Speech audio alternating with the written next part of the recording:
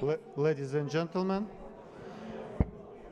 I would like to kindly ask you to take your seats. My name is Leo, I represent Europe Center, and before we kick off the official part, I would like to make a technical announcement. So the event is in English only. We don't have headphones for interpretation, so it's English only. The translation is, the streaming is on YouTube and Facebook, so there is an audience, online audience. So this is not Chatham House. What we discuss is not Chatham House. And third, in case of air raid alert, we continue to work and we monitor what our air defense forces have to tell us. If there is an imminent threat for Kiev, precisely with a missile or something, then we proceed to the shelter. But if there is an air raid alert, we stay and continue unless we are communicating something else. So on this note, I'd like to invite my colleague Alena for welcoming remarks. Good morning. We indeed have a good morning today in Kiev without air raid sirens, without explosions, so that's why I can say good morning for sure. Your Excellencies, dear participants, dear online viewers, on behalf of New Europe Center, let me welcome you to the EU Accession Exchange Forum. Thanks to Ukraine's defense forces, we can conduct our event here in Kiev for the third time in a row during the large-scale war. And for the first time today, we have our forum with 100 participants offline, so physically present here in Kiev. We are not doing this event alone. We are doing it with the great support of the European Union, International Renaissance Foundation, and in great partnership with the Deputy Prime Minister Office for the European and Euro-Atlantic Integration Office, IPRE from Moldova, LibMod from Germany, our official media partner European Pravda, and for the first time with the European Council on Foreign Relations. Let me express our sincere gratitude to all our partners for making this event today possible. We are often asked at New Europe Center, what is the forum's goal? What is the ambition behind this idea? The goal of our gathering remains the same and is still a moving target. Namely, it's to develop a major expert platform for all EU candidate states from Ukraine, Moldova, Georgia, but also from Western Balkan states. The platform is designed to exchange lessons learned and offer solutions to make the EU accession process more effective and more meaningful, or really meaningful, I would say. We expect that this platform will provide a better understanding of how the EU might look like when current candidate states will join it, and, not less importantly, what kind of EU members Ukraine, Moldova, Montenegro, or North Macedonia and other candidate countries would be when they enter the European Union. Dear participants, for decades the EU has been seen as a major transformational force. It still is. Major important reforms in all candidate states have been done either with the EU involvement or with its strong encouragement. But what we especially welcome in Ukraine is that the EU is increasingly becoming an important security and defense provider. That's why we have a strong accent in our today's forum program on the EU as an emerging defense union. I will not open a big secret by saying that in case of Ukraine, EU fundamentals cannot be properly addressed until Ukraine's security fundamentals are properly addressed, without any restrictions for any types of weapons, deep strikes, air defense shield, and broader security guarantees, including invitation to NATO. And last but not least, the EU's candidacy is still probably the best seen what happened with Ukraine and 2.5 years of large-scale war. The EU demonstrated political wisdom and decisiveness as no other international player has demonstrated since then. And from our perspective, since Ukraine became a candidate country, the European Union became co-responsible for Ukraine's future. It means every investment the EU or individual EU member state provide to Ukraine should be an investment not to a frozen conflict or another fragile ceasefire, but it should be an investment to a lasting, just peace, not only in Ukraine, but also in Europe. Thank you very much again for coming. Special thanks to our foreign speakers, panelists, partners who did this long trip to be here today. And saying that, I would like to pass the floor to Alexander Sushko, Executive Director of International Renaissance Foundation. It wouldn't be fair to say or to introduce Alexander only like that. That's why I will say that aside of being an excellent director, he's also a strong and long-term promoter of European integration and one of the best foreign policy strategists. So, Alexander, the floor is yours. Thank you so much. Thank you, Alena, for this remarkable introduction. Thank you, distinguished guests of the forum. I'm really happy to be here with you, and this is really one of the, probably the flagship initiatives of the foundation, of the Renaissance Foundation, in the area of European integration. So we are a long time together with New Europe Center with this project, and we understand its value for many years. We have witnessed remarkable change once this forum has been many years ago established as association exchange. You remember that the core of our European integration framework was an association agreement, and then with dramatic events, we have proceeded to the accession paradigm. That's really a historical change which cost a lot to Ukraine, and so it's really it was really a historical moment in 2022. We all remember this, when this rapid and smooth application process led to giving Ukraine and also Moldova status of the EU candidate countries. And here we have an accession as a framework for transformation of Ukraine and Moldova. And we also have the overall European project, European integration enlargement project, as dramatically accelerated. So certainly there is no guarantee of the fast accomplishment of this project. We do not have any illusions. But anyway, as compared to what we heard just a few years ago, when it was obvious the European Union was some way losing appetite to enlargement. And then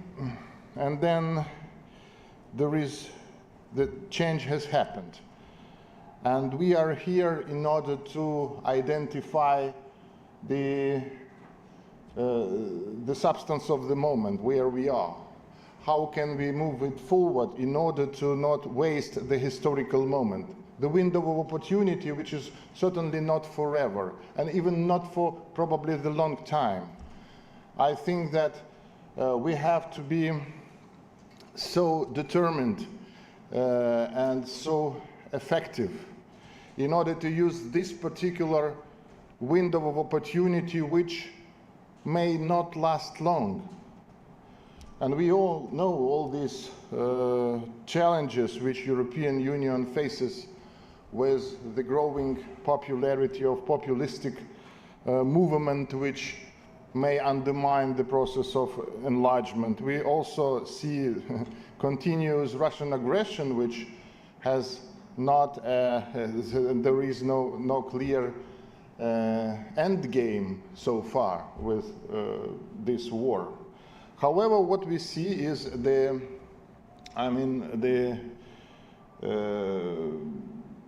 significant progress of the accession paradigm within the European Union and within the new candidate countries.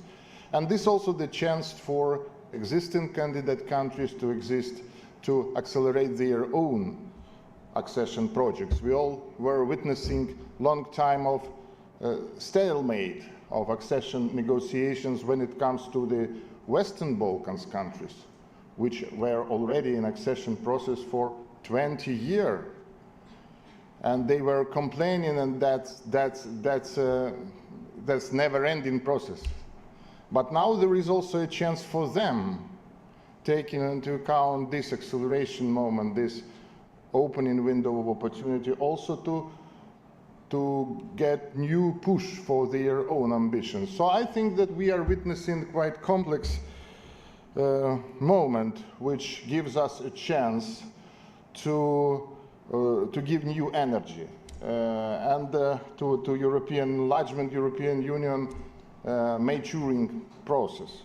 And here I'm sure, so that I will not argue why Ukraine would be added value for the European Union, but it is not the problem, but an asset for the European Union. This is, I'm not to try to convince you about this.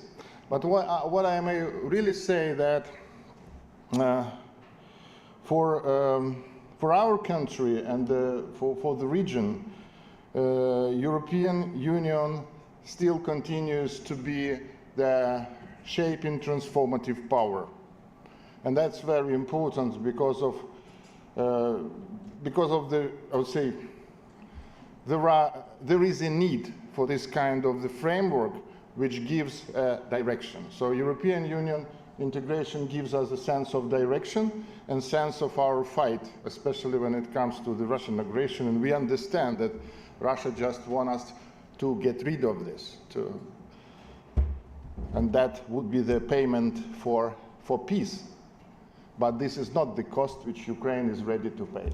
So here I really appreciate your presence here, your especially international guests with whom we get chance to have a beautiful conversation yesterday at dinner.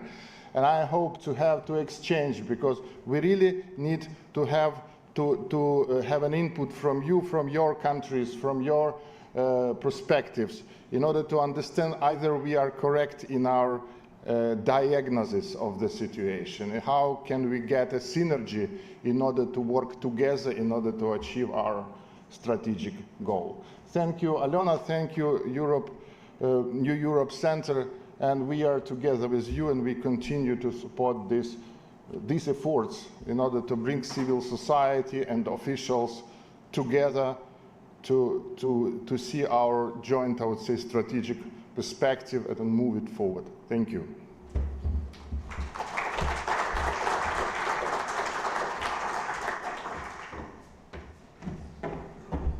Thank you very much, Alexander. And now I would like to invite Carmen Claudine, who will moderate the first panel, high-level panel. And Carmen, please, and maybe panelist of the first panel. Yeah, I will help you.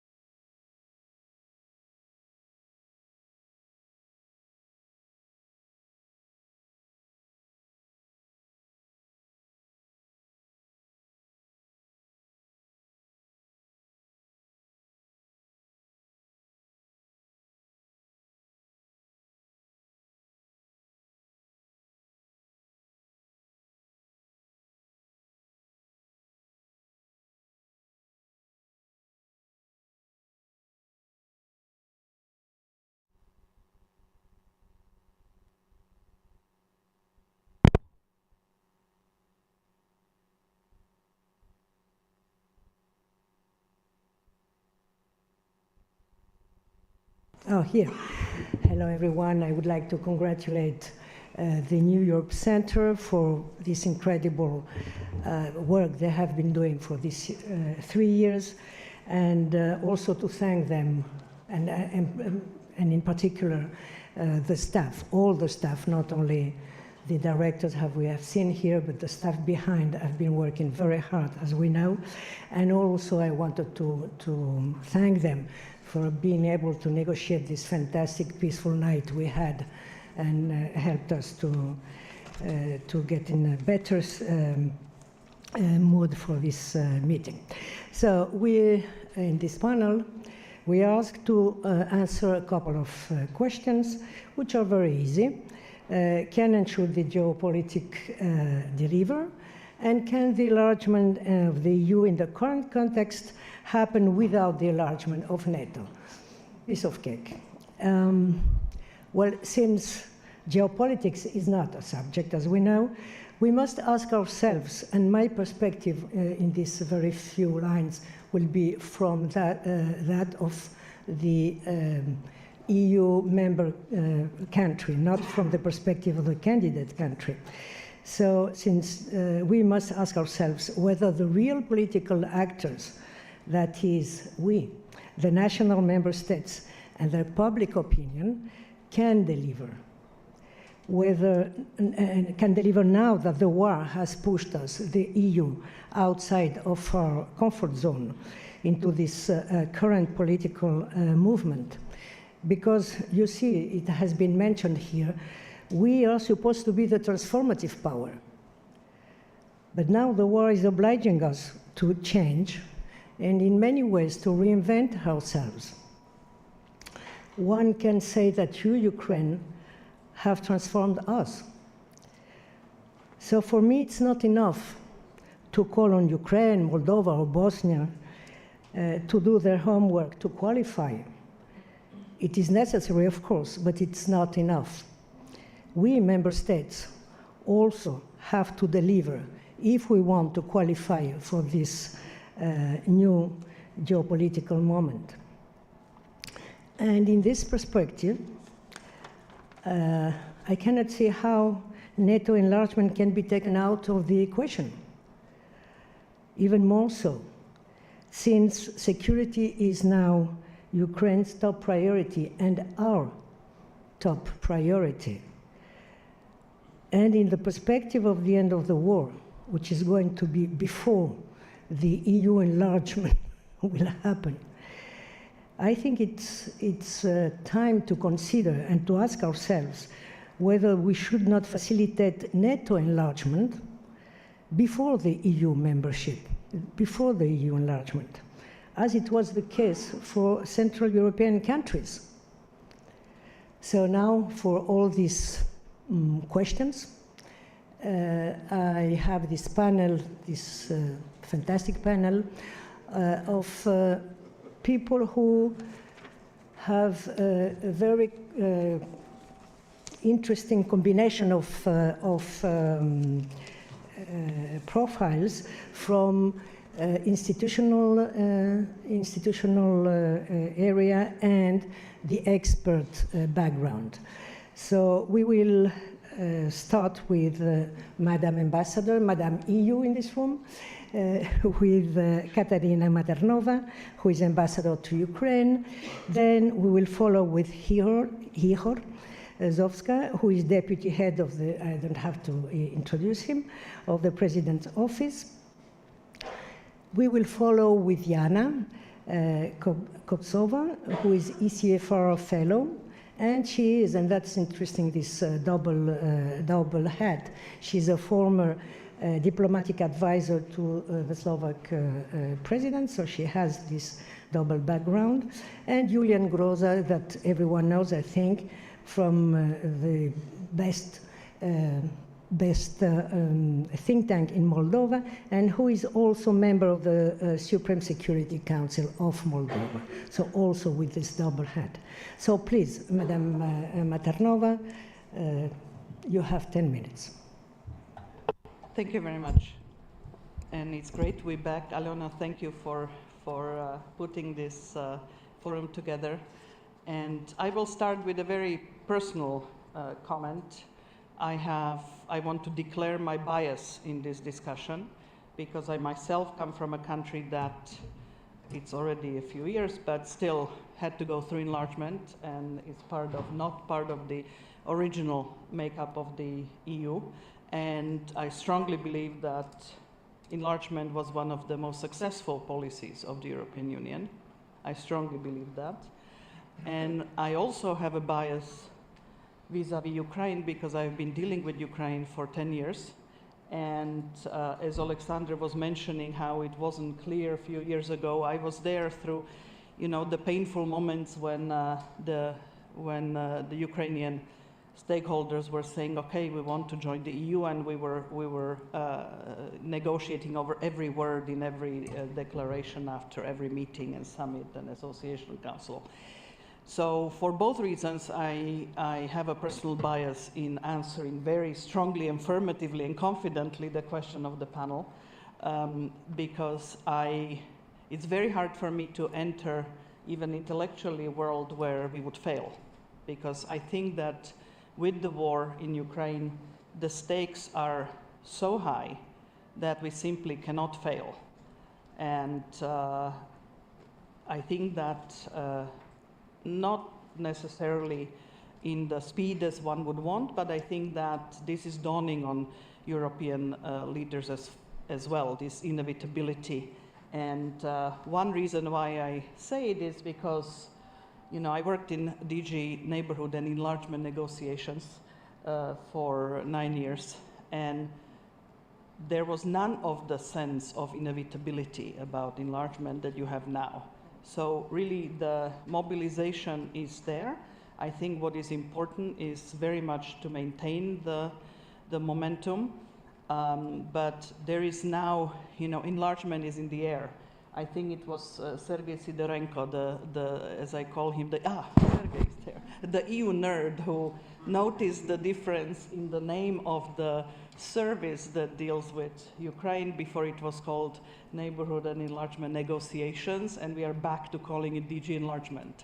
So these little tiny things are sort of the bureaucratic machine is there, and I very much hope that the public mood and the political mood and the various elections that come in between are not going to stop also the political momentum. So that's my bias.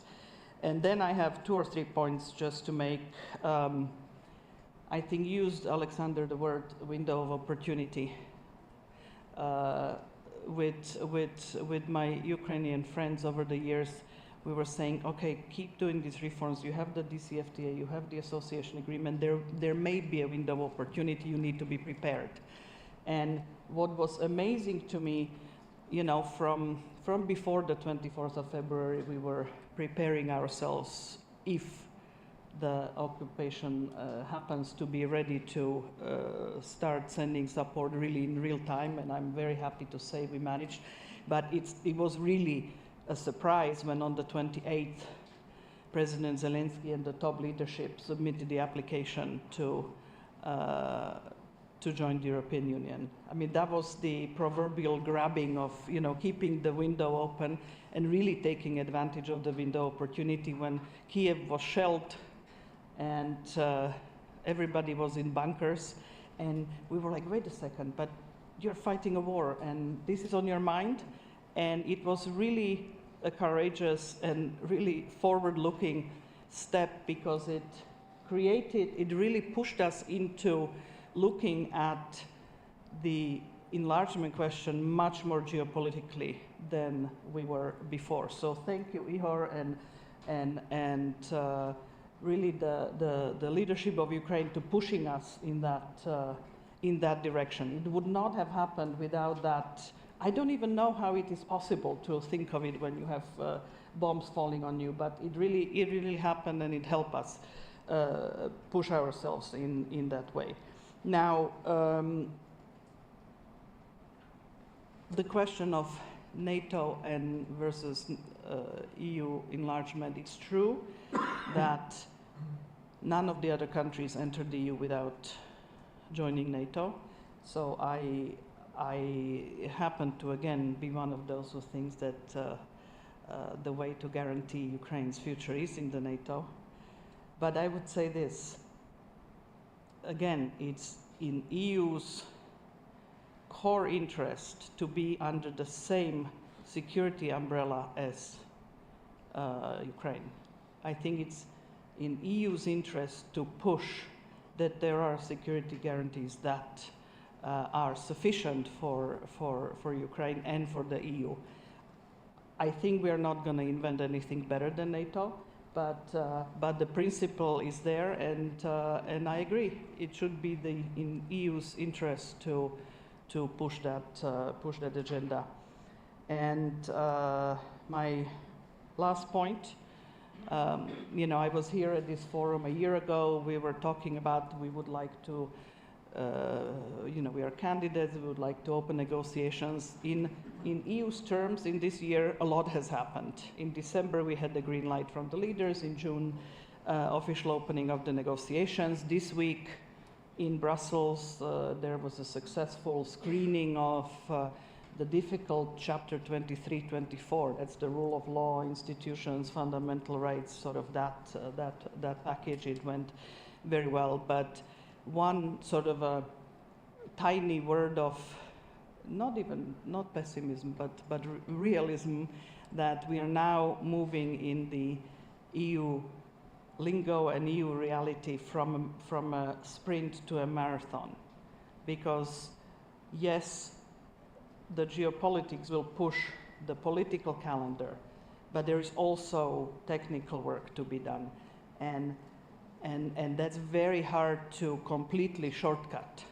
So while in the sprint you can set political targets and you've set them and gone through them successfully, there is also now an investment in the work that is necessary, because without investing in it, it would be very hard for the institutions and the country to function in the EU.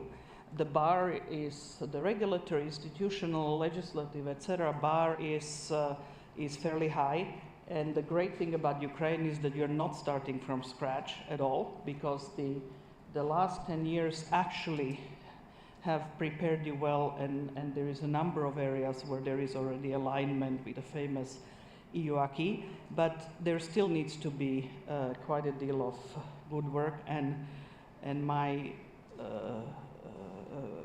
personal goal is never to call these EU negotiations, because you don't negotiate, it's EU accession talks. And I really wish you a good luck, and we will do at the delegation everything that we can to support you in this process. Thank you very much. Thank you very much, Madam Ambassador. Now, Ihor, please, you have your 10 minutes. Thank you. Thank you, Carmen. Let me start. Katarina, thank you for being biased. Please stay as it is during all your tenure as Madam Ambassador and beyond.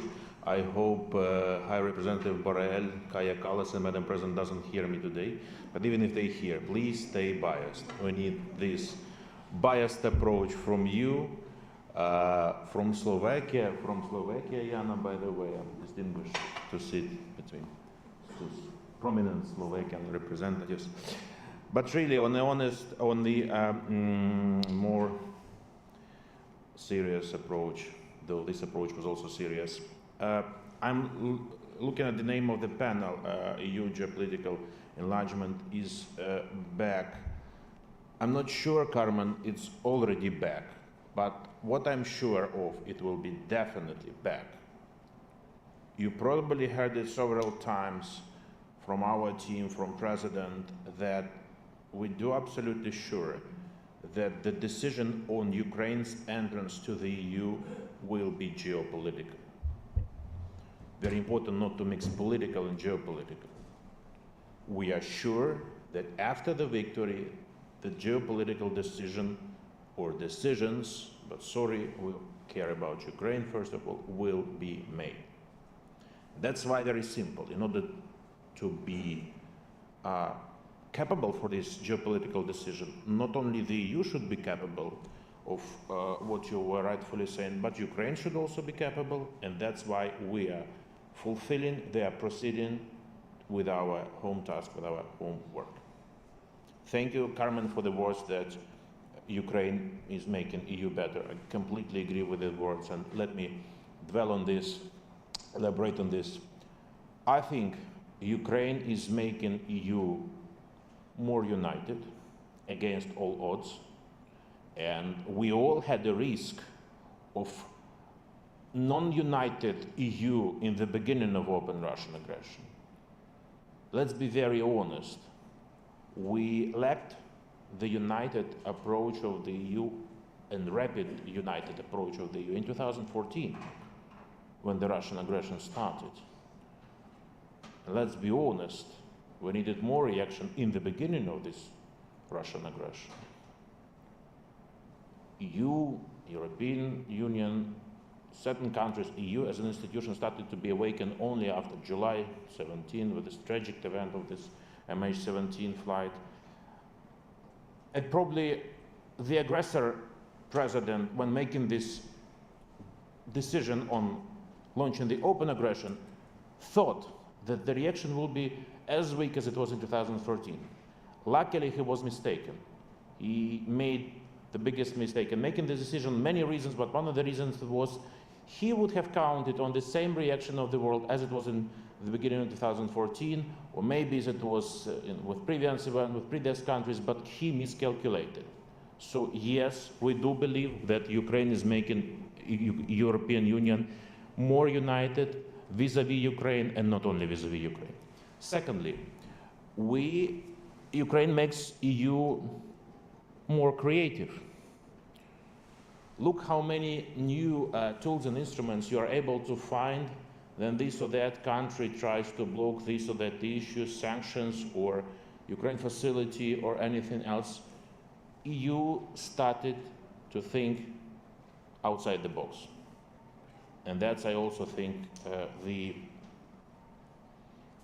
fact that Ukraine is making its accession real. Certainly, Ukraine is making EU more secure for the time being, and will be making and will make EU even more secure when it enters the EU, on obvious reasons. Unfortunately, we don't have the institutionalized criteria of security among the membership criteria. But had we had these criteria, definitely Ukraine will be fulfilling these criteria on the high level. Yes, we are ready to carry on this job. Because even after our victory, Russia will not disappear anywhere. It will always be aggressive. We will be next to Russia. We will not move Ukraine somewhere to the place of Switzerland. So we will be here on the eastern part of European continent. And when we are a member of the EU, we do understand that the burden of Ukraine will be not only to make secure Ukraine's own territory, but the whole European continent. Yes, we will be having the experience of real-time war, with definitely not the second strongest army in the world, like they claimed, but definitely not the weakest army in the world.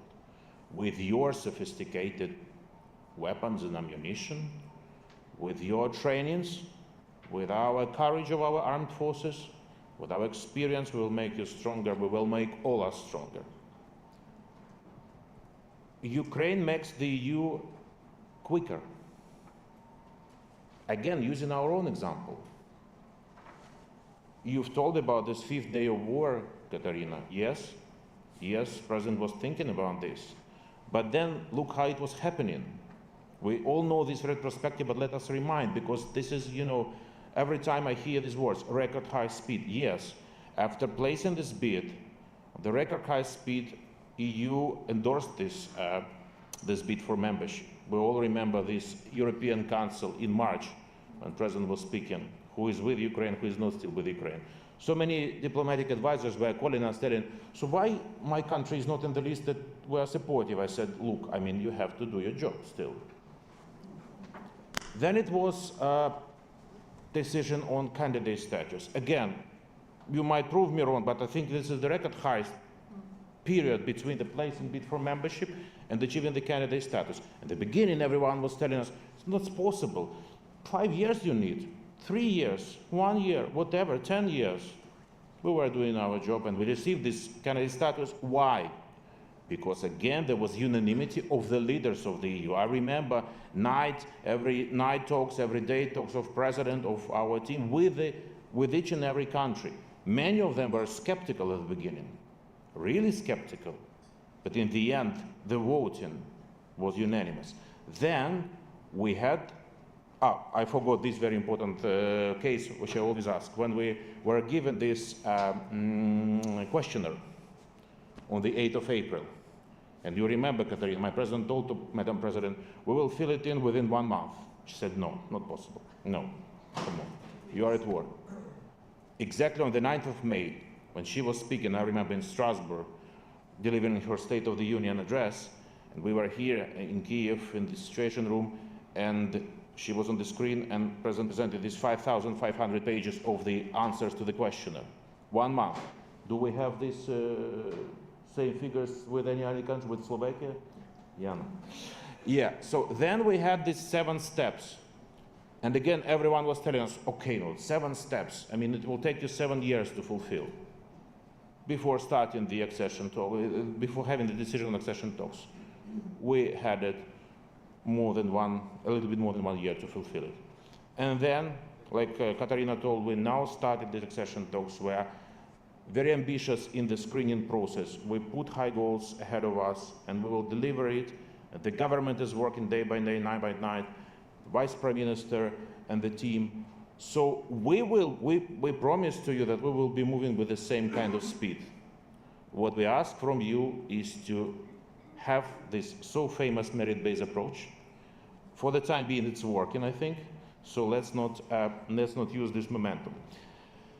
And we will definitely make EU stronger, multi-diversal, more prosperous, without economic potential. Yes, we do understand of Ukraine.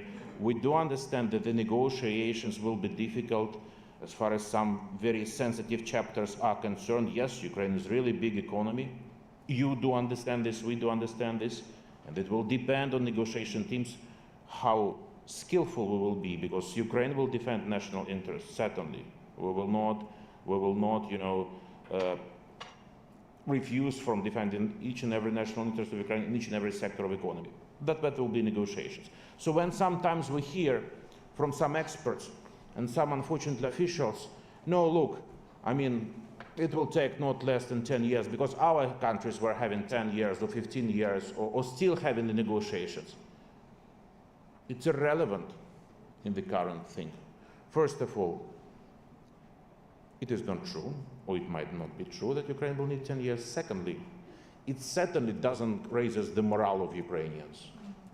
Now, not of the armed forces of Ukraine, not of the civilians, not of everyone in Ukraine. So I'm asking, I was telling to my friends, I mean, let's not have this narrative, well, let's just continue working. And 2 things on NATO. Yes, Ukraine is at this time pursuing its goal of becoming a member to NATO, a full-fledged member. You well know about our ambitions, but do think that it's high time now to issue an invitation to Ukraine, an invitation which is only the start of the process, and the end of the process might be far away. We definitely know and do understand that the membership will not happen before the victory, but the invitation can be and should be issued to Ukraine. Yes, these are 2 interconnected processes, and we are pursuing them in the both way. Where Ukraine will enter first, we'll sometimes have the bid. We'll see. Thank you. Thank you very much, Hiro.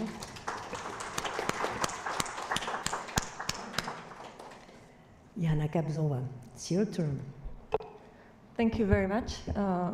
Thanks. I first want to join Aliona's thanks to the Armed Forces of Ukraine for helping make sure that we can actually meet here peacefully. And I want to say it's a great honor to be here. It's also a bit of a stress, because as a diplomatic advisor to the president, you don't get to speak much at conferences. So doing it now after 5 years it's a bit of a stress. Thank you. It's a good exercise. And I was listening to the previous speakers, and I was thinking about reflecting on my own experience over the past 5 years. And you know, if Ukraine has proven one thing, it's not just that it's superhuman in being able to resist a bigger neighbor. It's also capable of mending and bending time, because we all know time flies differently in Kiev, especially now. Everything is accelerated. But you've managed to export that to the EU. We really do make faster decisions in ways we were not able to do a long time ago. And Ihor, you and I remember that in March 2022, when we were discussing, you know, the countries that need to be especially approached to persuade them about approving the candidate status for the EU. And I was myself thinking like, wow, we're never going to do that before June. It's just too difficult. The leaders were saying like, no way, our publics are not going to support it. And yet it happened. So you really have something supernatural about it. And for now, it's going well for Ukraine to have those qualities. Coming back to the topic of the panel, I think, you know, I just want to bring 3 very short points to the conversation. One is going back to the question of geopolitics. You know, the decision in 2022 is heralded as a big geopolitical decision for the European Union. But if you put it in the context of previous enlargement, it actually has always been the case after the fall of the Iron Curtain. You know, in 1990s, Central Europeans got the promise partly because Russia basically vacated the region as a geopolitical actor, or the Soviet Union. You know, it was a geopolitical decision as much as a technocratic one or a merit-based one. The same happened with Western Balkans, which received the European perspective on the back of the bloody wars in the Western Balkans, which the EU was unable to stop. So in this way, it's not unique that it happened in 2020. I mean, a lot of us, and I think most of us in the room, would wish it wouldn't have to be the way that you needed a large-scale invasion for the EU to realize that this concept of good neighborly relations, where you have the EU on one hand, Russia on the other hand, and you have countries in between, which are neither part of Russia nor the EU, is just not going to work. You know, some of us have realized that in 2008 in Georgia, some of us saw that in 2014 in Ukraine.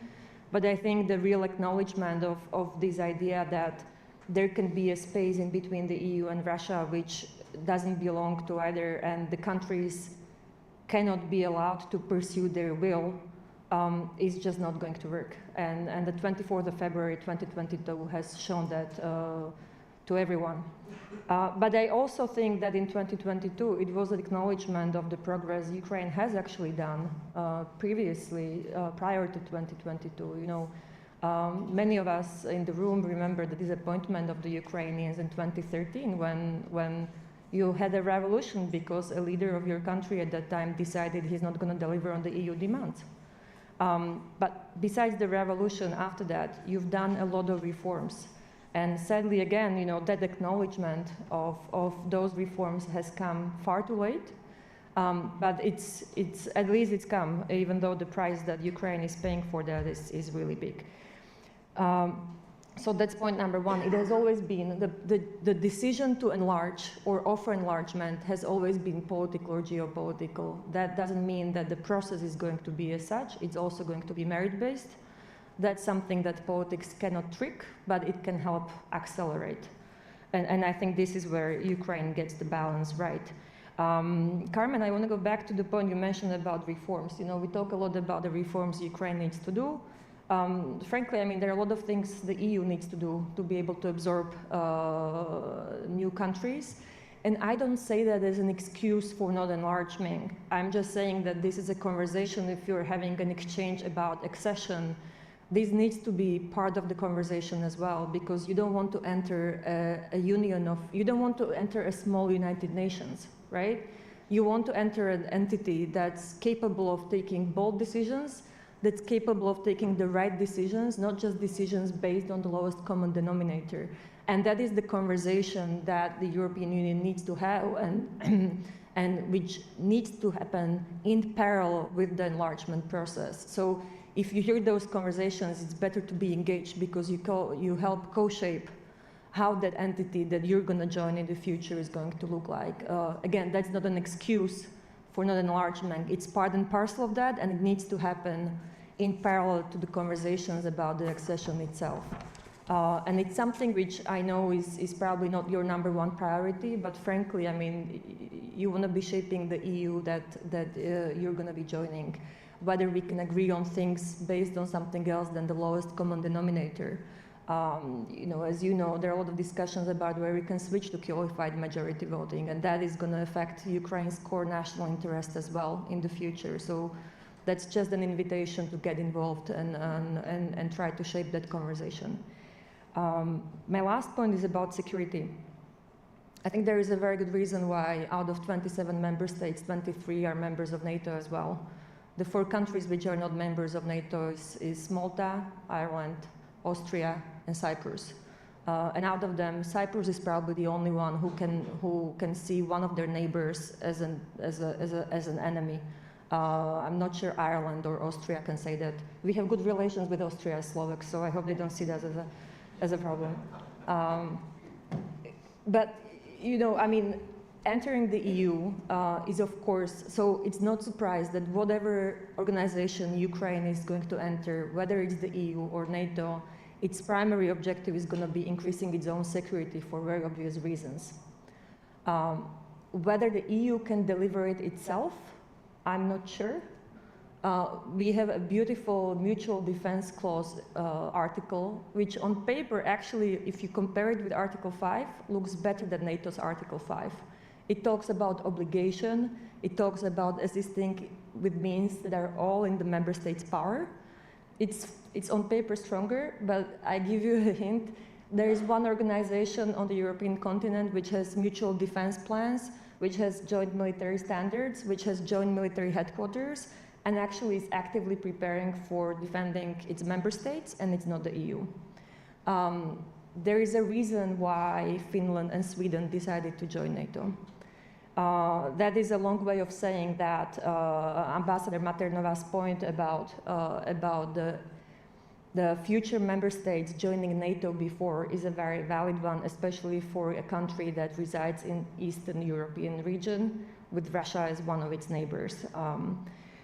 You know, Slovakia had been a NATO member before it joined the EU for 33 days. That was the gap we had. I hope it's going to be as short for you as it was for Slovakia. But I also think, and that's probably not as relevant to Ukraine's case, but there are countries who want to join the European Union who don't want to become NATO members. You know, Moldova is one of them. And I think here, actually, it is for the EU to reflect on how we can ensure that those countries also feel secure and safe, and don't also become weak links within the European Union when they enter. You know, our enlargement process and accession is geared in a way that it talks about phytosanitary standards, it talks about chemistry, it talks about rule of law. All of those are very important things. But in a way, if you just focus on enlargement and accession, you don't talk about military intelligence, right? How resilient the country is towards cyber attacks and so on. Those things are not really covered, and I might be corrected, are not really covered by the accession process. So we need to think creatively about countries such as Moldova or Serbia, who still aspire to join the European Union, don't want to be NATO members, how we do that in a way that their accession actually increases not just their own security, but also the security of the EU as such, because you don't want to have members in the European Union which are liable to external pressures by outside powers. Thanks. Thanks a lot, Jana, for this.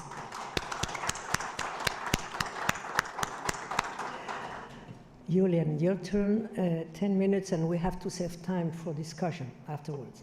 Thank you. Thank you very much, Carmen, and thank you very much, Alena, Leo, all the team who was behind this forum. We're very happy to be partnering with you already for many years, and I'm really honored to be on this panel together with my colleagues. Now, on the first question, I think the answer is obvious. EU geopolitical posture always delivered whenever EU has taken seriously its geopolitical role. Enlargement was always an answer to the war. I think when EU takes seriously its geopolitical role, it delivers. It delivered. And in that sense, I think the answer is very much in what should we do, candidate countries, to make sure that we deliver ourselves.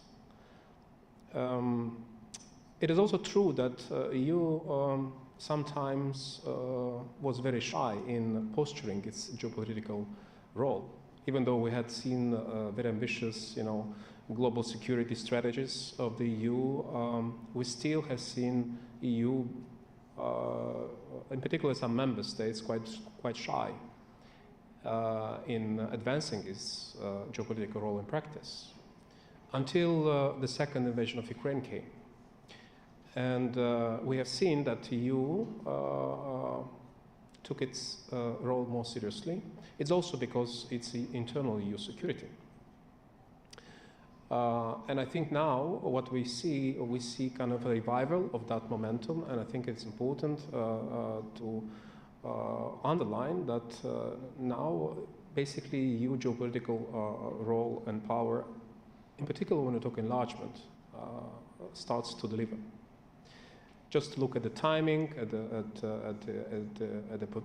positioning, at the reshuffling of internal EU policies towards enlargement, which already started, and also at the horizons that the EU is being setting for itself when talking about enlargement.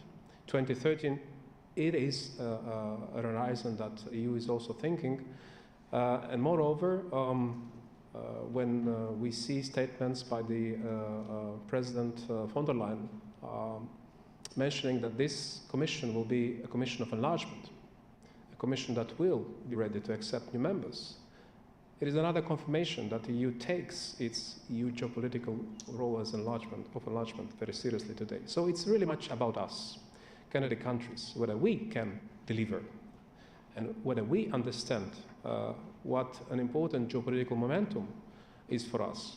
I have to confess that Moldova, for many years, was not very much aware of the fact that we need to be understanding what geopolitics means.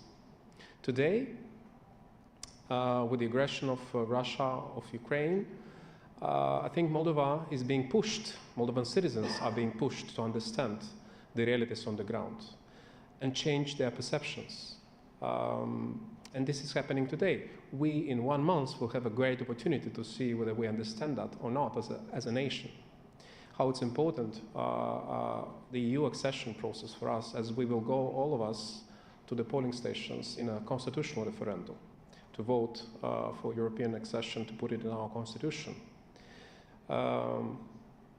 And I think that will be a momentum when we will be for sure providing you the answer, whether Moldova understands the geopolitical momentum and whether Moldova can deliver on it. I'm quite confident we will. At least we are doing all the best to reach out and outreach our citizens in a very difficult environment when Russia is waging a hybrid warfare in Moldova. Not easy, but we're not alone. We see our partners also supporting us. The EU is very much in Moldova, helping us to build up our resilience. Ukraine is defending itself, but Ukraine is also defending us. And I think that is a momentum which is very important to cherish. And I think if we as a nation, as a country, will miss this opportunity, that will become a big issue, not only for my country, but also for the region as a whole. Now, I mentioned about the things we need to do. So beyond the fact that we need to answer to the question whether we really want to join the EU, and the reality is that we are willing to do so, we also need to deliver. Internally, we also set for us kind of this objective of 2030. It's quite an ambitious time frame, but it is realistic. It is realistic, given the new speed, new flavor, new attitude. We see also a new energy that the EU is investing into this process. Now, on the second point about NATO, I think EU enlargement without NATO membership, it is a challenge. And the answer is obvious, especially for our countries in the region. But it is also a challenge because EU enlargement and NATO enlargement are independent. The processes are not interlinked. The EU has its own policy, NATO enlargement has its own policy. The challenge is also about the will of parties for enlargement, of NATO enlargement. We have a situation when NATO is not ready to accept Ukraine today to join the EU, and that is a challenge for many years. And we have a challenge also from the perspective of the countries, candidate countries, that are not having a vast support for NATO enlargement like Moldova. So we all need to work, both EU, NATO, and countries who are willing to join NATO and those who are not, to see how we can posture more security and defense at the end of the day. I think, and this is partially a joke, but maybe a reality, I'm sure. For countries like Moldova, if Ukraine joins NATO, NATO enlargement of Moldova will be a non-issue or issue of time. So, at the same time, I have to say that in Moldova, the support for NATO accession has been increasing over the last 2.5 years. Before the war, we had around 25% support for NATO accession. Today, it's over 30%. In the first half a year of the war, we had it already 38%.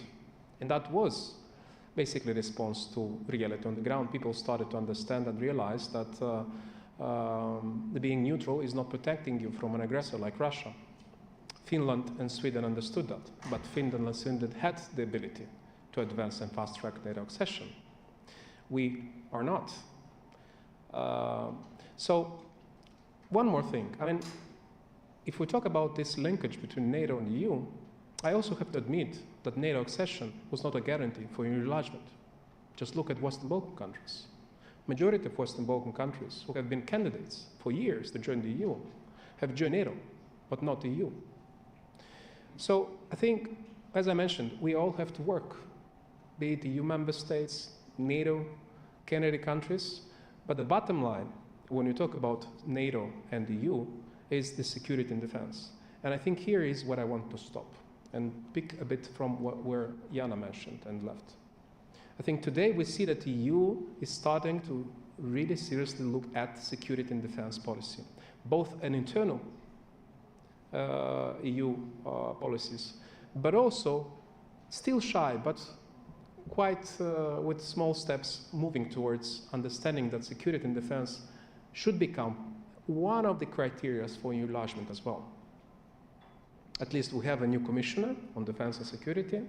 We see this already happening in terms of the support that the EU is mobilizing to support Ukraine and to support Moldova outside NATO, basically, framework. And that is something that we should pick up and continue. And I think as we are talking about, and we are entering, and we are in the accession process, I think security and defense should be an area and criteria that we all should put more attention at. Thank you. Thank you very much, Julian. As you just said, we all have to work, not only the candidate countries. I'm sorry, I'm a bit... so I think we had a very complementary perspective on the issues, and I open immediately the floor to our audience. Please raise your hands. We have at least 10 minutes more, because we started a bit later, so we can have a debate. Please, over there.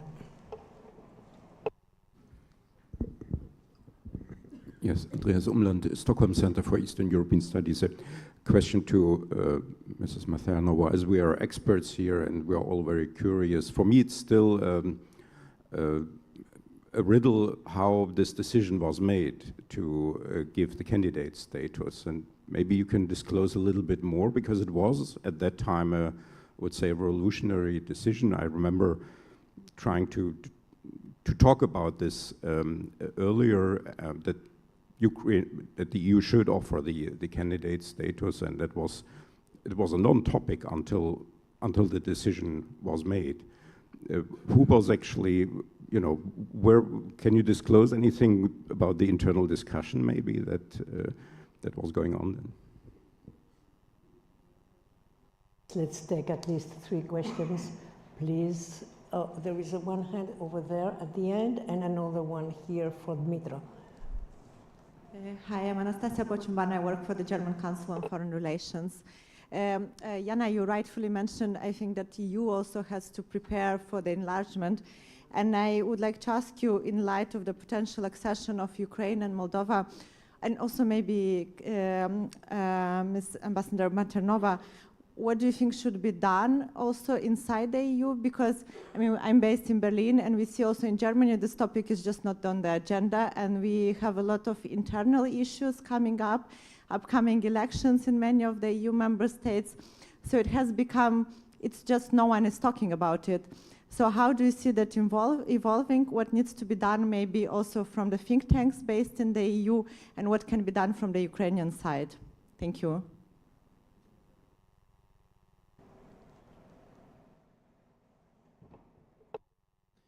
Thank you. Dmitro Shulgan, International Renaissance Foundation. Specifically, Jana mentioned this issue of EU adjustment to the enlargement, but maybe other speakers can also comment. I know at least one study which compared the decision-making of EU after the Eastern Big Bang enlargement, and basically came to the conclusion that nothing actually happened, nothing detrimental to EU decision-making. It was not gridlocked, it was not delayed or something like this. And I know also another study which by the European Parliament, probably very, very much known, of that there is basically the conclusion is that basically there is one sector when you have the problem with decision-making in the EU by consensus, and this is foreign and security policy. And basically, if you look at the number of cases provided where this veto was applied and so on, and made trouble for EU decision-making, basically there's only one country. There's only one Hungary, which is responsible for 90% of such cases. So my question is basically, are we talking about EU system which needs to be fixed, or it's just problem of membership? And we know that membership organizations are kind of, it's really the question of what is the real problem and how to address it. Thank you. Thank you. Maybe we can start with Madam Ambassador, since you had a direct question, and then we can follow. Thank you very much. I'll start with the last one. I don't think that honestly fixing the EU is something that is a prerequisite. I think that enlargement can happen and things can get adjusted. It's a minority view that you and I share, but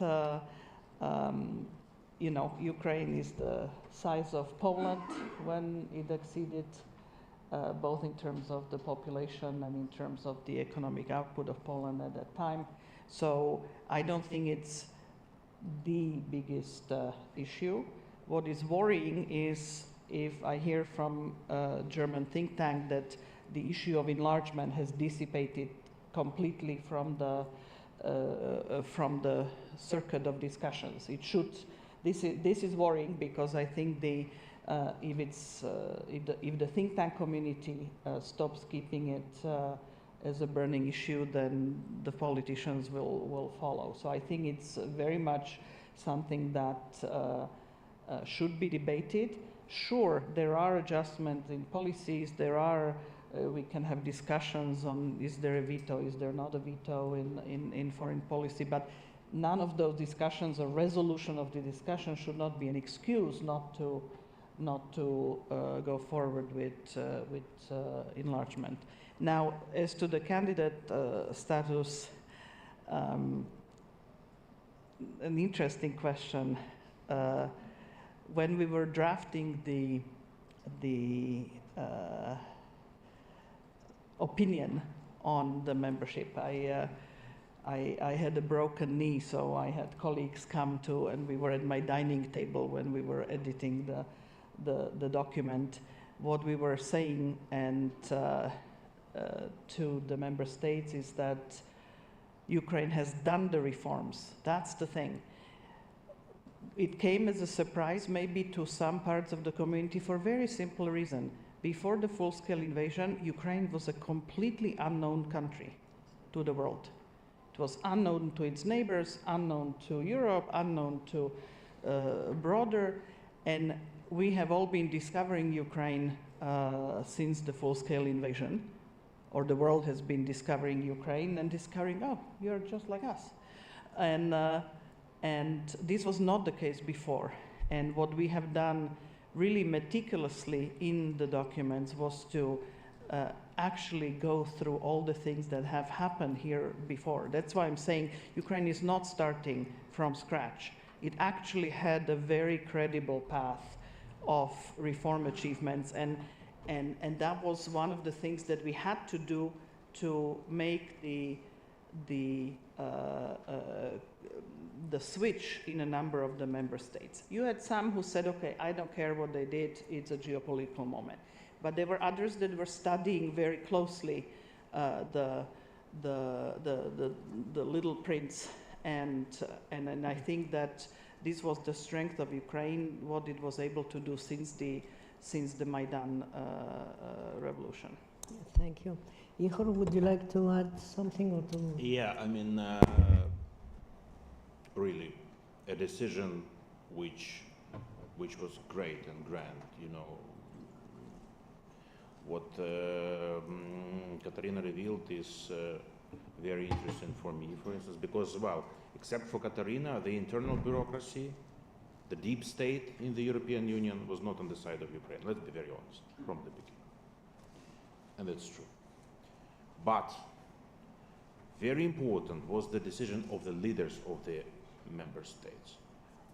I will not name the certain countries certainly here, but I can tell you how many suggestions were, let's not have candidate status, let's have pre-candidate status, let's have candidate for candidate, semi-candidate or whatever. I'm not joking. That was the suggestions were coming to my president. And my president said clearly, no, better not have anything in June, just forget about this for some period of time, but not give us half or quarter decisions. Then I remember some leaders coming to Kyiv, even in pairs or with different positions even. One leader was saying, I'm completely in favor. The other leader was saying, well, let's think. Then you remember this very famous visit of 4 leaders in June, just ahead. And I can tell you that when they were even riding the train, that the opinions were still different. Then they had a meeting here, closed one, with very small people present. And then they went out to the press conference, and these very famous words which were said at the press conference by the leaders, and I saw how the talking points of the press conference were rewritten, just as the leaders were spoken. So many things, many very important things and new things were happening, and really, this was difficult decision. Not guaranteed from the beginning, not guaranteed, let's say, even maybe several weeks before the date of the European Council. But it happened due to the will of the leaders of the European Union, due to the strength of Ukraine also on the battlefield, and due to the position of the population of these countries. Because we always were using these Eurobarometer opinion polls on the weekly basis, telling to the leaders, look, I mean, 80%, 90%, 60%, the lowest point was, in your countries are supporting this decision of candidacy. So be sure you follow the opinion of your people. And that's happened. Thank you very much. Jana, would you? Thanks. I think, Andrea, some things should be left to the history. They say, you may like the salami, but you don't want to know how it was made. And the outcome is important. I think, as Ihor said, paraphrasing Gramsci, it was a victory of the optimism of the will against the pessimism of the intellect, and it happened. And that's important. I think 2 quick reactions. I think, Anastasia, what you said about this not being on Berlin's agenda. I mean, and sadly, and I said it really with no irony in the voice, there are a lot of things that are not on Berlin's agenda, and we see that and feel that, and that is a bit of a problem at the moment. But I think, Dmitro, you raised an important point, and Ambassador Maternova as well. Is this objectively the reason that is going to be the biggest problem in Ukraine's accession or Georgia's accession? No. Is that going to be used to delay that by countries which are more skeptical? Absolutely. That's why you need to engage with that discussion. Even though, it's not just about decision making, it's also about how we distribute the EU budget, how much of that goes into the common agriculture policy. All of those things are going to be playing into the debate you're going to be having about discussions, about accession. Yes, it's a merit-based process. It's also a highly political process, which gives every single member state at least 80 opportunities to block you. It's not a fair process in terms of, we've done everything you need to deliver. It's political. And that's why I wanted to raise that issue. Yes, the beauty and the secret that a lot of member states don't know, and I think Katarina, having worked in the Commission, knows a lot, is the secret is most of the decisions now are taken by qualified majority. Right? When we talk about economic and trade, that is completely out of the control of the member states already. It's a couple of very sensitive issues on the foreign policy. I do not think it's only about one member state, though that one is especially visible. But we have seen that times and times again that decision was diluted because a member state had that or that. And partly, of course, we need to take member states' interest in mind. That's completely normal. But making sure that we always don't end up with the lowest common denominator is possible. So the reason why I'm highlighting is that discussion is going to happen. It's going to be used to delay the process. And saying that it works well at the moment is not going to be enough, even though in theory it might be. But that's just not how the discussion is going to happen. Thank you, Jana. Julian, would you like to add something? Okay, so really we have 5 minutes for more questions. Please. And there. So first here and there. Try to be brief. Right, okay. Thank you. My name is Sini Kukkasaari. I'm from the Finnish Institute of International Affairs. I think that there are kind of two debates going on in Europe. One is about the enlargement, and one is about sort of the end game of the war. And I think in order to get a full picture, we should really see the whole picture. And I would like to ask because I think that many times in public discussion, it's also different experts that are debating kind of the European enlargement process and other experts doing the military analysis and kind of talking about the end game. So how can we have a more coherent big picture, and what are the interconnections between the war and then the EU integration process? And what are the critical questions there that needs to be answered? Thank you. Thank you very much. Then Nona?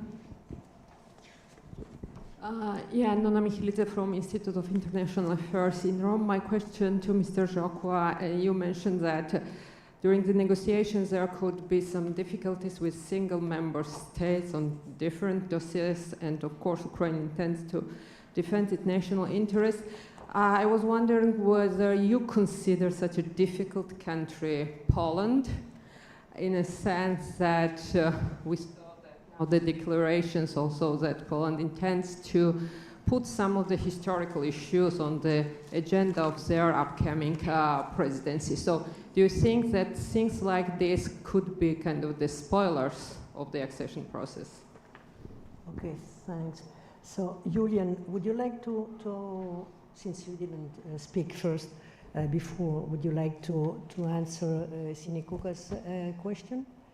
And then we will go for I think I already hinted in my initial intervention to the topic. As long as EU will not have a clear security policy or vision towards security and defense and ability to implement it, together with its partner countries, talking about candidate countries, I think it'll be quite difficult to see these two processes, trying to go beyond the challenge we have today, because there is a challenge. single member states, the debate about war and enlargement is very much interlinked, and it is connected to a lot of disinformation, a lot of perceptions. Just take, I don't know, Germany, and look at the last elections, how it affected, and you see the difference between, Western Germany and Eastern Germany. And I think as long as we will not be blunt in understanding and talking about policies which would help to address the security component, which was always a challenge for the EU, and the answer to that was NATO, we will not see, another solution. I think that is, for me, clear. Because in one way, I think that was one of the answers for Finland and Sweden.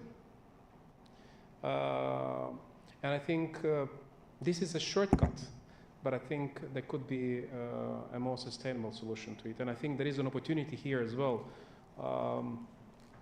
with the way how the EU already started to connect the enlargement with the answer to the war in case of supporting Ukraine's capacity to defend itself. These are just like pilots, but I think this already represents something very concrete which can be part of a very strong EU security compact policy. Thank you. Thank you, Julian. Ihor? Thank you. First, let me answer very shortly on the question you posed on the interconnection between the end game and enlargement and entering the EU. Very simple. Ukraine's membership to the EU is a part of bigger Ukrainian victory. Because like I was telling, even after our victory, unfortunately, we should have to be prepared by possible repetition of Russian aggression, and elsewhere, by the way, not only vis-a-vis Ukraine. So that's why we have to be more prepared, and that's why entering Ukraine to the EU and NATO, as we discussed today, is a solid brick of Ukraine's victory, full stop. On the negotiations and on the countries, I will certainly not be blame naming of certain countries. I will answer like this. The process of accession to the EU should be purely professional and technical and not political, unlike the geopolitical decision on the final entry to the EU. That's why, I mean, we all should be prepared. If you ask me whether the chapter on agriculture will be difficult to negotiate, surely yes. Ukraine is a huge economy, and yes, we have a huge agriculture potential. Unfortunately, some actions of some countries of the EU, when blocking the transit even, in fact blocking, not juridically, but in fact, was happening, and we were applying to the EU, and we were using all the legal mechanisms and instruments we have according to the association and deeply free and comprehensive agreement we were having, and the EU were reacting. And we hope that the EU will react in the same legal manner to any possible actions in the future. And certainly, with all respect to any political issues or historical issues which might arise, we should look into the future. Very simple. Thank you. Thank you, Ihor. I think that we will wrap up here. I guess you would agree with me that it was a very rich panel. So thank you to all the panelists, and coffee break now.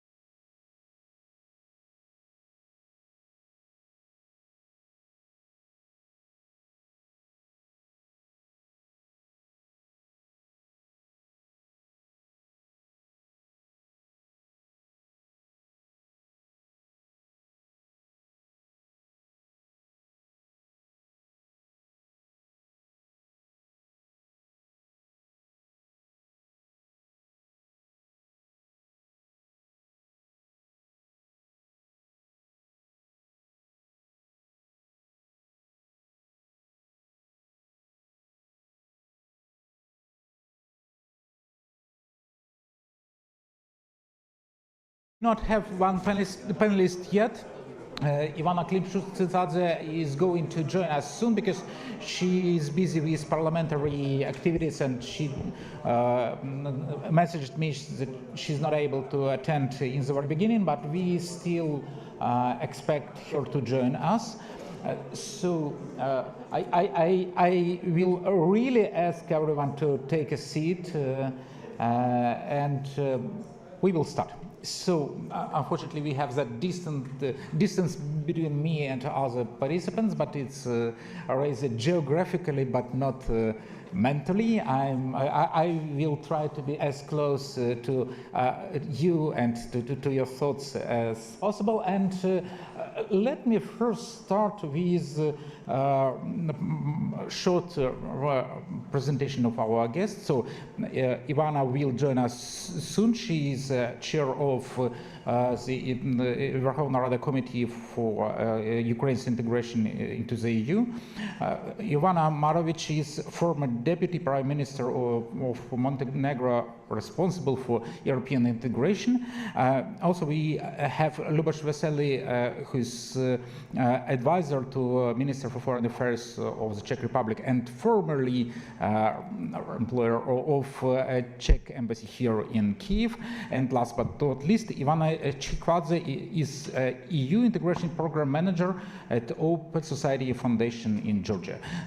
And we used to see each other on different occasions before. And I have to say, and me, I'm Sergei Sidorenko, editor of the European Pravda news outlet here in Ukraine. And I have to say that when I read an intro to this panel, which looks differently from a previous one. The previous one was about EU geopolitical enlargement approach, but I would say it is very much similar, because now we will talk about reforms in our countries, but even reforms and attitude towards reforms is about geopolitics, because you can treat reforms differently. And I would ask panelists to elaborate on that. We will not stick to long speeches. I would rather like to have discussions. I would lead discussion by myself, and definitely invite everyone in the room to join with your questions. But first, not 10 minutes, 1 minute or 1 or 2 minutes, your overview on what is happening. Ivana, let's start with you. I'm not sure that I can do it in 1 minute or two, but I'll try to, because I was here during the last year and we are still discussing the momentum in the European integration, and I'm not sure that we have any kind of differences between the last year and this year when it comes to the EU's approach towards the candidate countries. And then we will have new European Commission in a few days or a few weeks, and I think that what are the positives and what are the successes when it comes to composition of the new European Commission. They're saying that it's good that we now have a commissioner just for enlargement, and hallelujah, European Commission has commissioner for one of the most successful policies ever when it comes to the European Union. Yes, but it's good that most probably the commissioner will come from Slovenia. Slovenia was always a country which was supportive towards enlargement and towards the Western Balkans, but of course with the new candidate countries, I think that it will be all the same when it comes to positive attitude and positive approach. Then the second thing, which is maybe positive and maybe negative, is that President of the European Commission announced just 2 days ago that gradual integration will be main driver or main approach towards the candidate countries, which is maybe better than what we have at the moment with the Western Balkans waiting 21 years since Thessalonikian promised that we will be part of the European Union. So maybe we are not successful in reforming, and if the European Commission is not successful in delivering and safeguarding democracy, maybe it's better to find a new approach, but we are still not sure what is gradual integration and how it will look in practice, because there were so many proposals and so many documents dealing with gradual integration, state succession, sector-by-sector integration. So this model is still not well developed, and we still don't know what it will look like. So it leads us to the conclusion that European Union is losing, and we are losing too much time. And this is also, since the start of the war in Ukraine, we expect more radical, more revolutionary decisions from the EU's level, and we still have status quo. We still have business as usual when it comes to the European Union. Then we are still not sure whether we have two enlargement processes and whether the enlargement process is still the one with same criteria and same merit-based approach, because we will have this portfolio within enlargement commissioner portfolio, reconstruction of Ukraine, and we believe that we will have two tracks when it comes to enlargement. It's good because Ukraine deserves better approach and different approach, but still I think that we have to fight for the same conditions in terms if we are delivering, we should get something in reward. Then what is new from the last year and from this new European Union's approach towards the candidate countries, we now have in the Western Balkans growth plan as one of the tools for reforms. What is good is that at least we have all the reforms when it comes to regional integration under the same umbrella.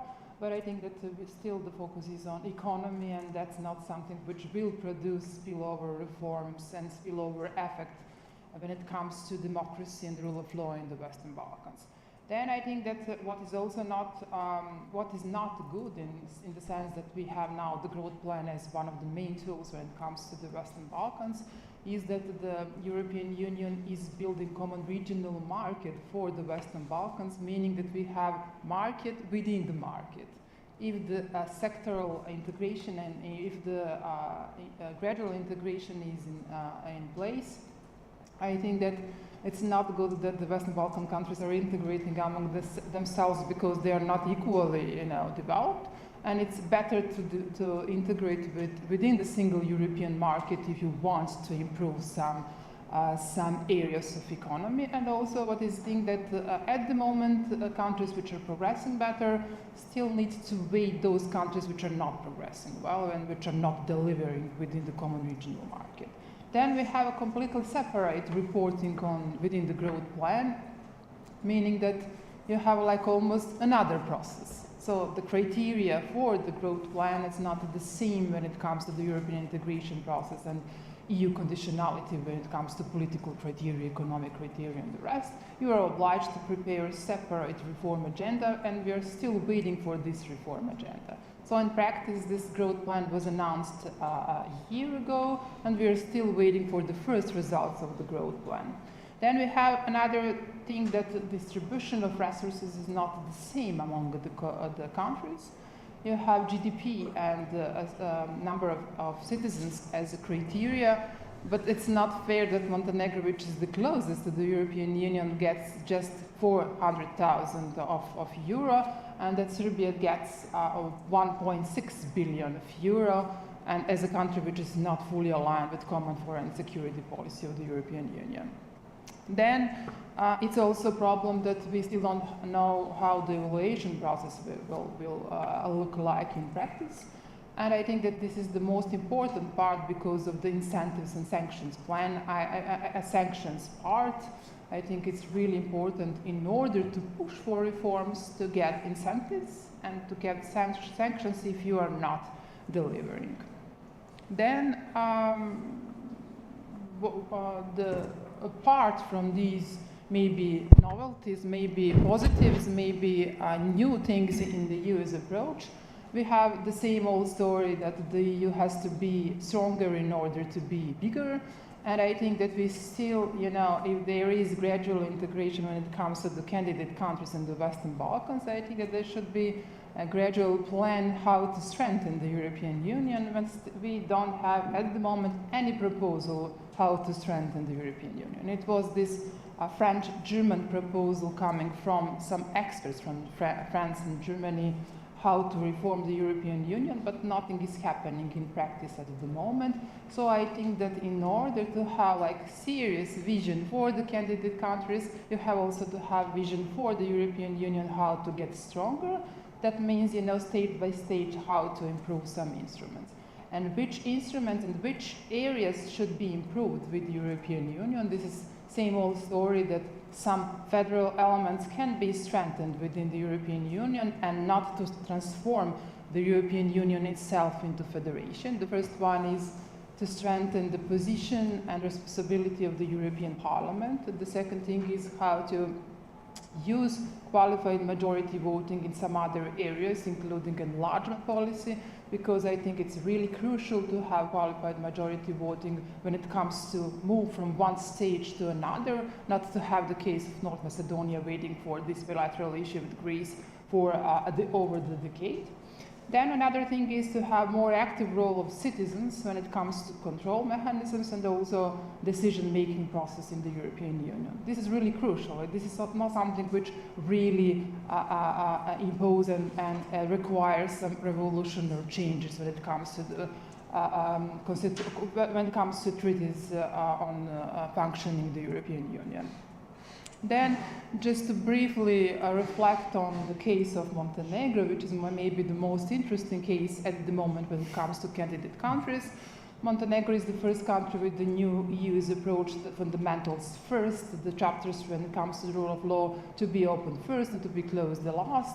Montenegro is the first country which actually gets the interim benchmark assessment report when it comes to the chapters 23 and 24 rule of law, meaning that we really passed this middle stage in the negotiations, and now we are in the final stage of the negotiations. We are now able to close chapters which are ready to be closed. So just few months, 2 months ago, the European Commission prepared the roadmap for Montenegro with dynamics and with kind of assessment that Montenegro can close all the chapters by the end of 2026. This plan is really ambitious. This plan is really something which is new from the European Commission's level. Is it possible? I don't know, but it's good to have this framework, which is, as I said, for the first time that we have this kind of roadmap. And I think that this is something which is not in aligned with the gradual accession. So Montenegro can fulfill negotiations by the end of 2026, and it means that Montenegro can become a member in 2028. That is assessment from the European Commission level. There are many obstacles, of course, because of the parliamentary majority in Montenegro, because of bilateral issues, probably with Croatia, because of the political will. Still, all the member states can block the country in each stage of negotiations. So that means if we are ready to close 4 chapters by the end of the year, maybe some member states will block that closing part. But as I said, Montenegro is really in the best position when it comes to the candidate countries. And putting Montenegro apart, I think that the European Union has to develop political plan for all candidate countries, for all countries which are ready and there is willingness still to join the European Union. Let's use 2030 as this year, what is possible to achieve by that year. So European Commission already gave assessment that Montenegro can be member state by 2030, but the European Commission has to develop roadmaps for all the other countries, what is possible to achieve by 2030. And for the sake of discussion and conversation here, I think that we can develop few scenarios what is possible by 2030, which country can join the European Union and which country can be coupled together. One scenario is that only Montenegro can join the European Union by 2030. The other one is that only Ukraine actually can join the European because of the political decision and all the other stuff by 2030. The other third scenario, possible scenario, is that Albania, North Macedonia, Montenegro are going together. And then another scenario is that all Western Balkan countries and all candidate countries are going together. That means that we are all together in the European Union, but without rights at the very beginning, that we are integrating stage by stage and sector by sector when we are already in, because there is already multi-speed concept within the European Union. Why not to use it in political sense, integrating all the countries which are in this pro-Western values system. And then the final scenario is that none of the countries actually is joining the European Union by 2030. So I don't know which is coming from Montenegro. I would like to this first scenario to be possible. Montenegro is joining by 2030, but I am not quite sure whether with these tools, with this vision, with these dynamics, that any country can join by 2030. So yeah. On this note, I'll stop. Thank you, Ivana. So I think that every vice prime minister, even the former one, have a policy overview. Well, but it's very useful to see that Balkan view on that, and it really requires some reflection from Ukrainian side.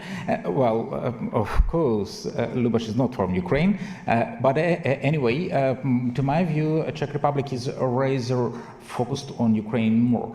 How do you see, in terms of reforms, in terms of this overview, whether Ukraine is perceived as something which is more advanced in dynamics compared to the most advanced Balkan countries, or we rather stick to waiting for their reforms to be completed, or they wait for our reforms to be completed? And your thoughts in general, of course. Thank you. Actually, my friends tend to say I'm partially from Ukraine because I spent a few beautiful years here. But for the very beginning, I need to share my deep respect and admiration to armed forces of Ukraine and all the people of Ukraine, how they fight for their and our freedom. So my deep respect here. My deep respect also for Ukrainians, how you fight for your European integration for years already now. That's for the very beginning. And before I will try to answer your question, I want to thank organizers not only for the invitation, but by putting the old picture of mine from 2013, from October, which is from Luhansk. So my guess is that the next forum will be in Luhansk. So thank you for that. And to try to, before I will try to answer, I would like to stress that Czechia is really a strong supporter of Ukraine, and not just on the way into the EU, and we will continue doing that, and not only Ukraine, of course, the Western Balkans as well. What we have done and what I've brought, one of the concrete examples, and because the accession process, I'm afraid, will be very difficult for everyone, from Ukraine, Moldova, Western Balkans, the EU as well. It will be rather long, I'm afraid. And we cannot fail, as was mentioned by Madam Ambassador, I think, this morning. But it will be really difficult, both from the side of the internal politics, from the side of the technical negotiations, and one of the concrete things we have done, we have translated the commentaries of our lawyers to the basic treaties to Ukrainian so far, so that will be my gift to you, and you see how the book is thick, and how even the basic treaties, that's not the commentary to all acquis, that's just the basic treaty commentary from our lawyers' point of view. That will be really a painful process, but I'm sure Ukraine and then Ukrainians and others can deliver, but it will be a lot of work for all of us. And to try to answer your question, because I know you, you will not let me out of the question, which is very good. I think the one good illustration is, and the litmus paper of the reforms conducted and the rule of law is the interest of business. I mean, to invest in the country. I don't know the figures by heart, but I know that the interest of Czech business to invest in the Western Balkans, in Moldova, in Ukraine, is growing, I don't want to say every and each day, but it's growing constantly in all the countries we are discussing. Just yesterday, one of the biggest Czech investment in Western Ukraine was opened at the wind park in Western Ukraine. So I think in this, and I don't want to compare, but the trend I think is important. And if we will keep the trend, then it will support the accession process as well, a part of those bureaucratic and political burdens. And money pushes reforms. Money pushes reforms or perception of reforms. I think it will help. It will help. Thank you. We will return to my question later. Ivana, you don't have a pleasant role here because everyone knows that in terms of reform, Georgia is not showing itself well.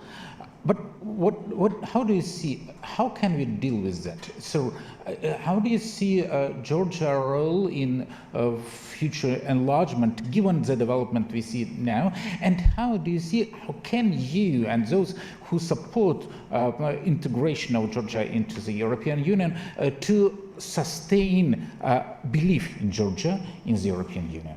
Yeah, thank you so much. Thanks, Ari. And I just want to start also thanking to New Europe Center for putting this together and for their kind invitation, and also want to extend the solidarity of, if not entire, the most part of Georgian society towards Ukrainians, because we all feel what it means, and we also went through this war, we know what it is, and we know that this is not the war of only Ukrainians, this is also our war.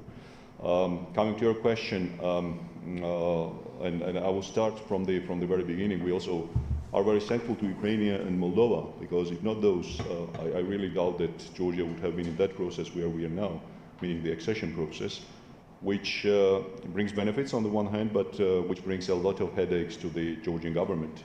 Because if we look at the Georgian authorities, there is no real political will to deliver. And I would assure you that if not the application submitted by Ukraine and Moldova, Georgia would not be there. As you know, in December last year, Georgia got the candidate status, but giving the candidate status actually sent out kind of, double signal. On the one hand, Georgian society, of course, welcomed it and said that it's kind of, appreciation of the fight that society is making and doing in the country, but at the same time, that was a signal to the Georgian authorities that they can continue picking the low-hanging fruit. Because they delivered only 3 out of 12 conditions, and that was the easiest one to deliver. And now we have a candidate status with 9 recommendations, steps as it is called, but almost 1 year after that, we have it, unfortunately, I really regret to say, there is no progress on those.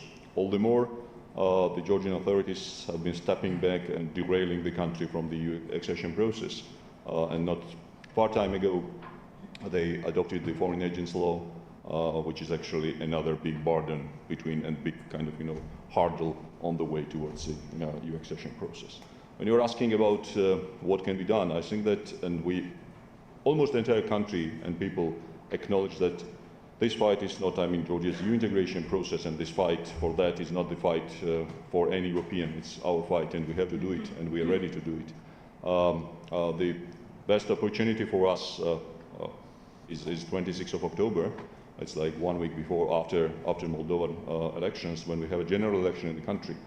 And this election is very much, I would say, referendum between the West and staying the Russians back here. there is some optimism, maybe some irrational optimism, but that's there. So we will see whether we will continue that. These elections, I would say it's one of the crucial, if not the most crucial elections that we ever had since our independence. Because that would define the fate of our country, that would define the future of our people, I mean individuals. And these elections are very much dominated, not only related issues of social politics, etc., etc. It's very much dominated on geopolitics. When we look at the government propaganda, Georgian Dream is very much playing on the trauma of 2008 war, and also the ongoing war between Russia and Ukraine. And they're basically saying that this election is a referendum between peace and the West. And they're putting this quasi-choice in front of the Georgian society that either if you vote for me, there will be the peace. If you vote for opposition, there will be the war. Whereas on the opposition side, we see that they also label it as a referendum, and they're saying that this is actually a choice between the West and remaining the Russians back here. So as I said, it's our fight. We have to decide, but at the same time, what we really need and what we really appreciate is support from the European Union, from our partners, and coherent policy. Because on the one hand, you are saying something and then you are not delivering, not bluffing. That would be very important, because if you promise and if you threaten, you have to deliver. Otherwise, GD is very much, I mean, the ruling party is very much using and misusing this, that those promises, those threats are toothless. And also coherent policy when it comes to the engagement with the officials. Because on the one hand, we are saying that EU is not satisfied how Georgia is doing, and we all know the decision of the 27th of June European Council, when de facto the accession process was halted. And at the same time, we see that some of the Georgian government officials are invited at the high-level meetings. And this is not really kind of, this doesn't really help the process when it comes to the engagement and also the integration. I will stop here, and I would be happy to answer more questions. Yeah, sure. Thank you. I would remind that if anyone have a question, please raise your hand. But first, I would address Ioana with my question. Please correct me if I'm wrong, but what I see is that while in Ukraine we have a clear belief that Ukraine is not only Ukraine is ready for enlargement, but also EU is ready to accept Ukraine as a member. So there is a political will to some degree, at least on leadership level. In Western Balkans, I don't see that belief. I rather see that there is a dissatisfaction, there is a disbelief that EU would be enlarged. Is that true? And how can it be dealt? Because disbelief means you do not have reforms. Well, the thing is, as I said, that we are waiting for 21 years, to be part of the European It's difficult Union. to preserve that engagement for so long. So when you're waiting for so long, you're not quite sure that you are waiting for something, that you are just, in the waiting room forever. And in the case of Montenegro, we are negotiating for membership more than 12 years now. And then why I'm using this example of roadmap which is developed by the European Commission for Montenegro with some kind of reservation, I'm still not optimistic that this is the real tool, because there were some documents in the past, for example, credible enlargement strategy coming from the European Union, having this date 2025 for Montenegro and Serbia as a possible date of accession. So it's not any kind of guarantee if you have a document or even with the date that you will get there. So that's the first thing. The second thing is that not all of the West Balkan countries are the same when it comes to enthusiasm towards the European Union. We have in Montenegro public support for EU accession for the membership in the European Union always around 80%, and that's almost the same as in Albania or in Kosovo. But you have like a really low public support in Serbia. It's around 45% or something. And this is basically because the official policy in Serbia is more or less anti-European, you know. They are getting money from the European Union, but they are still like flirting with Russia, with China, with all other countries, you know. So it's kind of that the European Union also does not have equal approach towards the Western Balkan countries. So they're, for example, granting Vucic with most money, but they are not putting pressure on him to be aligned with the EU common foreign security policy and all other stuff, not just about the EU common foreign security policy. So in order to have like a better approach from the European Union's level, as I said, we are here together in this process. So in the case of Montenegro, you can see how this kind of geopolitical situation helped us to get IBAR, this interim benchmark assessment report. Because there were elections for the European Parliament, of course, this whole situation with the war in Ukraine, and then pressure on the European Commission that they have to deliver something in the Western Balkans after so many years. And what are the lessons learned from this big elected the new government in November, and then the European Commission was starting this intensive communication with the new government in order to get this technical report in the process, which actually we got in June. So it was everyday communication with the European Commission. When I was the Deputy Prime Minister and Minister for European Affairs, we were waiting for almost half of the year for the opinions from the European Commission when it comes to law, and they were preparing it in just a few weeks for the new government, for example. And then the other thing is that methodology is not a deal done, enlargement methodology, because some interim benchmarks were transferred to the closing benchmarks. So we can work together in order to adapt the methodology to the new situation. So these are the lessons learned from Montenegro.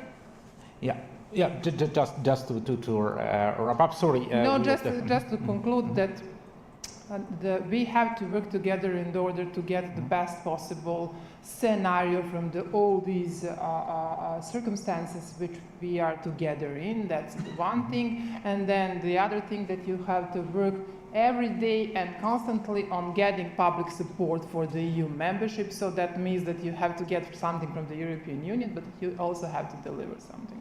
Yeah, thank you. That's really interesting that you see a change of approach of the Commission towards what is going on in Western Balkans. I see the hand there, but let me first ask Lubos, because I prepared that question to follow up on this enthusiasm or its absence. We in Ukraine, we see that leadership of the EU is very much pro-enlargement, at least.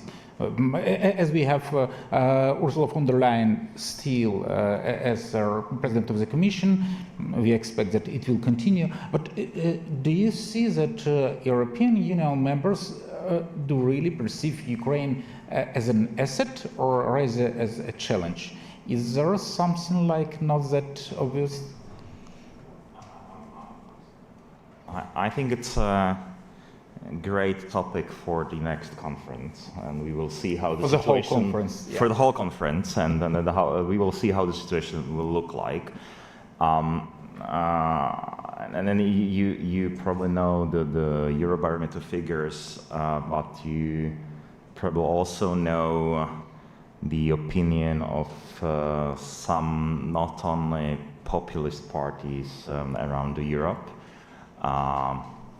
And I think when it will come to, I will come to really technical questions on, especially on budget and other technical questions. The situation and the enthusiasm might be even more complicated, let's say, in different countries, not just few of them, and not just the one which was not mentioned, but we all understood. But it will really might be difficult, and I really need to work with societies, with the NGOs, think tanks, and because it will be a lot of work. Okay, so it was to develop further. Let me introduce Ivana Klipczyk-Tsintsadze, whom I already introduced while she was absent, but now we are with a full panel. There was a question in a second row, but I think it was just to give a floor shortly to Ivana for if you have some introductory. If you don't, we continue with questions. What is better for you? Okay, then please pass the mic to the second row. Yes, hello. My name is Marina Nalina. I'm a representative of the Government Office for the Coordination of European and Euro-Atlantic Integration. My question will be primarily to Ms. Marovic. It was interesting to listen to you, and I see that your background is related to the nature of what we are doing right now in Ukraine and where I'm working. So my question to you would be, when you started the negotiation process, which was the setup of the coordination body that you, as I understand, headed? And the second question is, what was the most challenging part of this negotiation process, especially the bilateral meetings?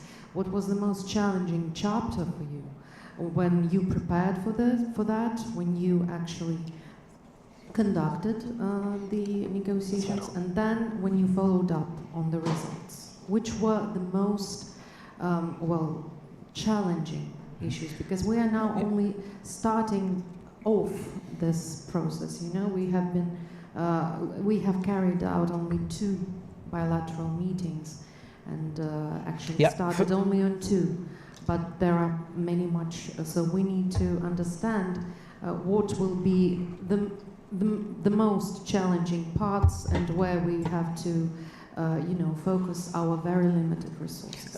Thank you, Ivana. So floor is yours, and then we pass to Ivana. I'll try to be very brief. We changed many institutional frameworks when it comes to the European integration and negotiations. We started with the one ministry for European integration and foreign affairs and European integration. Then there was secretariat within the ministry, and then there was the office within the cabinet of the prime minister for the European integration. When I was a minister, we established the European affairs ministry, and it was coordination from the deputy prime minister's level, and now we have just ministry for European affairs. But it's kind of difficult after 12 years to see what the best framework is for the negotiations. It's really, really important that you have this political, level coordination, and that you have European integration as the top priority for your government. It doesn't matter in that sense which institutional framework you prefer to be. Montenegro is unique because Montenegro included the NGOs in the negotiating working groups because of the limited capacity, and capacity is still limited. It's like lack of administrative capacity. You have overstaffed public administration, but lack of knowledge when it comes to the European integration. That's, like when it comes to all our countries, that's the same situation. And then the most challenging chapters are, of course, chapters 23 and 24, because you have to deliver both on technical and political level. But when it comes to specific chapters, 27 as environment is a really challenging one, and then also competition and many others. But as I said, it's really, when it comes to the European integration, you have to focus on chapters 23 and 24 in parallel with all other specific chapters which require expertise. Thank you. So, Ivana, let me first say that we have Jovana and Ivana, former vice prime minister. It looks like a systemic issue. Ivana, I would ask you to comment. I would ask you to comment on a topic which we were discussing just when you arrived. A presence or lack of enthusiasm on the EU side to go forward with probably faster integration, both in terms of Ukraine, Moldova, and hopefully one day Georgia and Western Balkans. Do you see that this enthusiasm is there, or it's raised just on a very high political level? Do you see that Ukraine feels a need to implement reforms to fit that enthusiasm, or it is lacking? Just quite a vague question, but it's like up to you to Thank you, Sergio. Thank you for this invitation. I'm terribly sorry that I had to be late. When we were planning and I was agreeing to this panel, at that point we didn't plan to have the plenary session, so I did have to vote, so sorry. With regard to your question, Sergio, obviously I think everybody here would agree that the European Union has reinvigorated its readiness for the enlargement with the processes that have started with a full-scale invasion of Russian Federation against Ukraine. And there were quite a few political decisions that have been taken. I call them actually political advances with regard to Ukraine and with regard to Moldova. But I think that, and with regard to Georgia as well. I think that they were, it was a very right thing to do on behalf of the European Union, because it is about acknowledgement that this process has to be widened to include both Western Balkans and the eastern neighbors of the European Union. And finally, I think that the European Union has understood that it's not only an economic process, but it's very much a geopolitical process. And that's the background for all this 2.5 years that we have seen changes in some of the decisions. And I think that also there was a new hope rising for all the Western Balkan countries from what was happening with regard to Ukraine, Moldova, and Georgia. No, in a different extent, to different extents. But I think that there is also a temptation right now for the EU to go into a lengthy process of internal reform without setting the clear guidelines, the clear dates when, how this internal discussion will actually have to end, and whether this discussion will or will not be actually tied to the readiness of this or another country to join the EU. Yes, and we've been all, I think, insisting in different formats, have been insisting that we should not be become hostages to this inability of the EU to finish the internal reform. But at this point, the discussion is still ongoing, and I think that we are seeing also some slowing up of this whole discussion, and slowing up of this whole readiness and necessity to think how to transform this accession process and this negotiations process with different countries into a win-win one. I think we are back to an extent, we are back to a quote and unquote normal approach of the European Union when they are okay, well, setting up the targets, which is normal, which is okay, not rushing anywhere, not understanding that there is a need to maybe review the process from the point of view that it shouldn't be just a process as it was with regard to trying to defend the interests of the European market vis-a-vis the newcomers. It should be a win-win process that would turn the European market into a really competitive market on the world stage. And I think that with all of us joining, that would exactly what exactly would be the benefit for the competitiveness of the EU.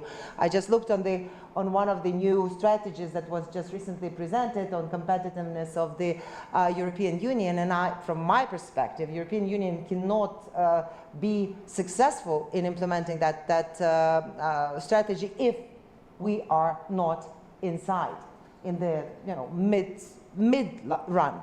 And I think here, I think there is a lot that has to be done both internally in the EU, getting also the societies on board. We also understand that Russian Federation is not, sitting aside and not waiting for the EU to decide and sort out its own problems. and is actively trying to ensure that the societal support is not there. So it takes leadership. It takes also countering Russian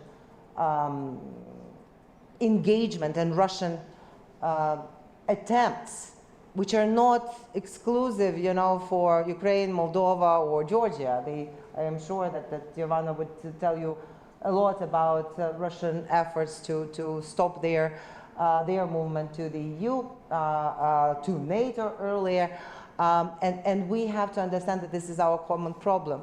And so this is something that we probably have to work on all together, not only on the governmental level, but also on the civil society and expert level, to engage with the European Union colleagues in order to ensure that we are not relaxing and you know, laying on the laurels and saying, well, we finally understood that this is important and we will go there at some point. So this mobilization is lacking at this particular moment, from my perspective. That's from the EU side. With regard to Ukraine side, I think some things that Giovanna was saying also resonate with us. You know, it's about institutional capacity. We're not there yet, very much not there yet, and I don't really see the systemic attempts here internally in Ukraine to get to stronger institutional capacity. There is a lot of declaration, which is important. The public opinion is there right now. Like 90% of Ukrainians are supporting our European and Euro-Atlantic integration. But this is, we have to admit, this is very much emotional support. It is because of the war. It is because of who actually helps us in this situation.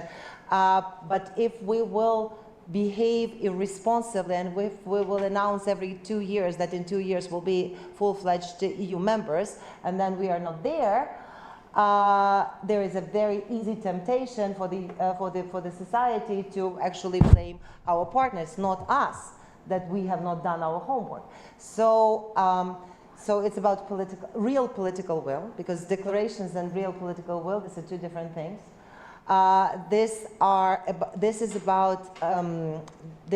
about institutional capacity. This is about really hard work, and also about very, very serious engagement in explaining to this, in keeping society on board and explaining what does it mean and why it matters. And here I think we have this possible sphere of communication and coordination of our activities between the civil society, between expert community, between those in authorities, you know, either in the government or in the parliament, who do understand the scope of the task and who understand what does it mean. But I think we are not there yet, and that is a challenge that might backfire. And I'm very worried, because that's exactly what we are seeing also in, to an extent, what we are seeing in Georgia. And, you know, it's something that, you know, with my last name, it hurts really seriously, because the society is kind of still there. But there is also this temptation to all the time blame the West for the mistakes or for the conscious decisions that you know, that the authorities are making at this particular point, vis-a-vis West, vis-a-vis its own society, and vis-a-vis Russian Federation. Yeah, thank you, Ivana. So from Giovanna and Ivana, we go to Ivana, not yet Vice Prime Minister for European Now we Integration. understand how you picked this panel. Ivana, I would ask you to follow up this topic with society demands regarding European integration. In Ukraine, we see that it works to some degree at least. So when something is marked sometimes not proper, so not genuinely marked, but marked as a pro-European law, it gets wider support than it would get without that mark. So European integration is something which pushes public society to demand for some laws, some reforms, which pushes authorities to do that, to do some reforms that they would not be that much willing to do. Is there something similar in Georgia? and to which degree? Well, I would say that looking at the Georgia, and if we look at the retrospective, we can find out that the support is very high there to the EU integration. It was never like lower than 60%. 65 was the lowest, I guess. I would share your opinion when you said that it's an emotional. I mean, probably it's an emotional. It's not like something which is people are acknowledging fully what is all this like Schengen zone and all these like issues related to EU integration. But that's there. And actually, that's the last bastion which Georgian dream cannot manage to kind of overcome so far. If not that support, I can assure you that Georgian dream can come out and say that okay, we are get rid of EU integration, because this is something that puts them back. This is something that stops them. And if not that support, we could have already said that we are not there. We are kind of withdrawing even the application. And another issue is that, unlike, for example, Moldova, we already have a clause in the constitution which actually obliges all the state institutions to deliver on for the Georgia's EU accession process. So these are something which cannot be overcome, and this is also that was also visible in April, May when GD was passing the foreign agents law, when thousands of the people. I mean, we never had such huge demonstration that we had that time.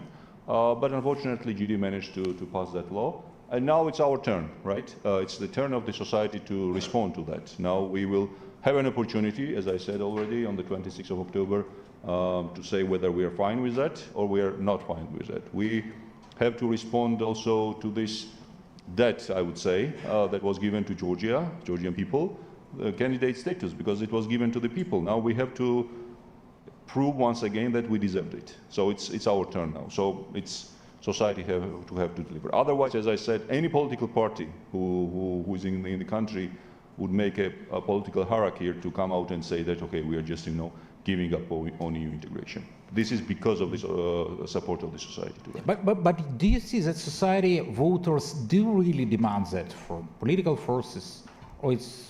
Look, I think that the EU integration is also something that, and it comes also to the European values, right? And European values are already enshrined in the EU treaty.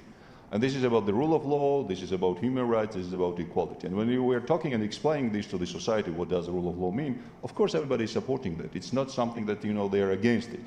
So definitely, I mean, this is something that shared values is there, and this is something why people also support this idea. And of course, when they see that something is not going in the right direction, they are speaking up so far, despite the fact that we are again threatened by oligarch Ivanishvili that we will end up in prisons after the elections if he wins. It doesn't really stop us to speak up again. We are getting to the end of panel in like 6-7 minutes. If someone have another questions, please raise your hands.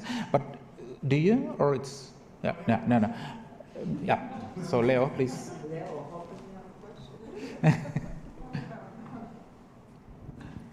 have a question to Ivan actually, because I would like to explain the context of the question. We've been traveling to some of the Western Balkan countries. That's how we got to know Jovana.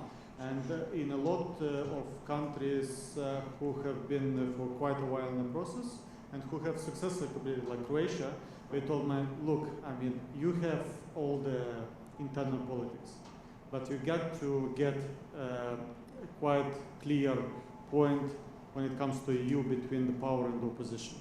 You represent European Solidarity, an opposition party in Ukraine.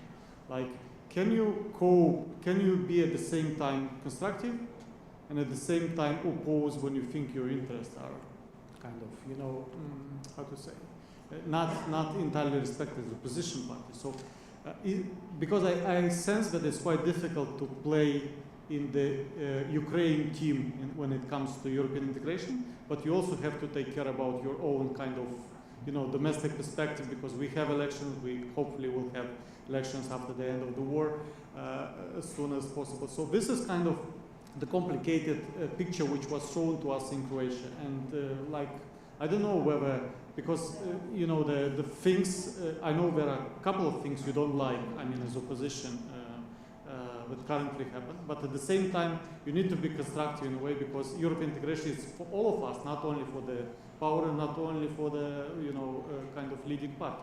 So a kind of competition between being pro-EU and pro-yes.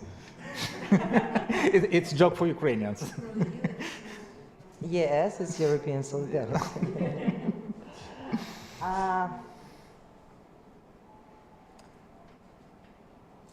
I think that actually you're too timid when you're saying that we are dissatisfied just with a couple of things at this particular moment, okay?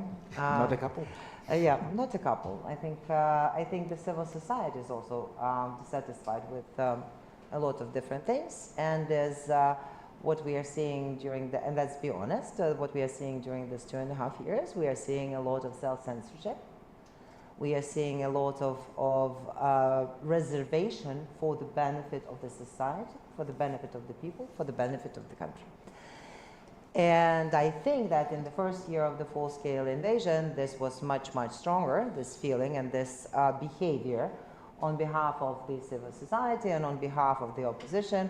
We even denounced that we are not in opposition because we are not in opposition to the country. If we are talking about survival, if we are talking about pushing the enemy out of the country, if we are talking about military support to Ukraine, sanctions against Russia, you know, freezing and seizing Russian assets and so on, there is no disconnect. There is no division lines in this because we understand that in order to have the possibility to disagree and you know, argue and have the elections and so on, we have to survive. We have to preserve the country. We have to ensure that we have this country that is having its choice, okay? The country that would be sovereign, would be independent, would be democratic, and so on. However, I think that the situation has been evolving over this period of time. We've seen that also there is a growing appetite on behalf of authorities to use the martial law as a pretext to actually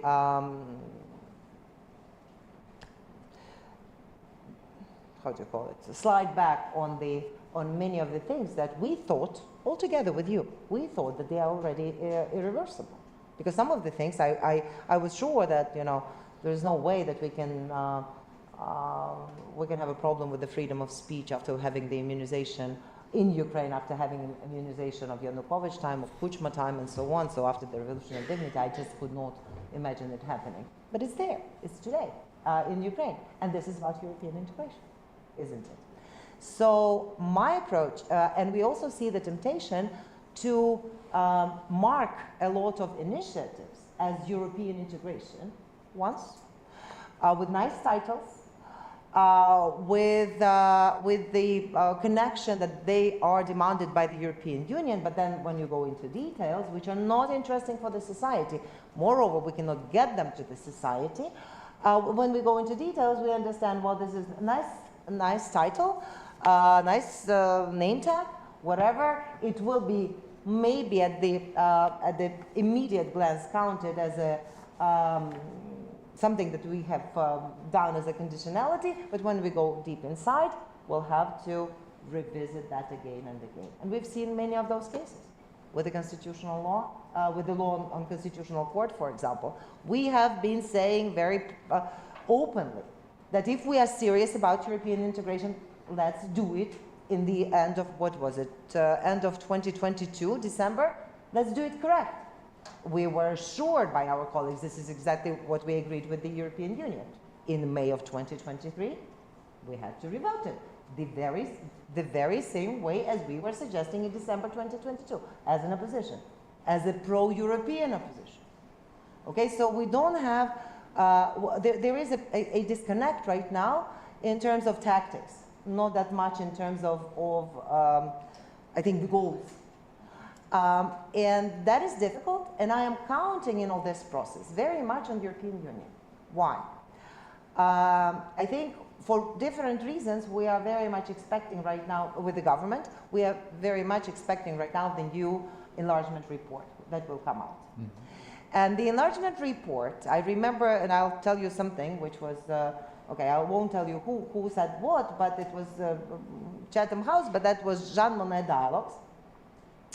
Last year, after the first initial report where we were represented was published, and We had EU officials, we had Ukrainian parliamentarians in the closed session, and then Ukrainian parliamentarians were asking the EU officials, like, do we really actually have to pay attention to this 150 pages, or these like four major things that are outlined in the first paragraphs? This is what we have to focus on. And basically they were explained that 150 pages do matter, and that's exactly what we have to focus on. But that's not how they understood it. We are getting there. It's a process of learning. So I'm hoping that we will have the very clear report that in a bureaucratic Eurocommission way will try to explain what we have to do. And then it's with your support and with your engagement, we would have to explain to authorities what exactly each sentence after comma and but means, okay? And then if we are serious, then we will shed the light on those problematic areas together and we'll try to address them. And I think that we are totally ready to be on board in really getting to how we are moving forward faster, stronger together, and so on. But if we are going to see all these manipulations, all these attempts to, again, to window dress the whole process by statements that we have, like the EU, are obliged to deliver, I think we are not getting there where the whole Ukrainian society needs us to get at this point. So I think we are ready to work in a constructive way. Yeah. Thank you. We are really running out of time, but I used to have very short overview at the end of the panel, just in one sentence, in reverse order, starting from Ivana. The sense of panel was about reforms. Do we see that they are moving? What is next? And I would ask you to respond like emotionally in terms of sense. Do you believe that it is moving in right direction in the region and and in every country? Let's start from Georgia. The short answer is no. I mean, coming from this country where I'm coming, we are not moving to the right direction, and I think that good that we will have an opportunity to correct it, and let's see whether we will use this opportunity or not. Thank you. Lubas, in your country it's not about reforms, but you can reflect on general. We need many reforms as well, by the way, but thanks God not to order to enter the EU. But to answer the question if the things are moving in the right direction, I think the process is moving in the right direction on both sides. Not just EU and Ukraine, but EU, Moldova, EU, Western Balkans. But we need to, and it will be hard, as I mentioned. It will be complicated, but we cannot fail, as Madam Ambassador told us this morning. It will be a lot of work. For both sides, all sides. Yeah. Ioana, your turn, not only on Montenegro, but on Western Balkans in general. Yeah, but coming from the country where the pro-Russian parties are in the government, I'm quite sure that we are not moving in the right direction, and also that all the Western Balkan countries and candidate countries are not moving in the right direction. But what is my main message is that we have to fight together for the political plan for all the candidate countries. That's the first thing. The second thing is to improve the enlargement methodology on a daily basis. And the third thing is that we have to push for the reforms in the European Union to take place together, hand in hand with the enlargement process. Yeah. Ivana, to close the panel. I think we are, when we are looking in the long term, we are all moving in the right direction. If we are talking, if we are zooming in, then there are quite a lot of deviations from this right direction. And unfortunately, even Ukraine is not an exemption in these deviations. Thank you very much, and thanks to all panelists. And I invite everyone to sit, because we have no break between this panel and the next one. And Hanna Hopko will take my seat, and she will represent her panelists.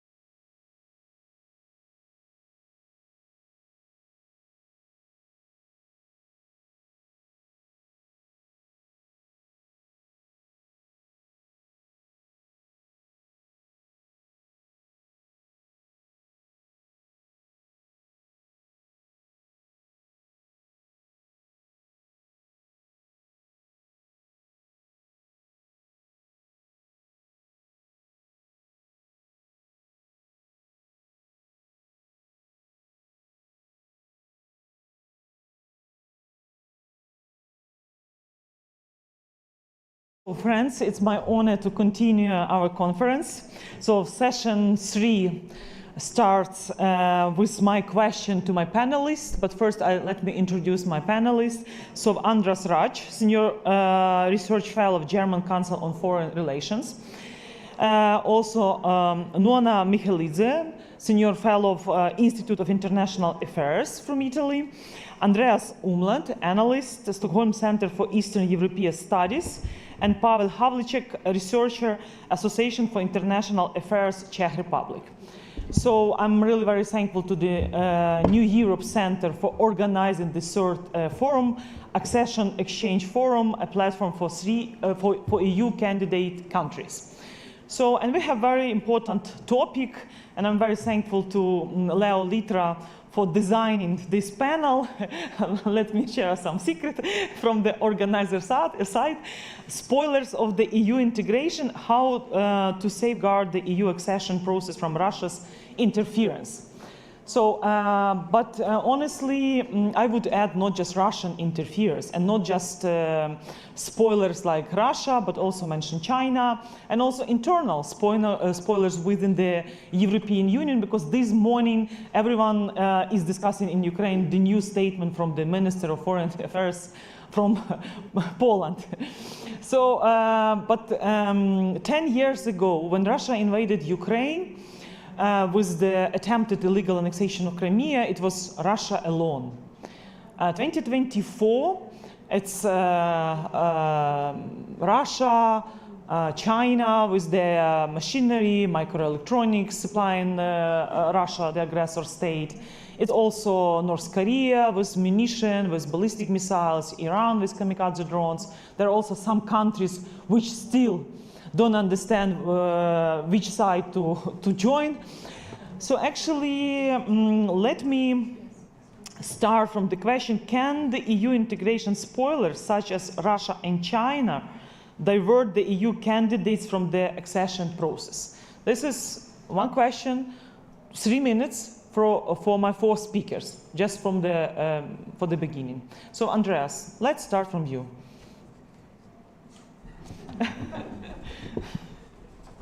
I had prepared a little bit more on the sort of the spoilers being within the EU, the allies of convenience, or the secret allies perhaps of Russia, especially in Germany, where we have, unfortunately, I'm coming from East Germany, from the state of Thuringia, we have a quite large faction now of de facto pro-Russian parties, anti-Western parties, dominating East Germany, and there's evidence, already documented evidence, of links between the Alternative for Germany, the far-right party that has been winning in East Germany in the European parliamentary elections, and the two last regional elections in Saxony and Thuringia, and also will probably do well on Sunday in the elections in Brandenburg. And there are connections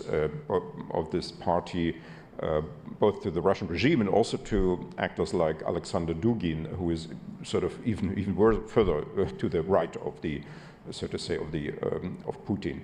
And I think that is going to be the main problem in countries like Germany. Perhaps this is also for other countries, that the direct interference of Russia and China has now become a focus of the intelligence services. And here I'm maybe more optimistic than others that this will be disclosed. But these sort of allies of convenience,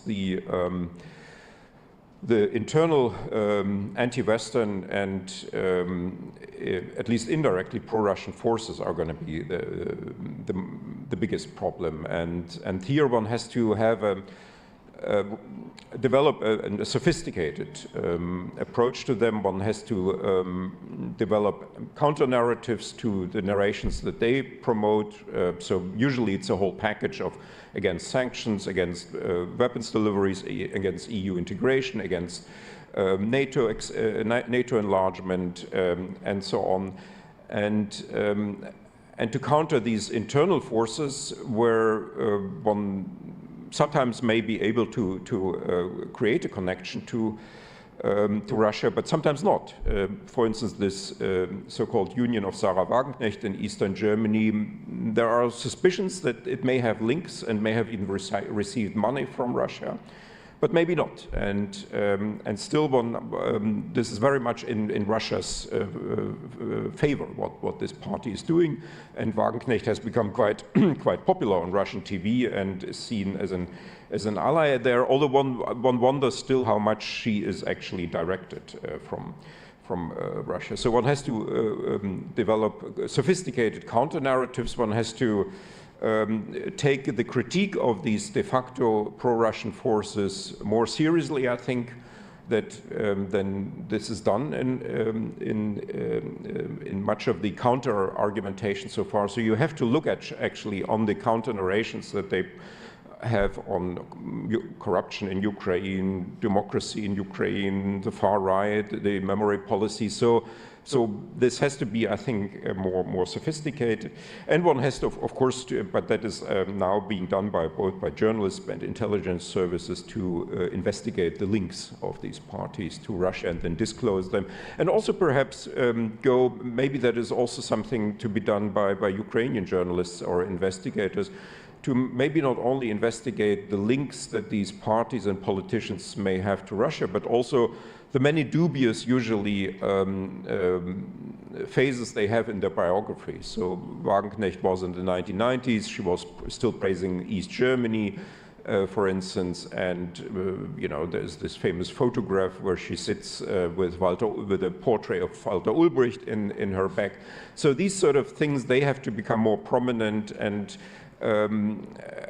I think the sort of Russia connection is sometimes can be also counterproductive because it doesn't really capture the internal problems and the internal anti-Westernism that unfortunately exists in much of, especially Western Europe, and Hungary is a special case, but most of with these West European countries, Germany, France, Italy, and Spain, and so on, they have these anti-Western factions or groups, and sometimes they have connections to Russia, but sometimes they don't. But they are still de facto allies of Russia with their anti-enlargement narratives. Thank you, Andrea. So now, Nona Michalidze, what is your thoughts? Because together with the New Europe Center, the International Center for Ukrainian Victory, we visited Italy, Rome twice this year, also trying to shape the agenda or prioritize confiscation of Russian sovereign assets during the Italian presidency in G7. But talking about enlargement and what EU should do not to allow this, as Andreas already mentioned, the secret allies within the EU. We call them in Ukraine Trojan horses, because sometimes they behave not in the interest of the EU, but in the interest of Russia or China. So what are your thoughts? Well, first of all, let me thank New Europe Center for organizing the conference, for inviting me.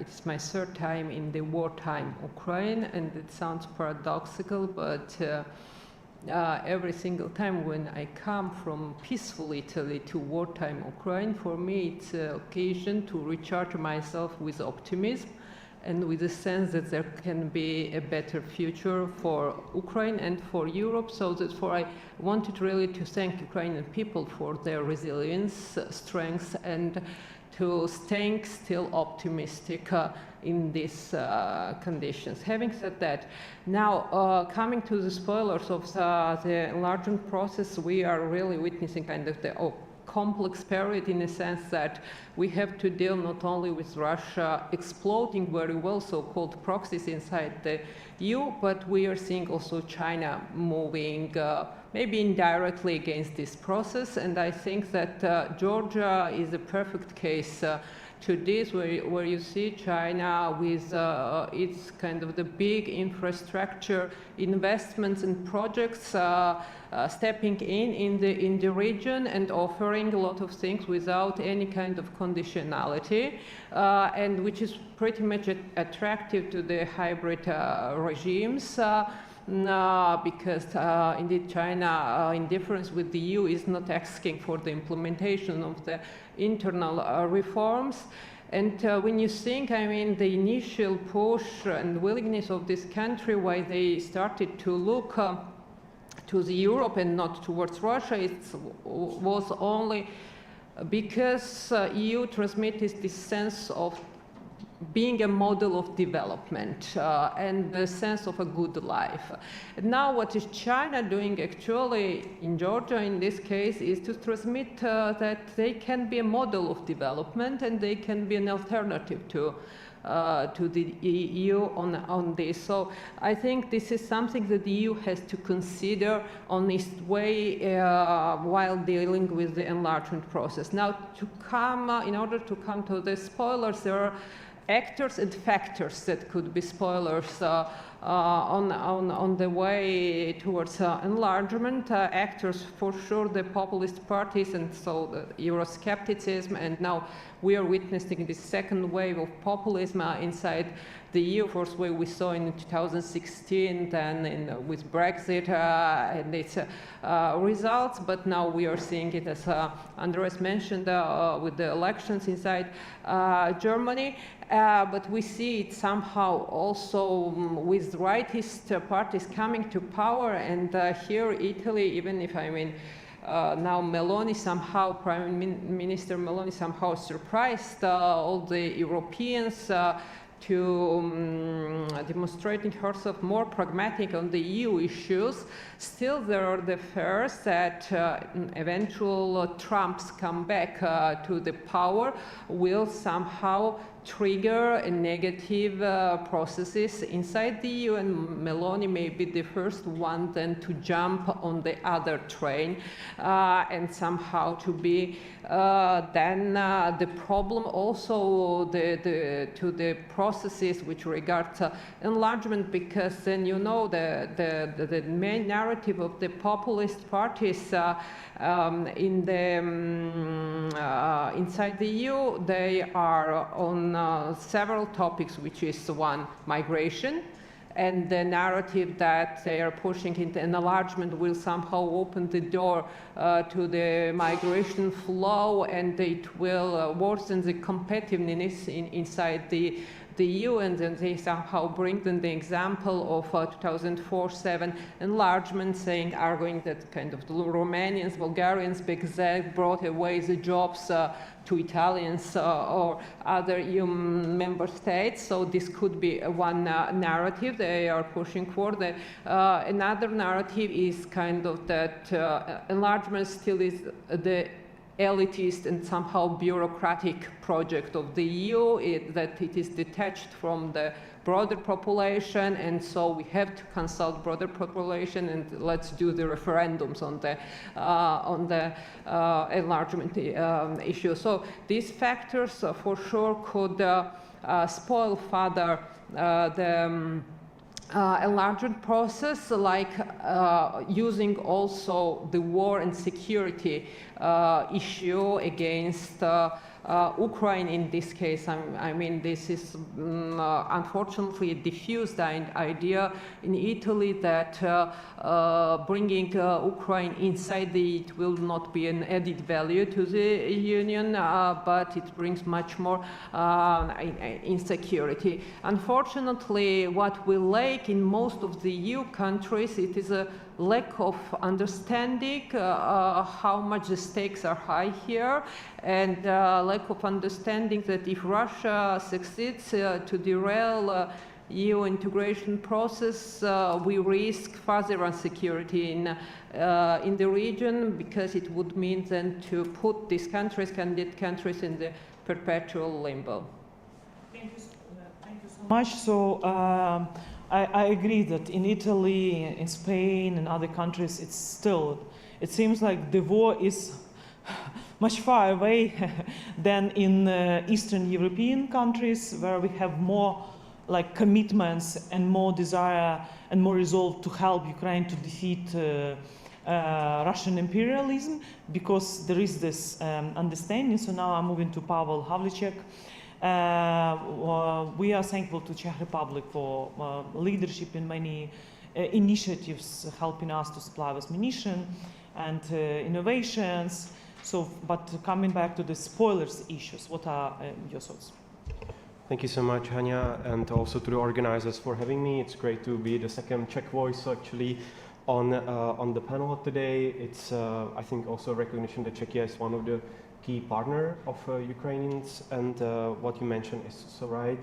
Earlier during the day there was this mention that actually we need to be looking forward and what happens after the war ends, and I think it was Senikuka that mentioned that we need to be having this kind of post-war narratives, and this is exactly that. I'm so grateful that I can be here with you on this topic.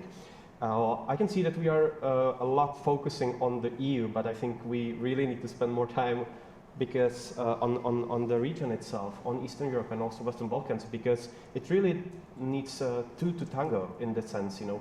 And both Russia and China are very much aware that it's both the EU and its internal weaknesses and the partner countries themselves, you know, that really are needed to make it a success when it comes to enlargement. I will be speaking from maybe a bit different perspective because I spent the last 2 days in Serbia, in Belgrade, where we exactly spoke about this issue with the local journalists in Belgrade, and seeing the level of penetration of Russian and Chinese influence and interference in the domestic affairs of Serbia.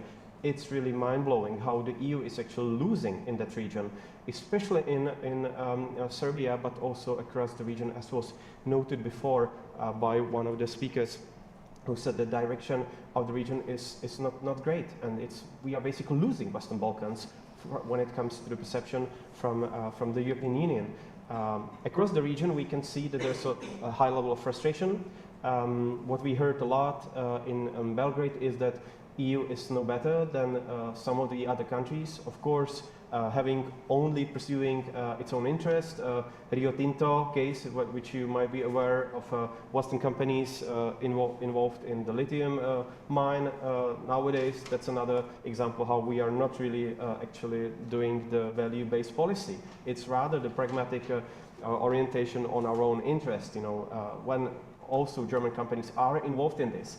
So in many cases we are blamed for stagnation, we are blamed for supporting the oligarchic structures in the country, we are blamed for apprising and legitimizing people like Vučić, you know, who is actually of course bringing the country not closer to the European Union but completely elsewhere, you know, and being very much open to Russian and Chinese interference. Of course, the region itself, it's very specific in that sense, and there is a high level of penetration. I spoke about that, but also the country and the government itself actually opens the door to this kind of external interference that is highly negative for the EU track and any kind of reform or sticking to what we need, and this is a value-based policy and also support to Ukraine as we spoke. So this is a particularly complicated case, but we are basically failing to make a difference from the EU point of view. But initially I wanted to actually focus on the EU as well, and probably we will come back to this, but I see, and I will at least mention the 3 factors that I see as a problem, also for my own country of Czech Republic. I see as a problem the lack of knowledge about enlargement as such. If you ask most of the people on the street what they know about this, basically that's nothing, and this is a futile ground for manipulation, and we are seeing a lot of this being basically manifested and abused by local populists, and these are both people from political sphere and also the anti-systemic forces. Also, these are guys that are often anti-Ukrainian as well, so this is one big problem. There is also an issue with political sustainability. We are also, in our case, in the Czech Republic, facing elections.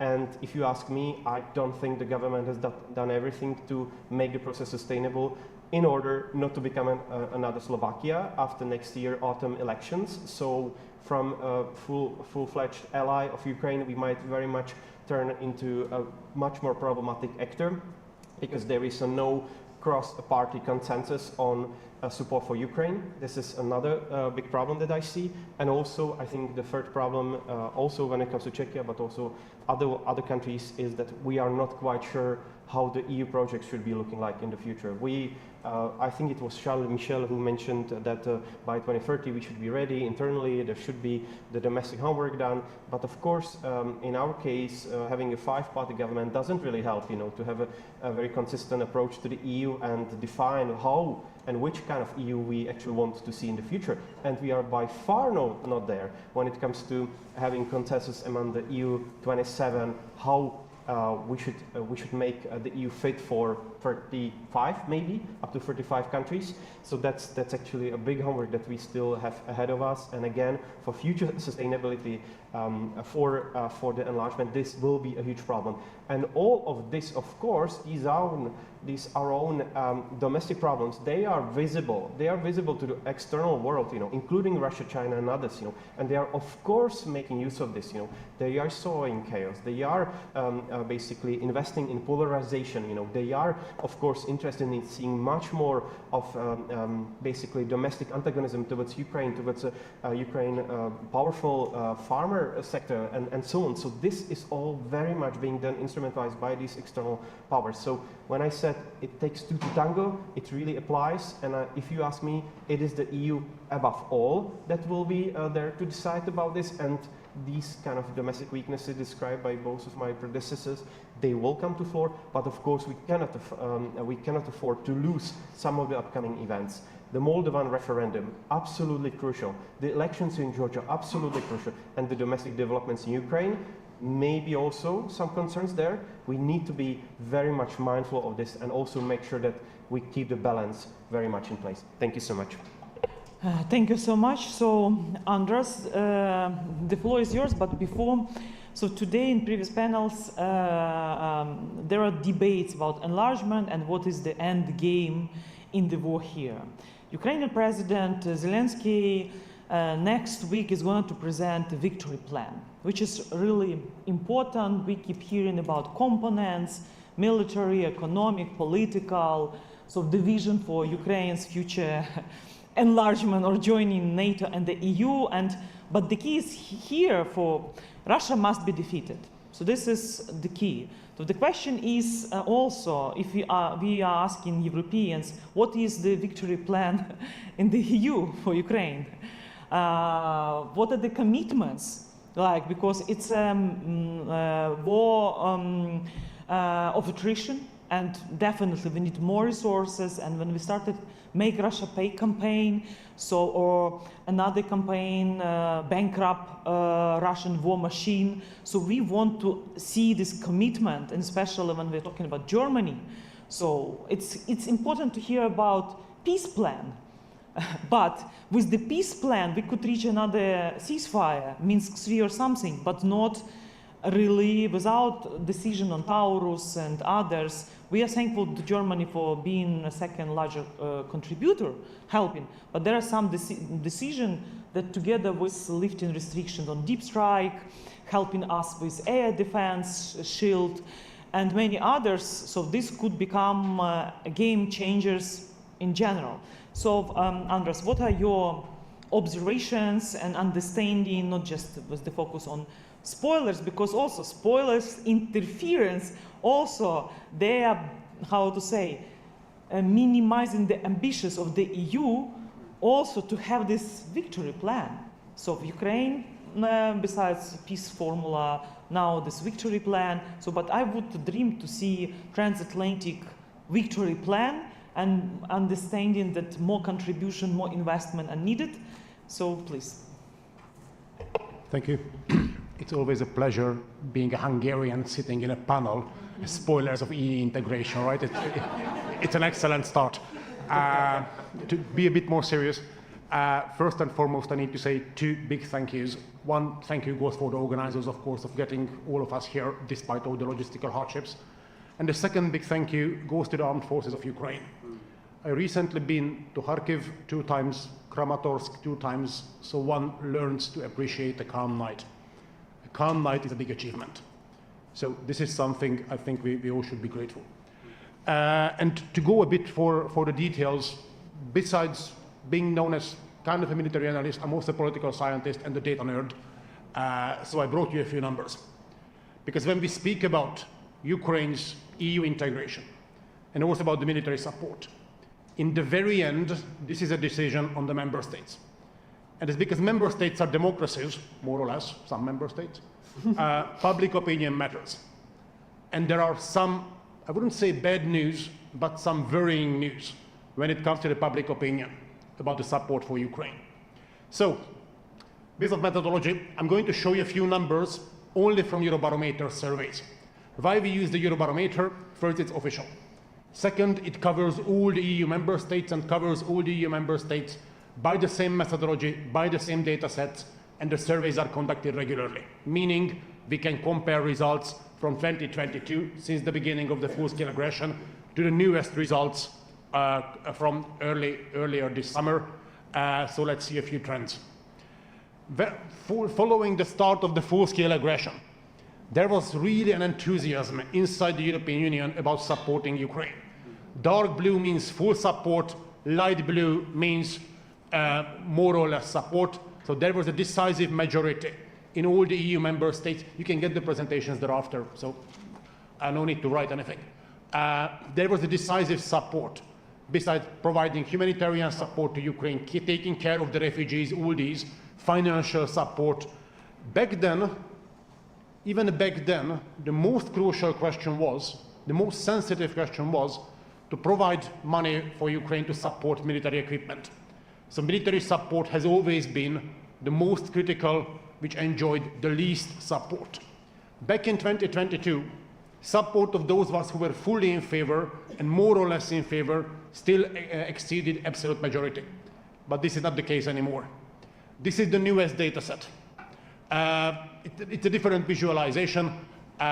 In every question, on the upper level, you see the newest data we have. Below that, we see the data from last year. Message is the same everywhere. In all the questions, the public support is slowly but steadily decreasing. In most cases, when it comes to humanitarian support, taking care of the refugees, economic sanctions, financial support, we still have the absolute majority. But we do not have the absolute majority when it comes to military support. We don't have it anymore when it comes to the entirety of the EU. Candidate status is also something which enjoys way less support than humanitarian or financial questions. Still, the most critical one is the military support. So one trend here, there is a steady decrease. Nothing tragic, but the trend is clear.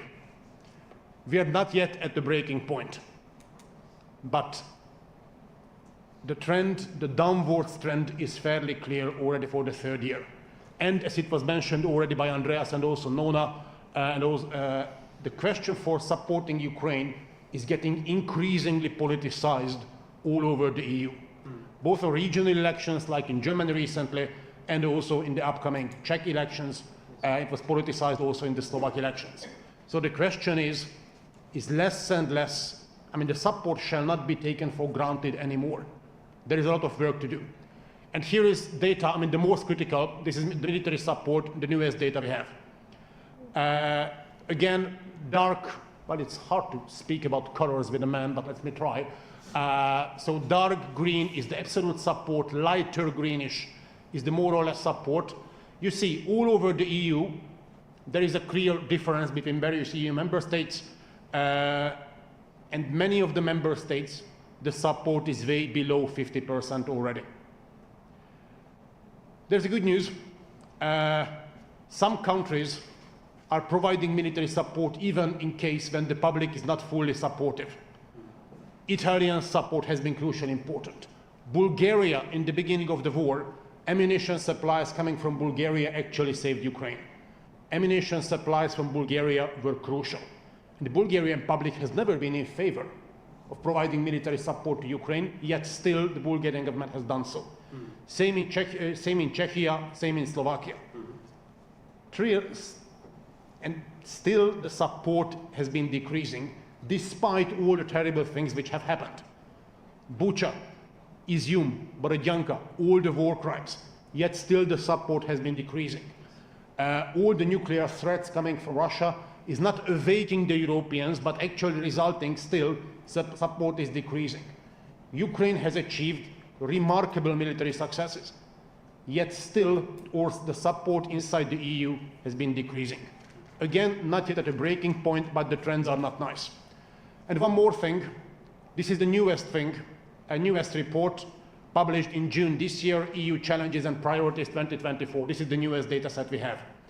If you ask Europeans what's the biggest challenge for Ukraine, what's the biggest challenge for the EU, 50% says that it's Ukraine, rightly so. This is really an existential conflict and not only for Ukraine. So if you ask the current situation, what's the biggest challenge, it's Ukraine. However, if you ask what should be the priority, it's not Ukraine, colleagues. Ukraine is on the 4th place. There are other priorities for most of the Europeans. And this is actually fairly worrisome, not only for Ukraine, but also for us. So as a researcher, I'm socialized to ask questions. So what may be the reasons? Nona already mentioned one of the possible reasons. Perhaps our population doesn't understand the stakes. Another thing, Ukraine fatigue. On Ukraine fatigue, we have data. And there is data, because of the shortage of time, I'm not going to show it, but it has been also measured by Eurobarometer. How often do you follow news from Ukraine? In the beginning of the war, most Europeans followed news about Ukraine regularly, several times per day. Nowadays, decisive majority of our population is not following Ukraine on a regular basis. So the fatigue, we know. Is it about the expenses? Might be, might not be, we don't have data on that. Russian propaganda? Most probably yes. We see on some of the political parties which have clear connections to Russia that their activity contributes to the decreasing support. But this applies only to a number of countries. Regarding the entire EU, we just don't know. One of the problems about discussing Russian propaganda is it's very hard to measure the effects, because usually these are not single cause things. So Russian propaganda, probably, certainly among the reasons, but the extent we don't know. Plus, it's not only propaganda coming from Russia, but propaganda coming also from within the EU, both on national levels and on political party levels. So these are among the possible reasons. Again, we don't yet have enough hard data to actually fathom these reasons. So first and foremost, I'd love to see more data done also by the Eurobarometer, so to see the entirety of the European Union, why the support for Ukraine, the public support for Ukraine is decreasing. And we all should internalize the fact that our populations are still largely in favor of Ukraine. This shall not be taken granted forever. The trend is going down. So we need to explain the stakes to our public. In February 2022, spring 2022, apparently our public understood very well how high the stakes have been. This understanding is apparently going down. And of course, we need to do a lot more to counter the propaganda against Ukraine, coming both from outside the EU, Russia, China, various proxy forces, Iranians, for example, but also tackle the propaganda coming from inside the European Union. So that's it from me for the start. Sorry for the bad news. Thank you again.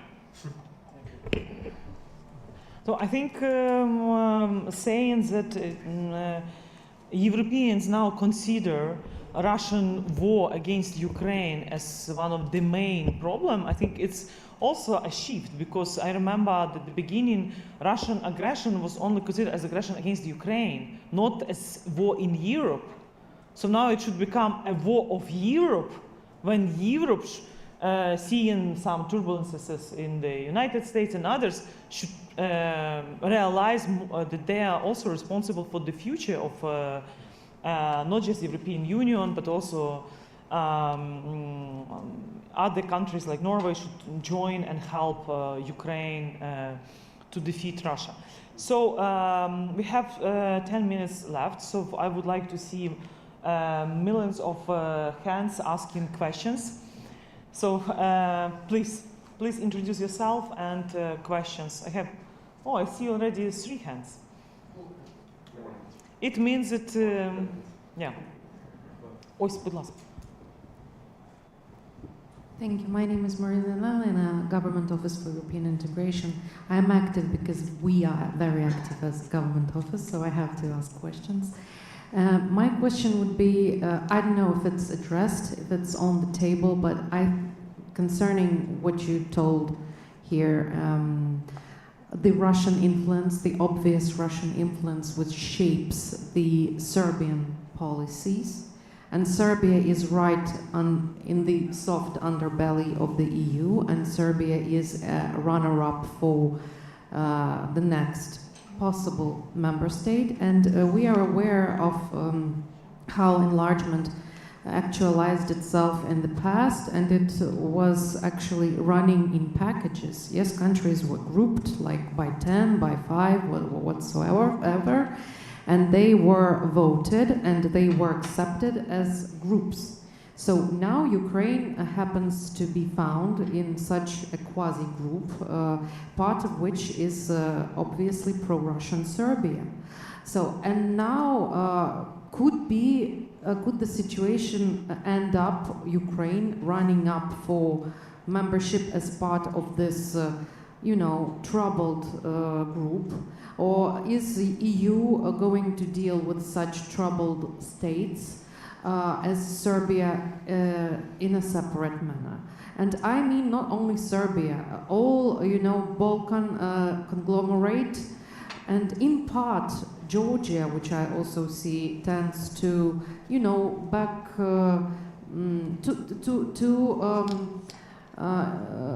drive back on their reforms pro-European. I hear that now they are rethinking the LGBTQ plus rights and so on, which is of course the fundamental question. And how is it going to be dealt? What is your expert opinion? Thank you. Who is ready to answer, please? Thank you so much. I might actually try to tackle. The official answer would be that doesn't really matter to Ukraine because the process should be normally merit-based. So if Ukraine outperforms the other ones, then of course it should go first, no matter what the state of Serbia is.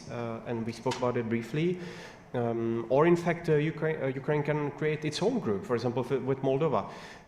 And also there is, of course, a historical precedent when one single country actually entered, be that Croatia, and that was the last enlargement. So of course the hopes should be open for Ukraine, and it really should be down to your own work. And I know that the office is doing actually some incredible efforts. So let's go on with this.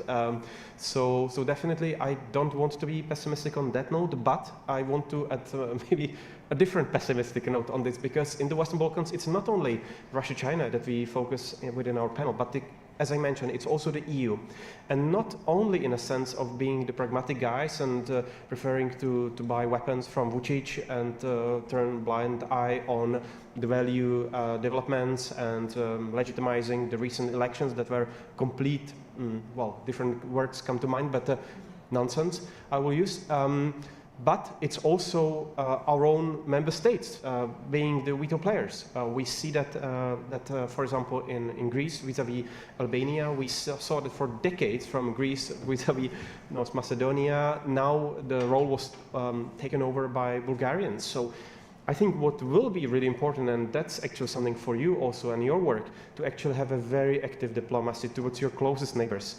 We have Hungary, will be complicated, but anyway, needs to be there in your thinking also about the enlargement, because at the end of the day, what András mentioned is so important. And it will be not only the governments that actually showed a great deal of leadership, but it will also be the individual societies making a say on this, and I wanted to add one more negative number related to Czechia, because when we spoke about the activities, and Hania reminded of this at the beginning of the government, that was really stunning, and there were a lot of things done in the past, including the ammunition initiative. But when you have a look at these barometer data that András worked with, it was actually only 37% of Czech society that actually supported granting Ukraine the candidate status, and 57 were against. So it's actually really, really bad, So we really need to have the societies on board as well, and we definitely need much more proactive communication from our own side, from the member states, from the EU institutions, including the delegations, but then of course you also need to help us explain why this is actually important and why this should be part of the narrative about the future of Europe, having you guys on board as well. Thank you. Thank you. Nona would like to add. Yes, just to add something on Georgia, as you asking the questions. I think what is happening, or what happened in Georgia is somehow also a responsibility of the EU, and how the EU has dealt with the process of the years, because what we saw in Georgia during the last 10 years, it was kind of the accommodation of culture of governance in Georgia, because there were a number of civil society organizations, external experts warning the EU about the backsliding in Georgia and Georgian government, but the EU, the delegation, the EU ambassadors to Tbilisi, they kept blind eye over the years, and until Georgia has not introduced this Russian-style foreign agents law, there were no reactions from the EU side on number of the issues that were clear, kind of marked where Georgia was moving. Rather, the EU was kind of putting forward this false narrative that Georgia was a front runner in a club where no one was running, actually. And then suddenly it turned out that yeah, now we have kind of almost an authoritarian regime in place, and that if this regime wins the elections by the end of October, then we can argue that Georgia's Euro integration has reached its deadlock, and there will be no future in the foreseeable future. Forgive for the repetition. Yeah. Thank you, Nuna. We have 2 more questions, please. Nadia and Thank you very much. My name is Michael Zinkenel. I'm the director from the Austrian Institute for European and Security Policy. What struck me most by your excellent remarks was this lack of awareness within European populations. I feel the same also in Austria, also in other member states when I speak to colleagues. So my question to you, but probably also to everyone here in the room, would be, we have so many brilliant minds from different think tanks of European capitals represented here today. Would there be the idea of something like a joint initiative to raise awareness also from our role as think tankers towards our populations within our countries, but also to put a little bit more pressure maybe on the governmental political stakeholders that we advise as think tankers to take this topic more serious? Thank you. 1 more question from Nadia, and here. Nadia Kovali, Ukrainian Institute. My question will also relate to the last presentation, actually, to Andras. We are talking now about that we need to be more aware and proactive in the discussion of European governments and institutions with the population, like to change this decrease of support. But I would like also to ask you for your kind of retrospective analysis. What has been wrong since 2022 in this discussion of like European elites, national elites, think tanks elites? Why has, what could be done better in communicating the Ukraine issue, the war issue, the enlargement issue? Are there any mistakes we can learn from, and then make this dialogue more intensive and more effective with the societies, like to change this approach? Please. Yes.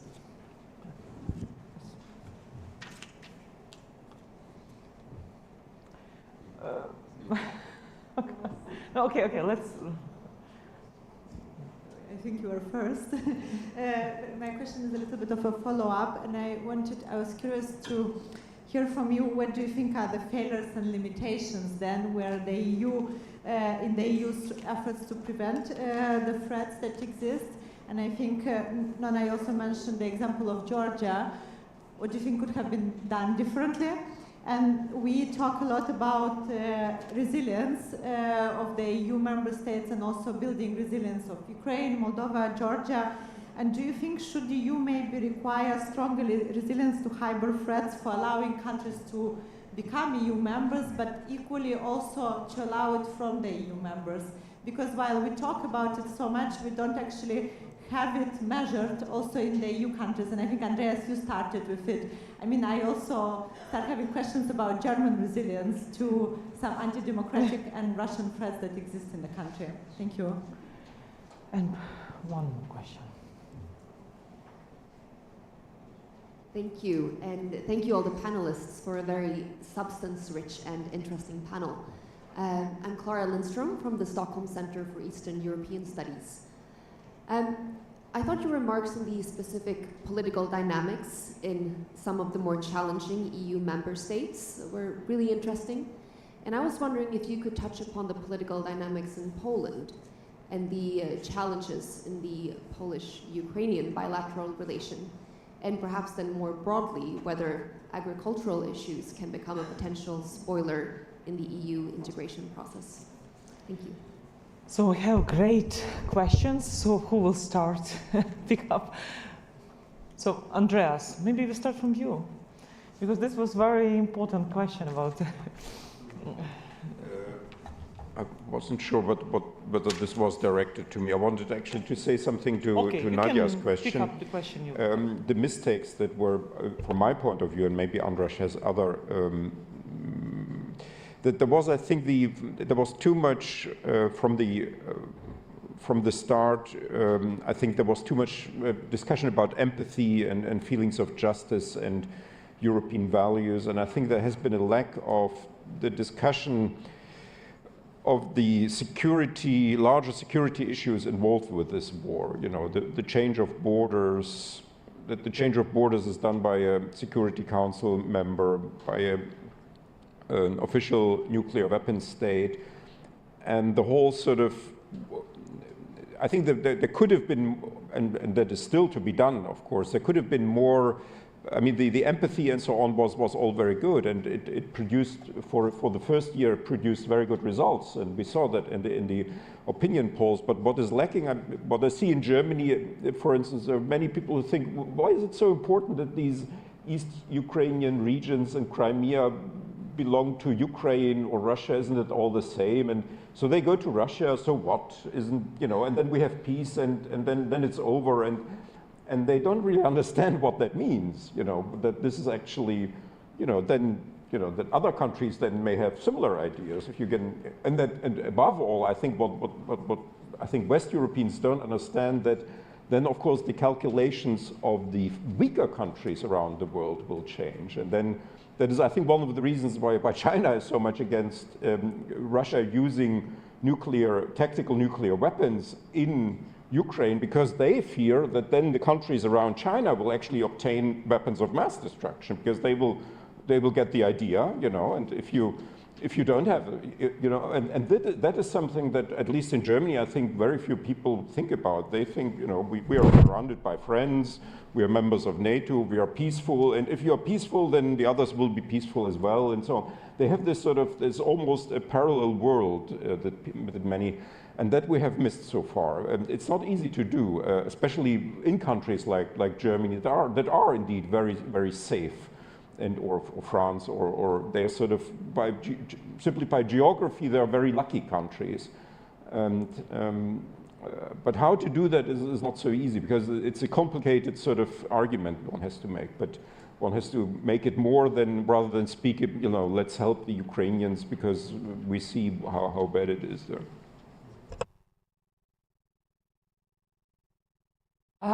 Yes, just to respond to the question on what the EU could have done better in case of Georgia. For example, it was a failure to give the candidate status to Georgia.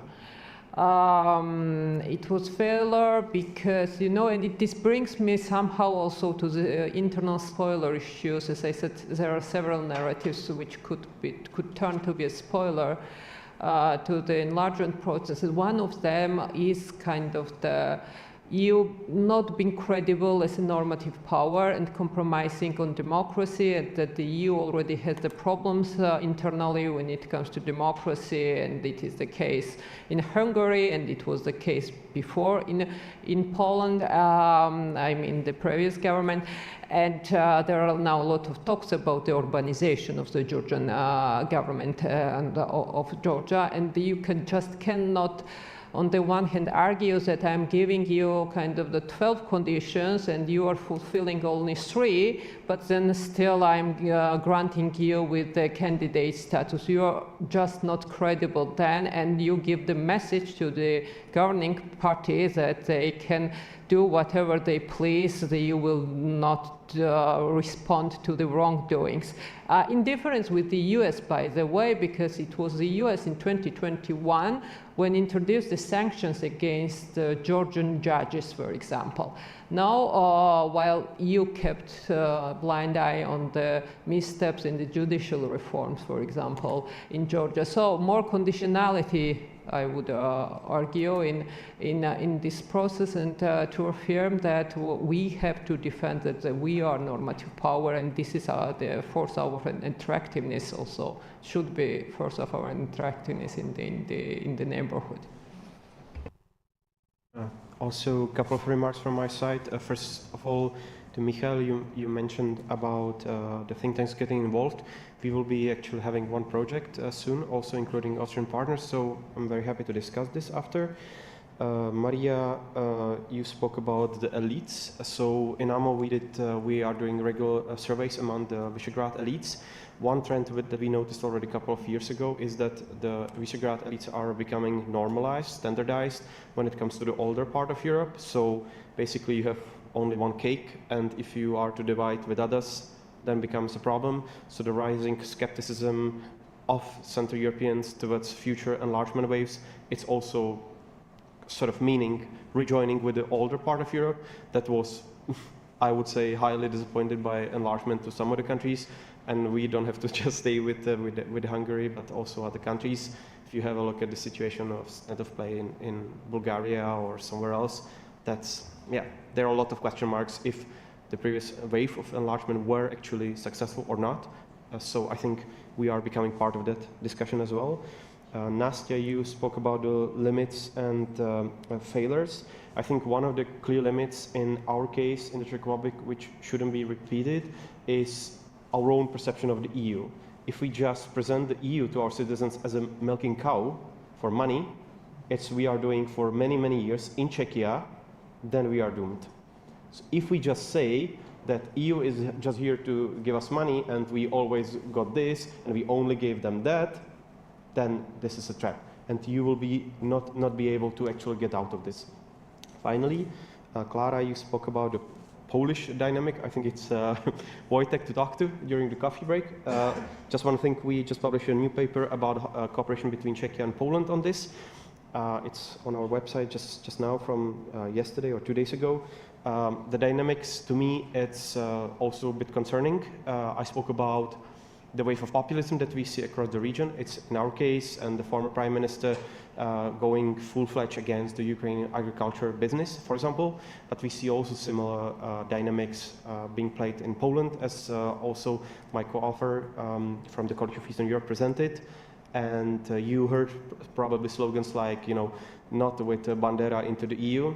These were statements by Kaczynski in the past. But now, with a new wave of escalation in between Poland and Ukraine, at least some of the Polish analysts, they speak about a new consensus on not letting in Ukraine unless they meet some conditions. So it might be also negative, but Wojtek is here to talk to you about that. Thank you so much.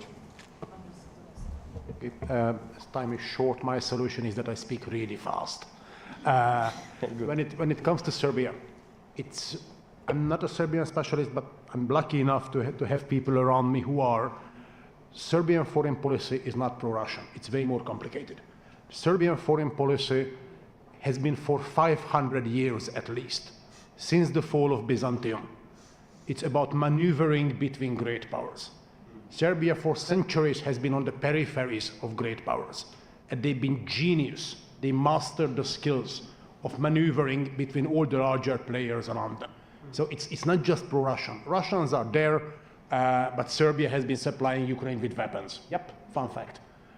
So there are a lot of details here. So it's I advise for closer analysis. And when it comes to the old question like što dělať, There are a number of things, and I'm not a PR specialist, so I'm trying to generalize my own personal experience with all the methodological hardships there. It was said already before that before the full-scale escalation, most Europeans knew practically nothing about Ukraine. So there was a void. And the void, a vacuum, is very easy to be filled by propaganda. Because there was no knowledge which the propaganda had to eradicate. There was just a vacuum where propaganda could go in.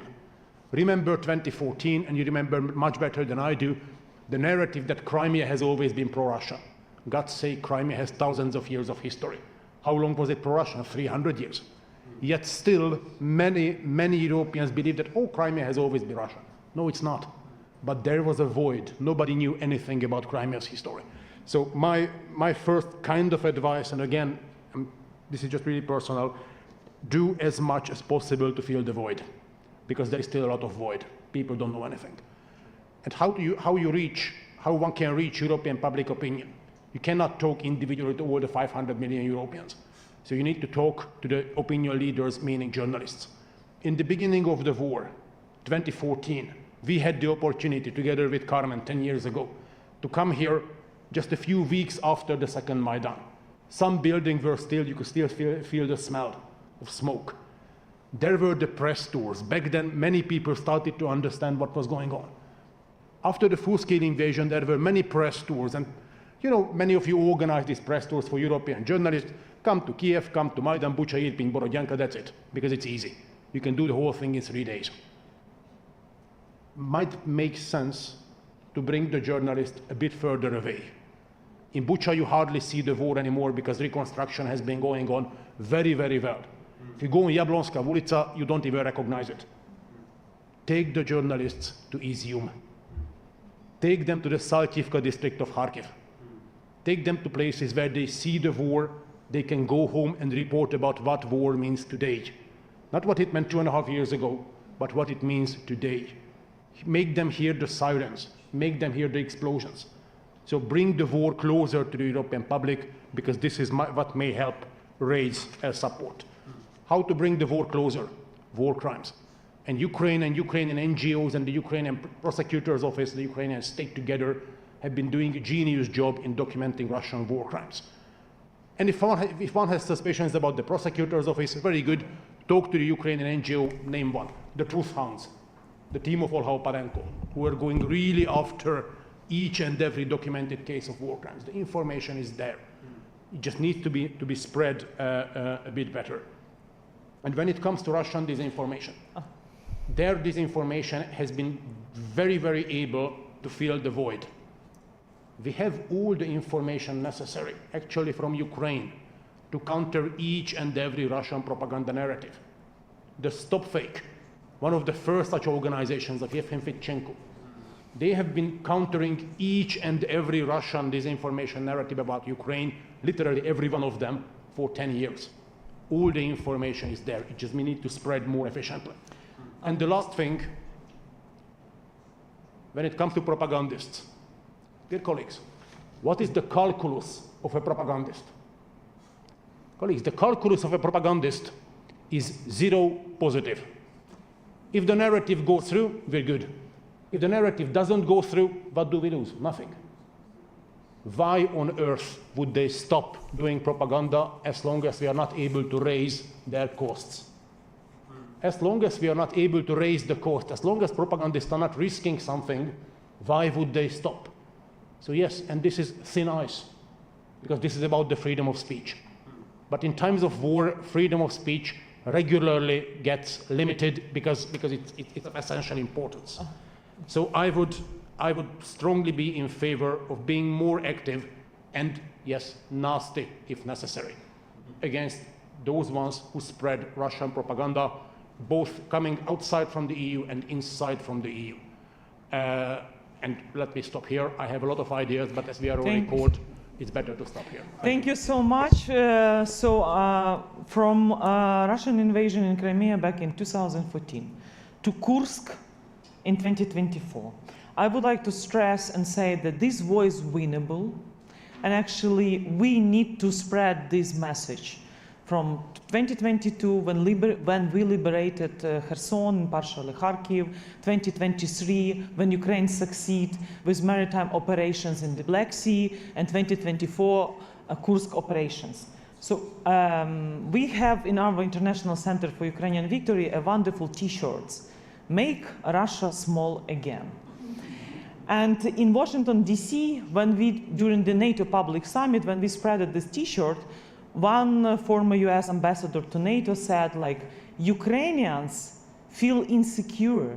This is the reason why they want Russian disintegration, because this is the only guarantee that Russia will never attack Ukraine. So I think the issue of real guarantees, the issue of real support, like lifting restrictions on deep strikes, the issue of Taurus and more attack on Storm Shadow and others. So let me conclude this victory plan of President Zelensky. We, civil society, expect also to hear from our president and to contribute, like New Europe Center. I will probably not announce that they already produce tomahawks in like policy papers. So, but this is really important, and I'm very thankful to those who are here, who believe in Ukrainian victory, who advocate for our victory.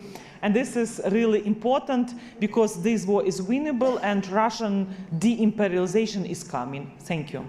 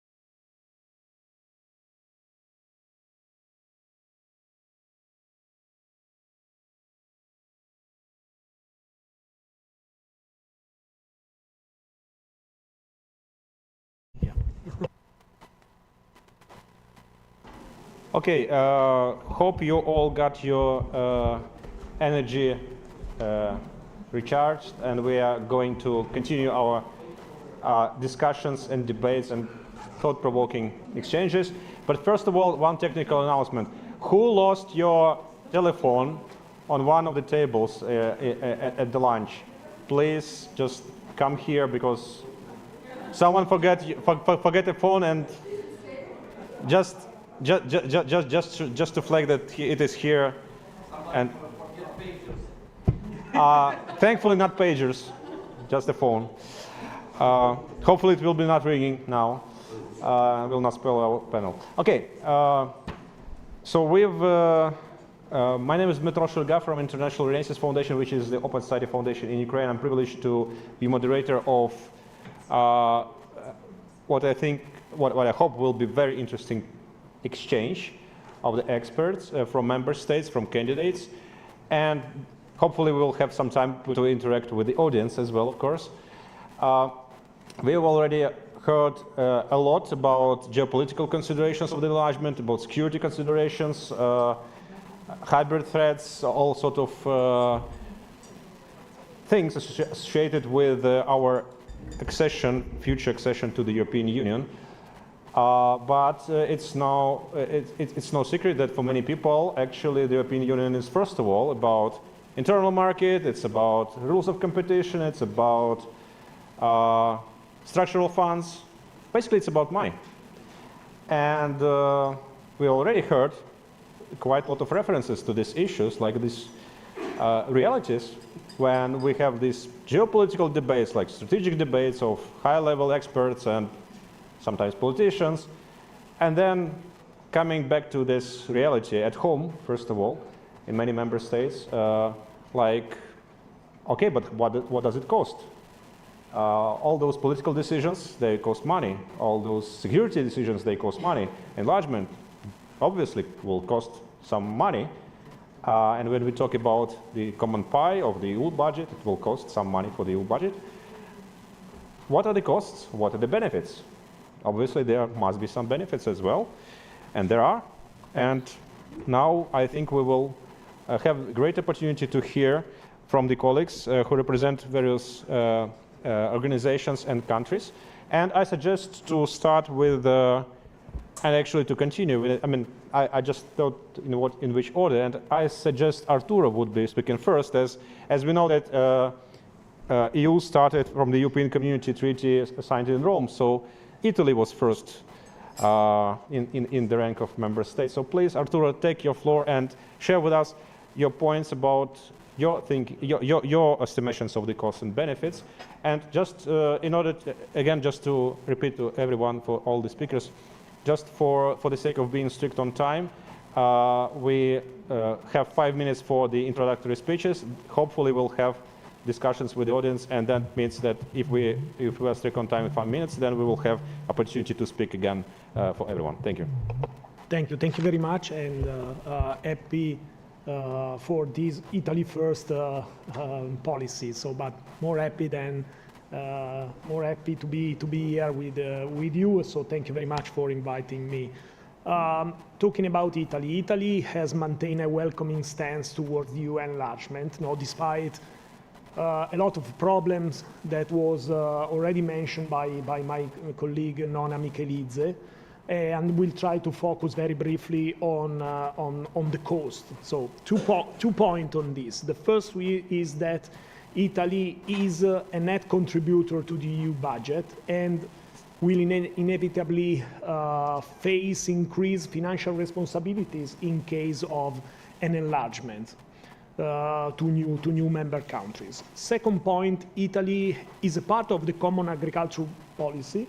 I think that is one of the main problems, and this policy allocates significant resources to support European farmers, especially in the case of new accessions. And as EU net contributor, Italy could see its financial obligation increase to help to integrate in the agricultural sector of country like Ukraine.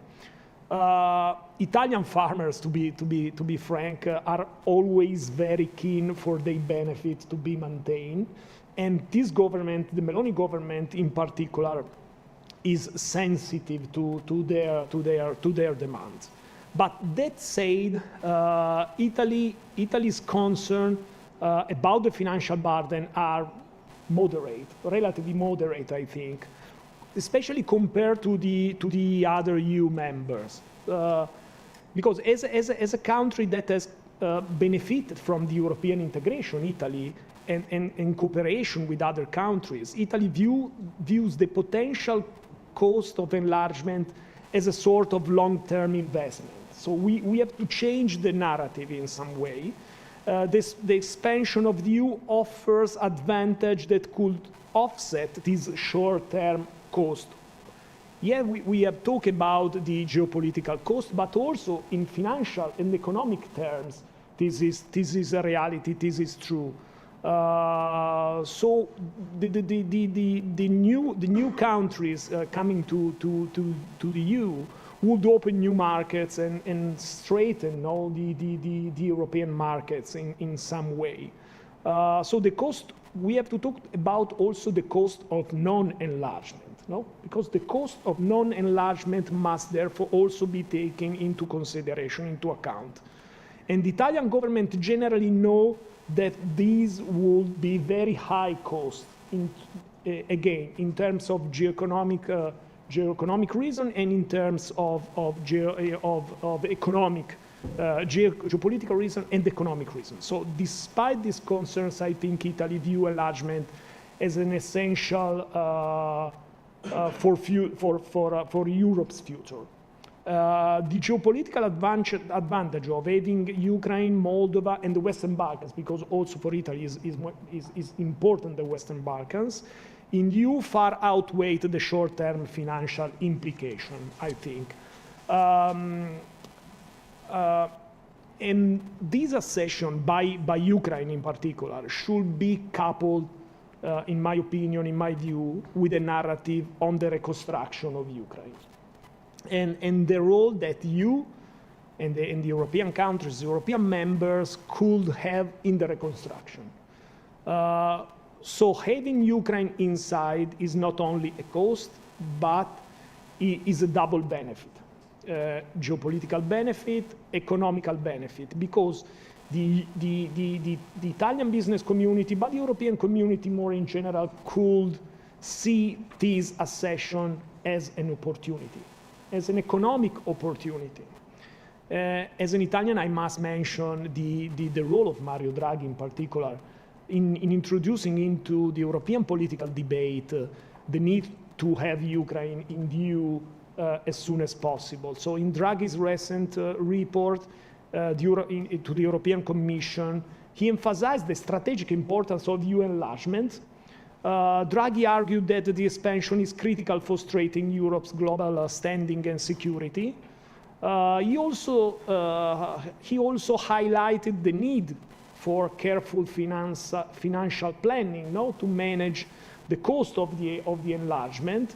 But Draghi stressed that the enlargement would ensure the EU's resilience in facing external pressure, external threats from global power like Russia, but also China. In conclusion, very briefly, I think that while enlargement will no doubt increase financial pressure on Italy and the other EU members country, the long-term benefit of a more stable, secure, and integrated Europe far surpasses the cost. And economic well-being will be a common advantage also for the economy of the member countries and for Italy for sure. So I think Italy remains committed to support this process. More talking about the political line of the Italian governments, Meloni or not Meloni, I think. And Italy is recognizing that investment we make today will ensure a stronger, more united Europe in the years to come. Thank you. Great, thank you very much. Now, Robert from Berlin Economics from German Economic Team of Advisors to Ukraine. Please, floor is yours. You have 5 minutes. Yes, thank you very much.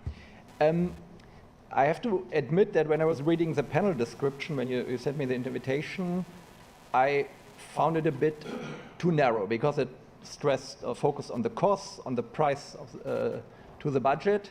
And it's clear that this is a very political and important question, right? At the end of the day, it's about money, and that has a lot of resistance.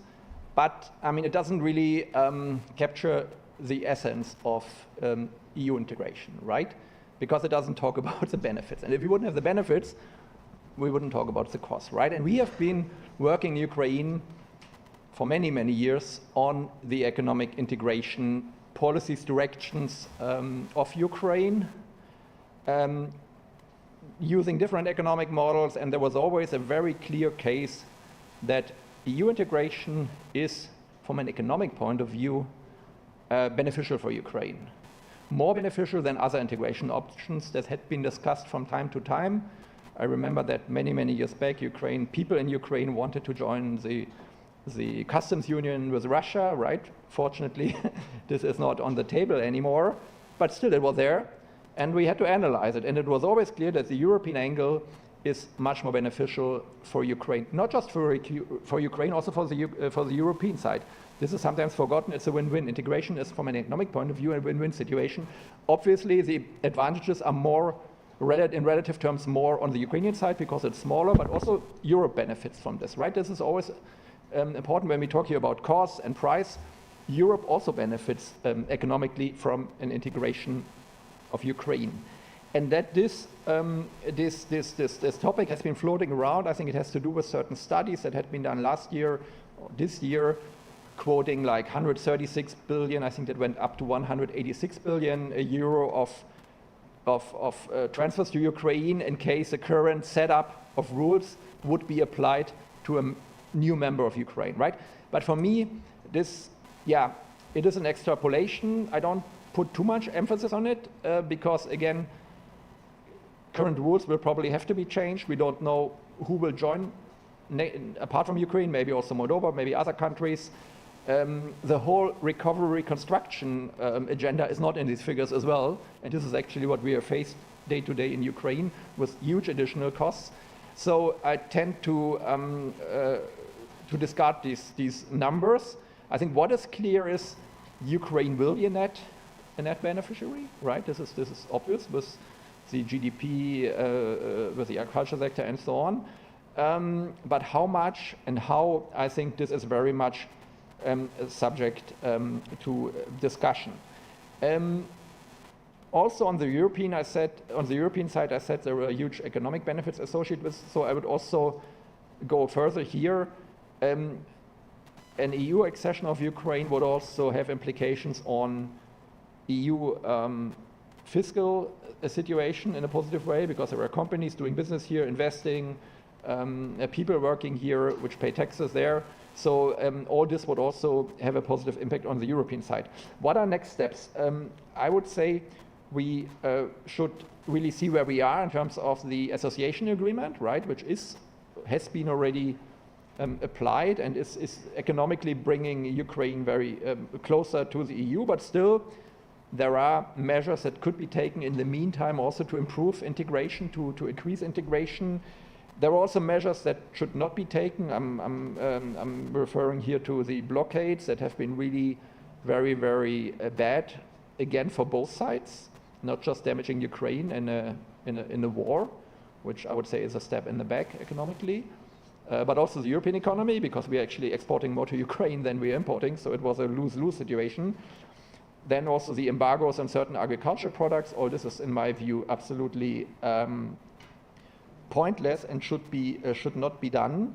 And then there are two more measures, and one has been taken. That's the autonomous trade measures that had been temporarily suspended after the war, then rolled over. So far till 25, I think June 25 is the time where Ukraine still can export without duties to the EU. This is good. That brings additional exports, we calculated about $3 billion on export revenue for Ukraine, which is important in the current situation. But it's a temporary measure, right? And the problem with temporary measures is always that investors, they don't really take it as a signal to invest, because if you know that something is only for next year, you don't take long-term decisions with investment, right? And a second measure, which I think is more relevant here, deeper integration, would be in the TBT, technical barriers to trade, and SPS, so sanitary and phytosanitary measures, that these will be removed. We also did calculations there that as a result of this, bilateral trade EU-Ukraine could be increased by $11 billion. 2/3 of this on the export side of Ukraine, so very beneficial again, and also more than $1 billion of tax revenue could be generated. So these are medium-term measures which, in parallel to the EU negotiations, should be conducted in order to improve the economic performance, resilience of Ukraine. Thank you very much. Now, Wojciech, your 5 minutes, please. Thank you also for Aliona and her whole New York team for having me today. No doubt that Ukrainian accession will be the most challenging since 2004 Big Bang enlargement, when 10 Central European mostly countries joined. I have 3 quick points which I would like to stop for a while. First, some numbers. When Ukraine joined the EU, it will be the biggest enlargement, the accession of the biggest country in Europe just after France. It will be also an accession of the poorest European country, which will obviously impact the EU budget. And think about those numbers. Ukraine's GDP per capita before the invasion was around 20% lower than Bulgaria's GDP when Bulgaria joined the EU in 2007.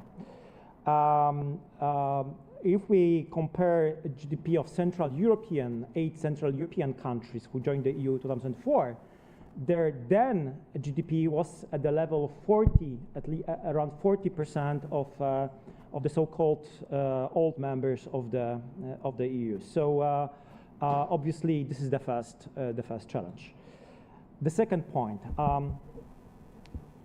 the EU is definitely not only about money, but whether we like it or not, there is a perception from the societies and political elite that EU is also about money. So let's try to very quickly think about what Ukraine as an EU member would mean for the community. So around 20% of Ukrainian agricultural land are Ukrainian land. So as a consequence, Ukrainian being a EU member will become the largest beneficiary from the common agricultural policy. Ukraine low GDP would mean that the country will also become the biggest recipients of the cohesion funds. So we are talking about around CAP and cohesion funds. It's more than 80% of the EU budget. We don't have too many studies yet assessing impact on EU budget from accession of Ukraine. It's probably too early to say, but I would like to quote some numbers from the study published just this spring by Brussels-based Bruegel, which I think is important also because it was written by a couple of economists, prominent economists, some of them from Central Europe. So according to the study, the net cost of Ukraine's EU membership in 7 years financial perspective would amount to 136 billion, which mean less than 20 billion euro per year. This is just 0.13 of EU GDP. This assessment obviously does not cover funds for Ukraine post-war reconstruction and recovery. This is obviously a very different discussion. So let's ask the question now: is this 166 billion euro, is it much or not so much? This is equivalent of total EU payment for all seven or eight Central European countries, and this perspective 2021, 2027. In last 2 decades, Poland received from EU budget funds worth 166 billion euro. So it's around 8 billion euro per year. According to this, very interesting Bruegel study, Ukraine being the EU member would also mean, this is very important, just very small reduction of net payment for Central European countries. And again, the last data from the Bruegel study in regards to the net payers, they would need to contribute, I'm talking about the most richest countries of the EU, they would need to contribute to the EU budget 0.1% of their GDP more that they are paying now. And the very last point, which I think is probably the most important in what I'm saying now. This is the attitude from the European Union societies towards Ukraine accession, and not only Ukraine accession, also Western Balkans and Moldova and Georgia accession. I believe that there is an urgent need for changing the EU society's approach toward the financial dimension of their country's membership, because we have like two narratives from Central European governments. There is a widespread belief in the societies that membership in the EU is about funds. Yes, the funds we are still getting from the EU, and when we are talking about the EU 15, so the so-called old members, there is also belief that they're paying too much. So the EU is also about money. Obviously, the EU is not only about money. The EU is our beneficiary from being a member of a common market. This is a boost for not only economies from the Central European countries, but also boost for German or French economies. This is Schengen zone. Those are common endeavors in a time of crisis, like for example during the pandemic time, and now when we have flood in Central Europe, Austria and Germany. So in this regards, the EU is also very helpful. So to sum up, we need an honest discussion inside the EU about cost, but also mostly benefits of Ukraine accession to the EU. And last but not least, I think that we should also, in an honest way, explain to the societies that the EU is, as it was constructed at the beginning, is a value-based project. And this, if you want, a mission, yes? So without Ukraine, it's my belief, but I'm sure it's not only my belief, that the EU construction without Ukraine will not be completed. Thank you. Thank you very much. And now, Sorin, please, floor is yours. Your 5 minutes. Thank you very much. Since we are chronically in shortage of time, I will start from the question of how much does it cost? And my short answer is we have no clue. In Brussels as well, or primarily in Brussels, because there are a lot of known unknowns, like the needed reform of the common agricultural policy in order to have EU 35, which means in 10 years from now, 2035, to have an EU with 35 members, including Ukraine, Moldova, and the Western Balkans. And it is pretty obvious that you need to change the rules of the game in order to have such an Europe possible. Now, the longest version of my answer to this is that we know some things, and there are estimates that circulate. Wojciech mentioned some. There are some confidential papers that circulated inside the European Council. In a democracy, confidential papers have the role to be leaked, actually, and they go to us, and they go to you. And we have these estimates that the EU 35 will mean an increase of population of about 15%, not much in the terms of GDP because these places are poorer, but on the current rules of structural funds, and especially common agricultural policy, it would mean an increase of the budget of 25%.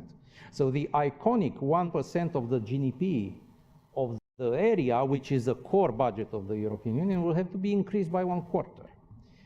Now, anybody who is familiar with the politics today in Europe knows that this is not politically possible. So there had to be adjustments to the rules of the game. And it is clear the common agricultural policy cannot continue on the current rules. It's been in discussion for decades. It is a question whether the common agricultural policy of today is a source of competitiveness of Europe, of uncompetitiveness of Europe. And I saw how smartly it was avoided in many, many reports, including in the Draghi report. It's been decades ago when it was created, it was a price support mechanism. And it worked. It means that it protected the European farmers from price fluctuations, and it created a market which is highly protected against the rest of the world. Do we want to continue with this? Is it possible to continue with this? To feed up 1/3 of the budget of the EU to 3% of the population of the EU, the farmers, an incredibly powerful lobby, which are solidly middle class today, so it's not an anti-poverty policy. And can you compare such farmers from Western Europe to the farmers of Ukraine and apply the same policies? Obviously not. How it will change is an unknown, because there will be national policies, this lobby will work in many countries, and we don't know in what direction things will. But the best illustration of the paradox of this policy was last summer in the so-called grain crisis, you know, Ukrainian grain crisis, when they started to ship grains through Poland, through Slovakia, through Romania, and there were protests at the border, you know. But nobody, during the months of reporting, and a lot of fake news around the real problem, nobody in the media, at least in my country, Romania, asked the obvious question: how come that a ton of cereals from Ukraine brought to Romania, to the harbor of Constanța in a roundabout way 1,000 kilometers by truck, passing through borders, days of delay, is in the harbor of Constanța still cheaper than the same ton of grains brought from 50 kilometers away inside Romania to the harbor of Constanța? Why? Why is this? Is this a sustainable policy? Is it due to the common agricultural policy? Is this a more complex reality going on there? So we should start from here, actually, because in 10 years from now, this reality cannot change. Energy. Again, a core policy of the EU today, the green agenda, we started with big ambitions, now we're making a little bit of steps back. We'll have to see how the agenda will change. If we learn one thing from Ukraine in these years of war, is how important it is to rethink the energy production, to decentralize it, to have networking, to have decentralized production, especially on electricity. And we have to look back into the EU and ask ourselves, is that an integrated market? Do we really have a European Transelectrica, which means a common market, not with the powerful nation regulators of today, where you can trade electricity freely and adjust and build resilience through redundancy sometimes? Look how difficult it is today to trade energy even between France and Spain. Look at the big price differentials between the EU member states, and let's ask ourselves, what can we learn from Ukraine actually, and in what way the integration of Ukraine and the other countries can be an impetus to finalize reforms which we should have finalized in the EU years or decades ago, and these unfinished discussions, you know, were postponed because it's really politically painful to reform Europe from inside. And I can just mention one more thing, which is rule of law, anti-corruption, money laundering.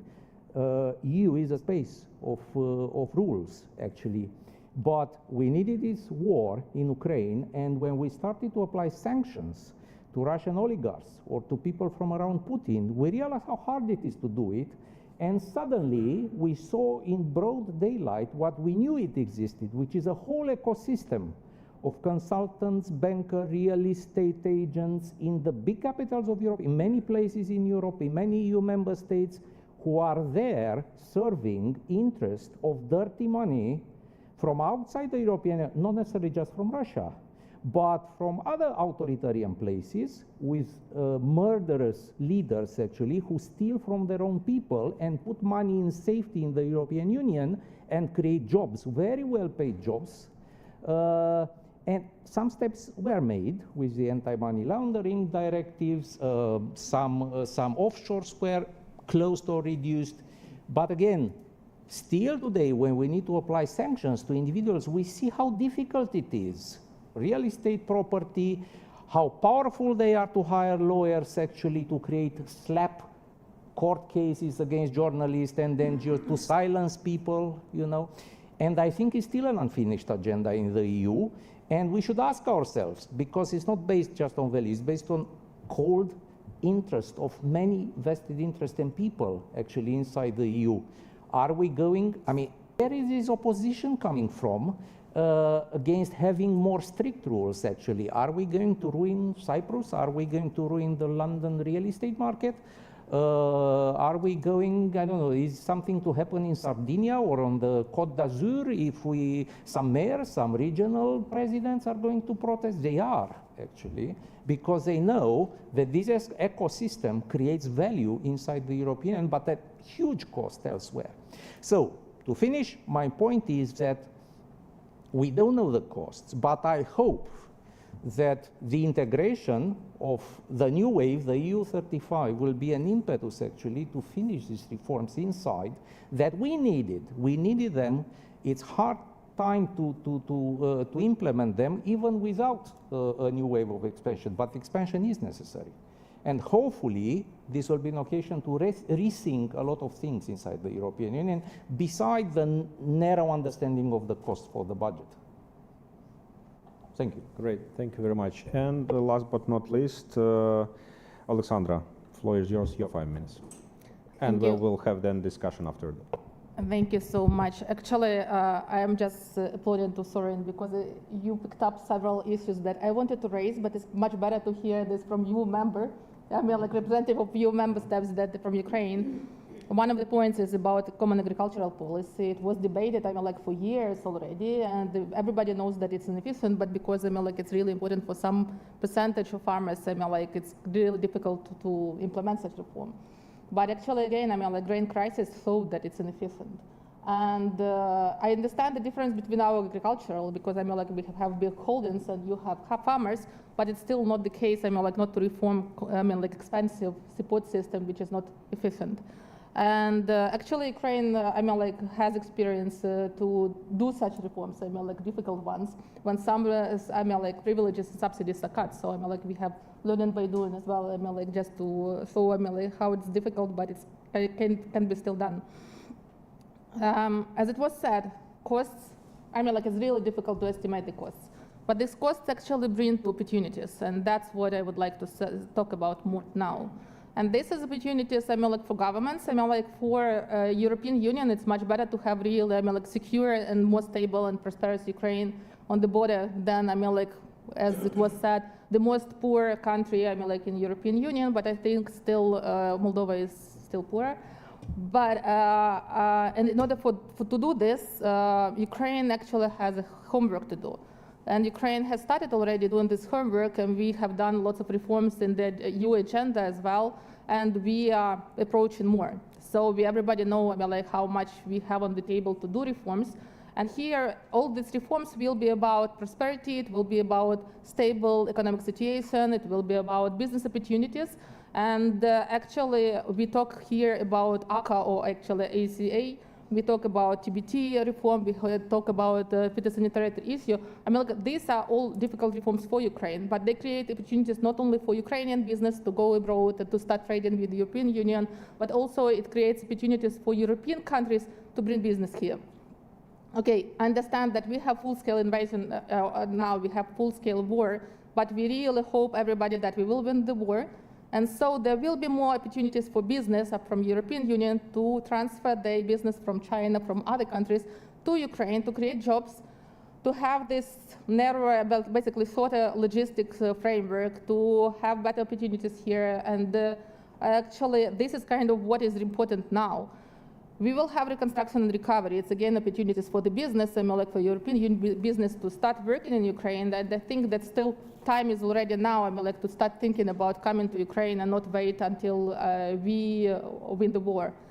And when we talk about these opportunities, it's also, like we talk about agriculture, but we also talk about food processing. So like we all know that Ukraine exports a lot of raw materials. And we really want, like, more to be produced in Ukraine. That's why some reforms, like technical regulation standards, etc., and actually this ACA is important for Ukraine, so that business from European Union can come here to start working with according to the standards which are already used in the European Union, and that's why the government pushes these reforms and business supports them, and experts, as we do, we also support these reforms.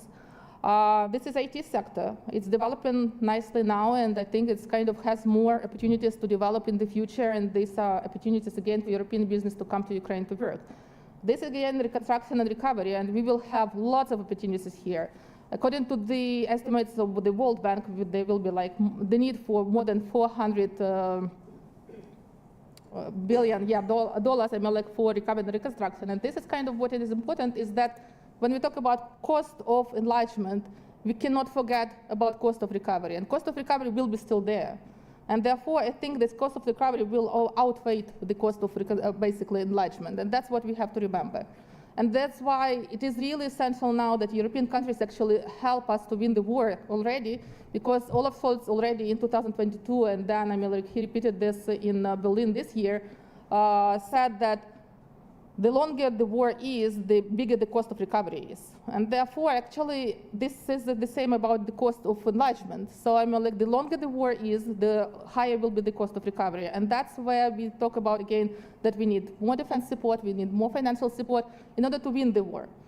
And so actually, like we still come to the point that we still have to win the war. During this time, we have to do reforms, and this is kind of a challenge that none other country faced actually before. And also, what we really need is just learning by doing, like how other countries did. I remember 2009 when we were really surprised when Polish economy didn't fall down, like during this world economic crisis. And it was the reason was that Poland did really good in using funds from structural funds. And that's what we have to learn also, like how to use these funds, what should be the priorities, and where we should kind of apply the funds, because there are many different opportunities there. We have to talk about logistics as well. This is another area of actually cooperation between our countries and especially neighboring countries. We have to invest more in railways, we have to invest more in roads, and this is kind of something that not only Ukraine will benefit, but also like our neighboring countries. And that's actually, again, about opportunities. So we are not kind of, yes, probably we will receive more, and actually not probably, but like really likely from cohesion fund, but actually, like we will have more from other structural funds, but also we will create opportunities for people, like who live nearby in other countries, for businesses. And I think this kind of private interest should be something that should be also debated and communicated in European countries. Not like only, like to talk to population, because like which has this myth that it will be expensive, they will lose some money, they will become poorer or something like that. But this is kind of about business opportunities, about kind of what the business can receive from Ukraine and how it should be incorporated is really important. And the last point here, when we talk about business, is that I really believe that currently now there is a time like for investment as well. And that's where we come to the point of this war risk insurance, and that it should be actually allowed to be used not only, for example, for Polish companies or for German companies, etc., but also for joint ventures.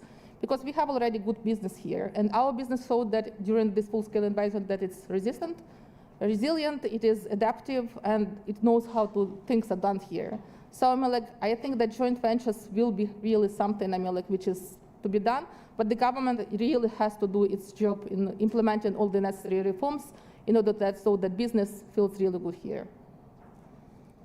Thank you very much. Thank you to all the speakers for being really disciplined. This gives us 15 minutes for the discussion. Great. So please raise your hands to signal that you have questions or comments.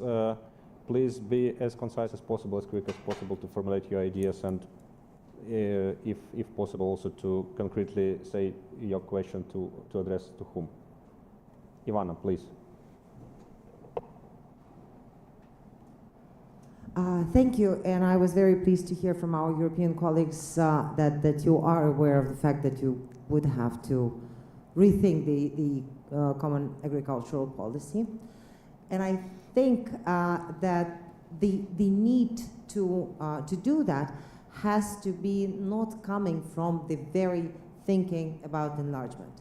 And how to change, so my question is, how to change the tide of that discussion so that this need comes not because of the threat, quote and unquote, of Ukrainian agriculture, but it comes from the very understanding that the competitiveness of today's common agricultural policy is not enough.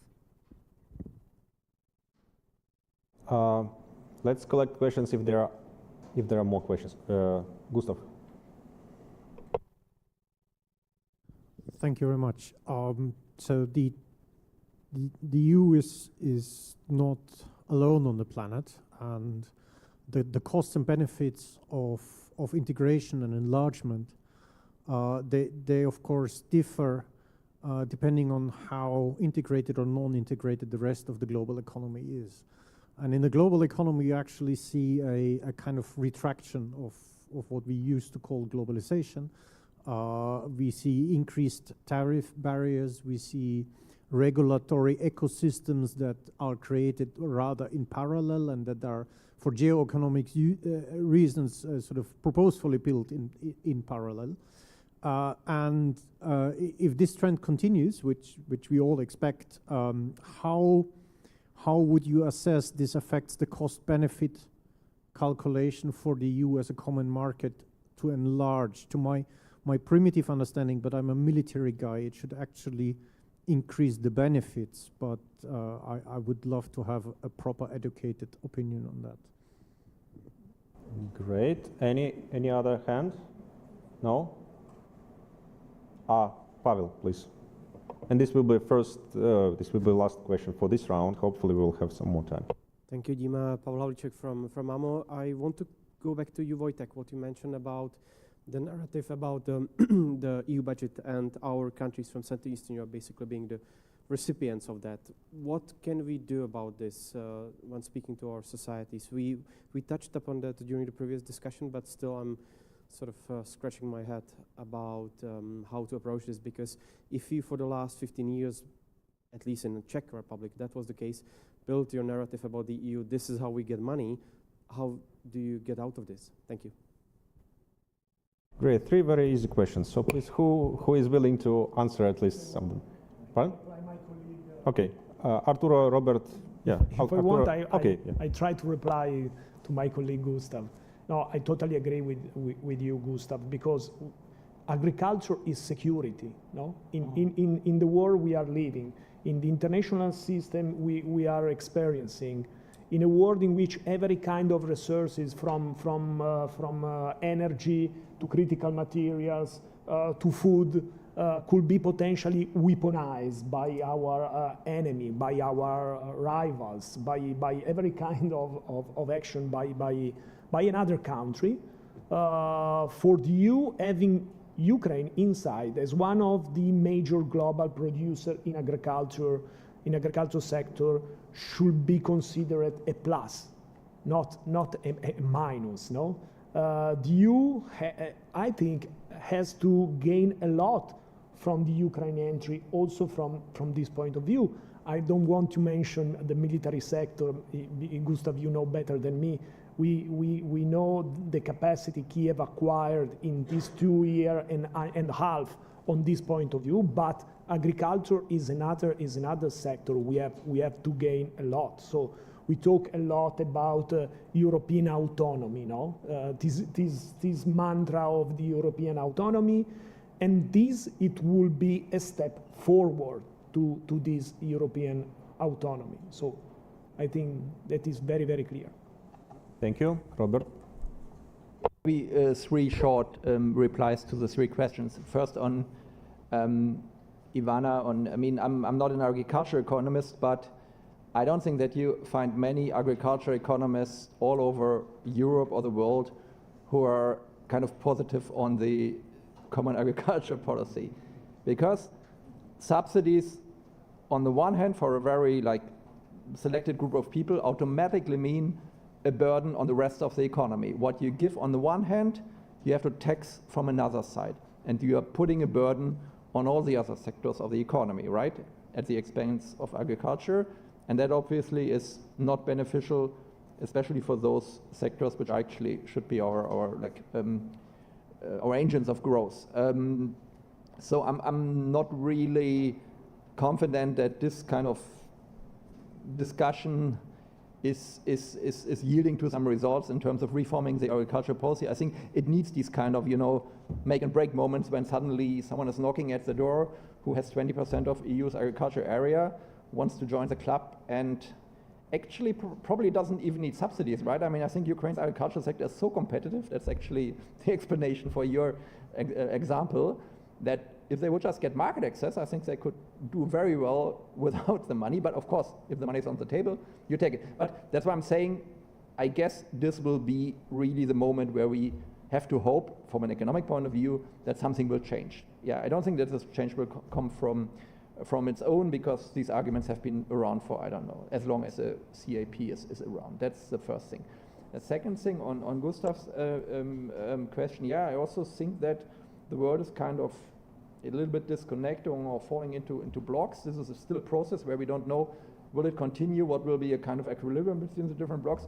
But yeah, I would also say Ukraine and all the other candidate countries, they will eventually help us to be more competitive. They bring in, not just in agriculture, but also in tech, in defense probably, many dynamic enterprises which will follow our rules, because that's the idea, right? They're joining our set of institutions and rules, and not the others. And the last question on the story, especially in the new EU members, on moving from a net beneficiary to a net payer. Okay, as a German, hard to say. We have been always, I think, traditionally net payer. We never said we want our money back. Obviously, there are also political limits, but I think the key story you have to tell your population is, when you started joining the EU, I mean, you were also a low-income country, right? And the EU helped you really to become richer. And I think there is really a clear causal relationship between being a EU member, getting money, but also getting the rule of law, getting the institutions up, and seeing it in your pockets over time. And I mean, I've been to Poland in the 90s and now, and I see the difference. And I do think it has to do with the EU, and I do think in all the other countries it's similar. And then it takes some sort of, convincing your taxpayer, your voters, that now you have to at some point also give something back to others who are now in the queue, like Ukraine, and have a right to experience the same positive development. I think that's the story in a nutshell, but I agree it's it's not easy to tell, probably. Try to combine your Ivana question and Pavel's question. Definitely, without the future accession of Ukraine and other country, European Union will have to change domestically. We know that we face many problems and challenges, and I would say that taking into account the recent Draghi report, that we are able to formulate diagnosis of our domestic problems and weakness, but the problem are solutions. So, there are constant discussions, never-ending discussions about the solutions, and I think this is the most tricky, the most difficult thing, to find those solutions in the club of 27. I think that we should not change the treaties. It will be like a nightmare to open the treaties, but definitely common agricultural policy and many other dimensions of the EU would have to be reformed without the accession. Your Pavel's question, I think that we need a change from a political narrative from the politicians, especially, not only Central Europe, but especially Central Europe. The impact of being a member of the EU, if you take the state of Polish or Romanian economy 20 years ago, And today, like, this is the best advertisement of the European integration. We don't need any other. Polish GDP in 2024 was around 200 billion euro. Today is more than 800, yes, so 4 times bigger. We should prepare ourselves, we in Poland, you in Czech Republic, you in Romania, that we will become rather sooner than later a net payers. Not in the next financial perspective, but perhaps the next one, yes? So we should, our politicians, our government should change the language they're speaking to their own societies. Because what I heard as a voter is that European Union equals funds. No, this is not true. So we have to change the way we are treating the European Union. Also, if you take all the challenges, not only our uncompetitiveness as the European Union, but also the growth of the populist party. Look what's happening in eastern part of Germany. We have like almost half of the voters voted for anti-European parties, AfD and Sarah Wagenknecht party. So we have this rise of the populistic party around.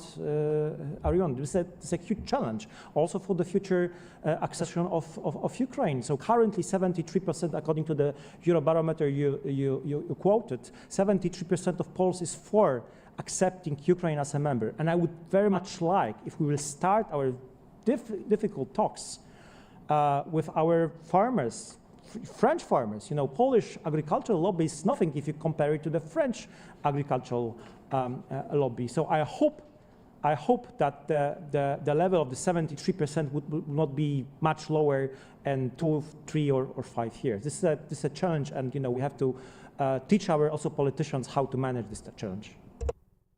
Thank you. And Sorin and Alexandra, just please be very quick, because as I understand, we need to wrap up. I think the most important issue is the one raised by Pavel, actually. So how do we deal with the political discourse, especially in the new member states, because we are from there, after 30 years in which European Union was conceived as a place where the money comes from. In our countries, in political speaking, discourse, parties, leaders were formed around this notion, actually. And now you get to a moment when you become net contributor. We just published a report in Romania this spring, and our estimate is in a few years, at least one region, developed region, NUTS 2 region of Romania, will become net contributor. Now, this is a shock in thinking, and it's not a problem of knowledge for politicians, because they know what we know. The problem is for them to accept that and to put it out to the public, because in the words of Juncker, we'll know some things, but we don't know how to say to the public and still win elections. And that's the problem. They are not stupid. Now, we should change that. I mean, who are we? We are non-government people. I never worked in a public institution. There's a small think tank in Romania. We try to contribute to critical thinking in public and to a certain degree of common sense in the public discourse to accept these realities which are in front. What does it mean, competitiveness in Europe, in the light of the Draghi report and the additional dimensions which are not in the report?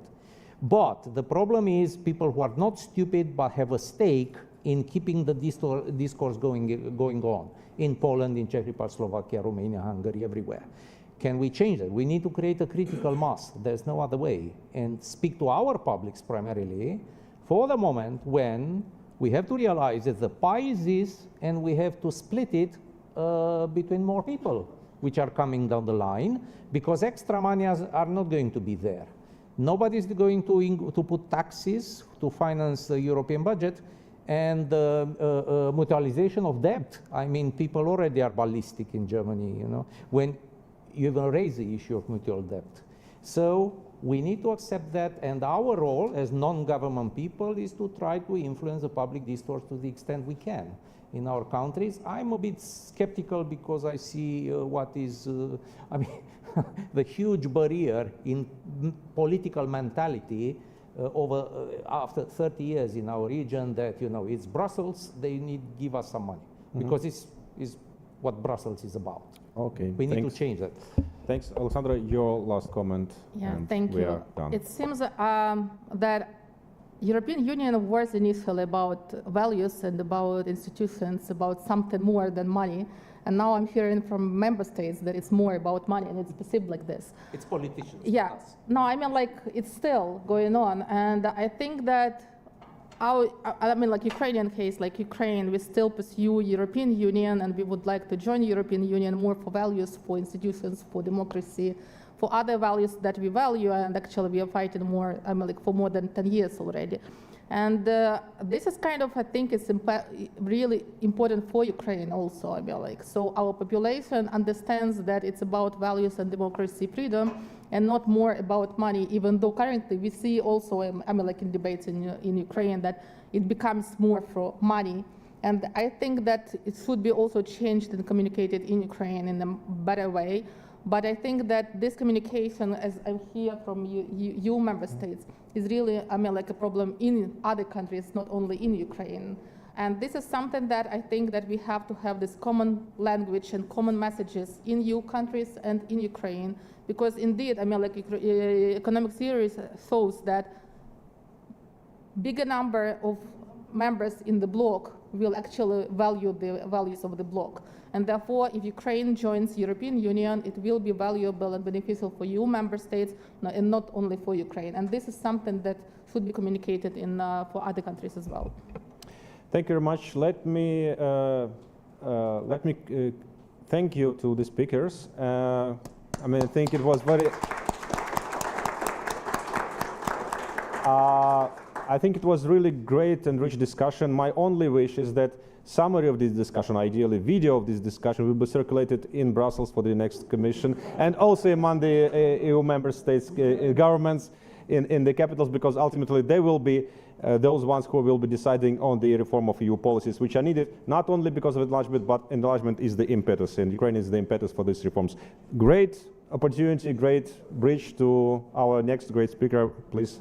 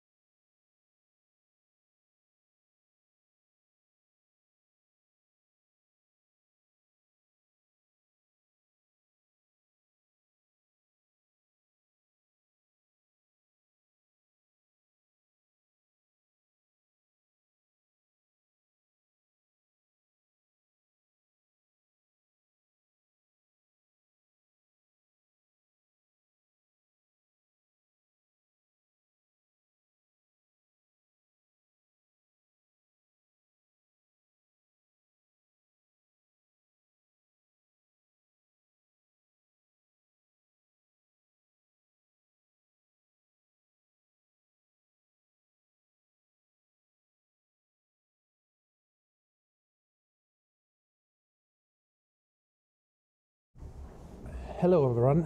Let's crack on immediately. We have a VIP in the room, and it's not me, but rather a minister, probably one of the most important ministers when it comes to talking to this. Please welcome on stage Olga Stefanishina, Minister of Justice, Euro-Atlantic Integration, Hello.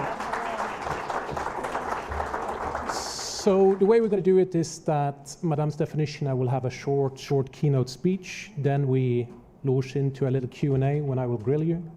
But I would also like to open up a little bit of time for questions from the audience as well. I know that you need to be somewhere else at 4 o'clock, so we have about... handling it, so maybe I will have more time. Yes, so Madam Stefanishina, let's start immediately, and then we go into the conversation. Well, thank you so much. We just briefly reflected with the Madam Director of the New Europe Center with the land that it's already a third accession forum which we conduct while the war continues to rage on across our territory, and it's very important that every year we mark a new very important stage of decisions taken in that regard. And probably for me it's very important to understand that we had a very vibrant civil society born or reborn after the revolution of dignity, and this has been the major driver and the watchdog of every transformation in our country. And long before the accession forum has been started, there was an association forum, and it has been building a strong ties between all the other countries of Eastern Europe who were in this process, but we would never be ambitious enough to imagine ourselves being a country leading behind the old enlargement, and a country which has revived the enlargement policy as the new priority of European Union as such. This is something nobody would be able to dream of. So it's a great pleasure to have this discussion, and I'm just heading over from Brussels, where we have formally launched the accession process with the first meeting of delegations on the rule of law and human rights issues. And I'm extremely proud to lead the delegation of more than 300 officials from all the branches of power who have been working for 3 days in Brussels. And I already have a very positive feedbacks, which I will immediately transfer to Washington, where we will be working over the next weeks on the sidelines of the General Assembly meeting. So the process is running full speed, and I think the major driver of this process is Ukraine itself, as there is a combination of two major factors. We have been enormously proud of our country as a country which remained fully functional since the beginning of the full-scale war. So we not only withstood after the beginning of the aggression, but we also remained a fully administratively functional country. Every instrument of functioning of the state has remained effective. The banking sector, the financial sector, the administrative services, everything has been there. And we, building on that, we doubled our efforts in reform agenda, and we made a decision that wartime is the best time for politicians to deliver on the reforms. And war does not leave a room for discussions on why not. There's only one discussion: how do we have to deliver on the reform agenda to make the country as much prepared to the victory and post-war recovery and its membership to NATO, EU and NATO as we can. So that gives us the energy to be the major driver behind the accession. And that's why, of course, I never stop being curious of answering the question when Ukraine will become a member of the European Union. Yes, it could happen in 10 years, but there are so many things depend on us as well. And I think that Ukraine has the capacity and the commitment on our side, but also the momentum at the level of the European Union. All the EU leaders have understood that enlargement and making European Union bigger is the source of a geopolitical strength, and Ukraine not only as the energy of democracy and freedom could expand this, but also as a huge market beyond EU borders at this moment. And our geopolitical influence in the economic dimension has been vivid since the war started, with the global food crisis and all the effects we've seen with the blockade of ports and the restrictions Russia has imposed because of the war. So there is a source of strength and geopolitical influence which is produced by Ukraine's way to enlargement. Of course, we are looking forward to hear the same narrative from the newly formed European Commission. I was extremely happy to see many familiar faces in the Commission, people who have a strong political capital and strong backing of the member states and a strong understanding of Ukrainian file. And I'm really looking forward for the discussion in European Parliament, but also we are waiting for President von der Leyen to visit Ukraine soon. And I think that there will be much more to hear over the next weeks. Madam, you mentioned that you were in Brussels, where you had a very successful, I heard, screening meeting. Does that mean that you are 100% confident now that you will actually open a cluster during the Polish presidency next year? The short answer is yes. Why? because it's, of course, Polish presidency is the timeline. We're speaking about the first part of 2025. I think that the power of democracy, that there could be sort of political issues and statements, but the strong stand of President von der Leyen, as I can hear from her, and I'm sure I will hear tomorrow, is that this is a merit-based approach. And it's very hard to put a question mark behind the transformations and a commitment of Ukrainian side.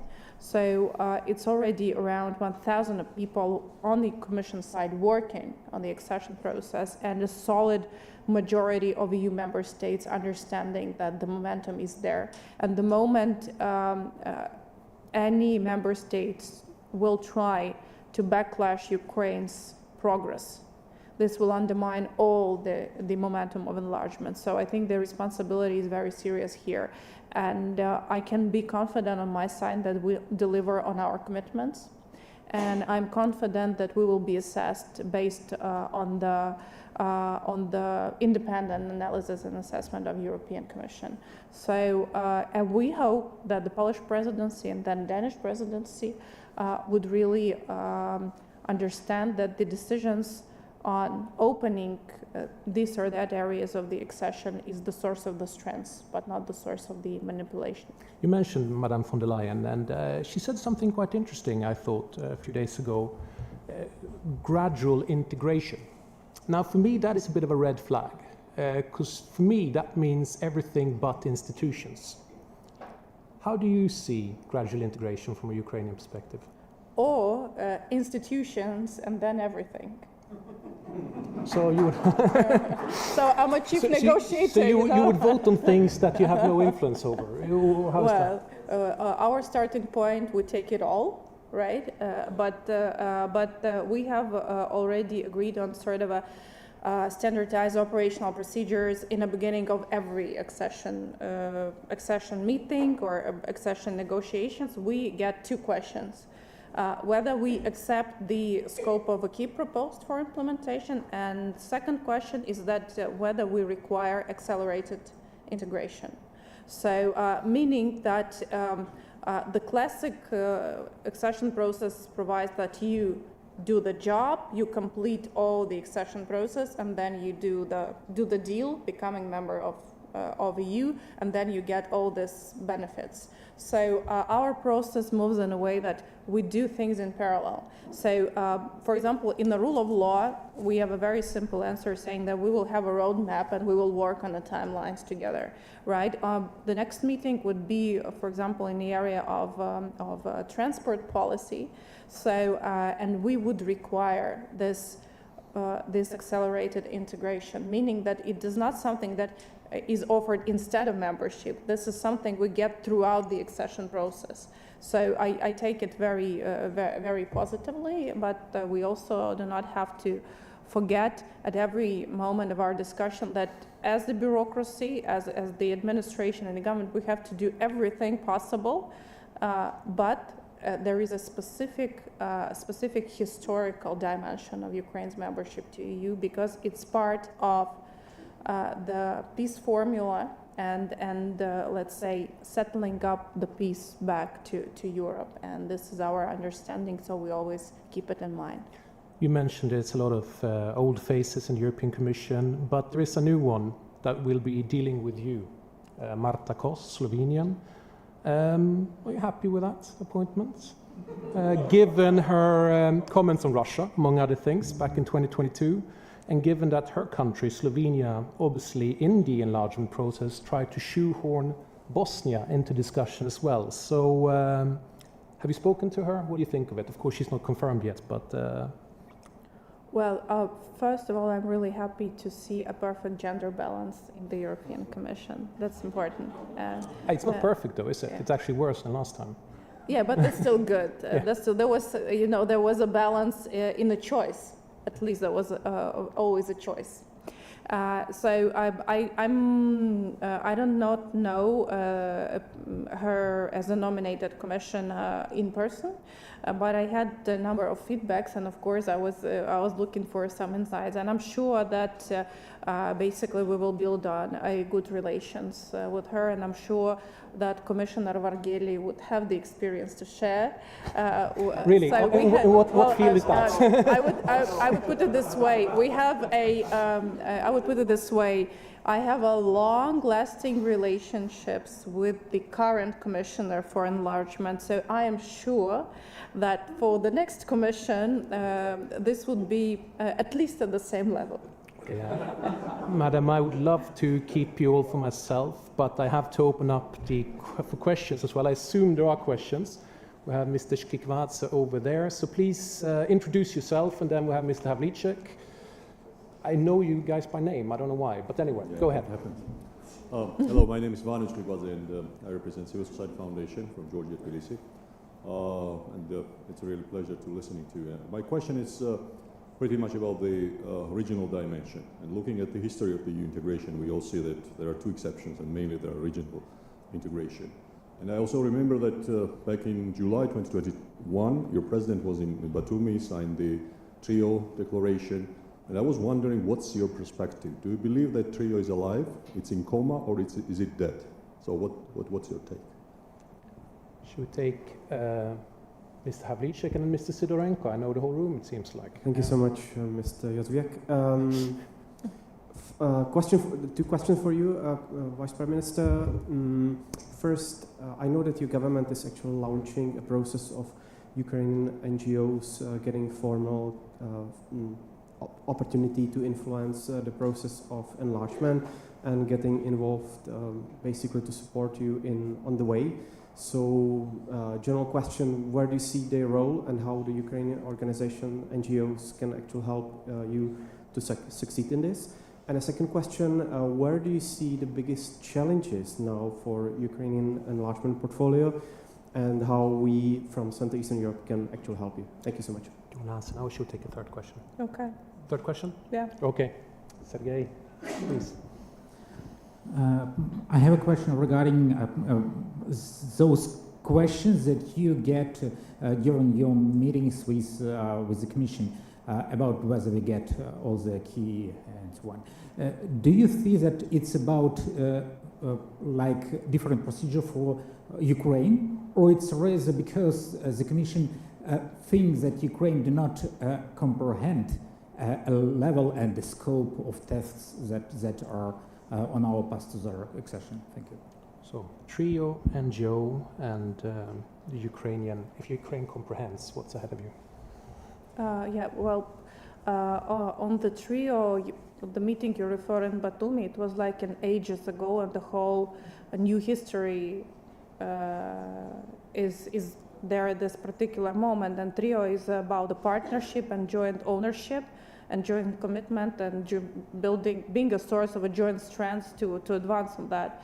And in that regard, we now have more than 3 countries. It's like all the enlargement countries. It's also Western Balkan. It's Georgia, who has been granted a candidate status. It's Moldova, and with Moldova we are going like hand in hand, both on the calendar but also on the set of the political decisions. So I mean, it's all the enlargement right now, and it's not the race, it's not the competition. It's a joint work which should be successful, and there are like bigger players, there are smaller players, there are stronger players, there are less, strong players.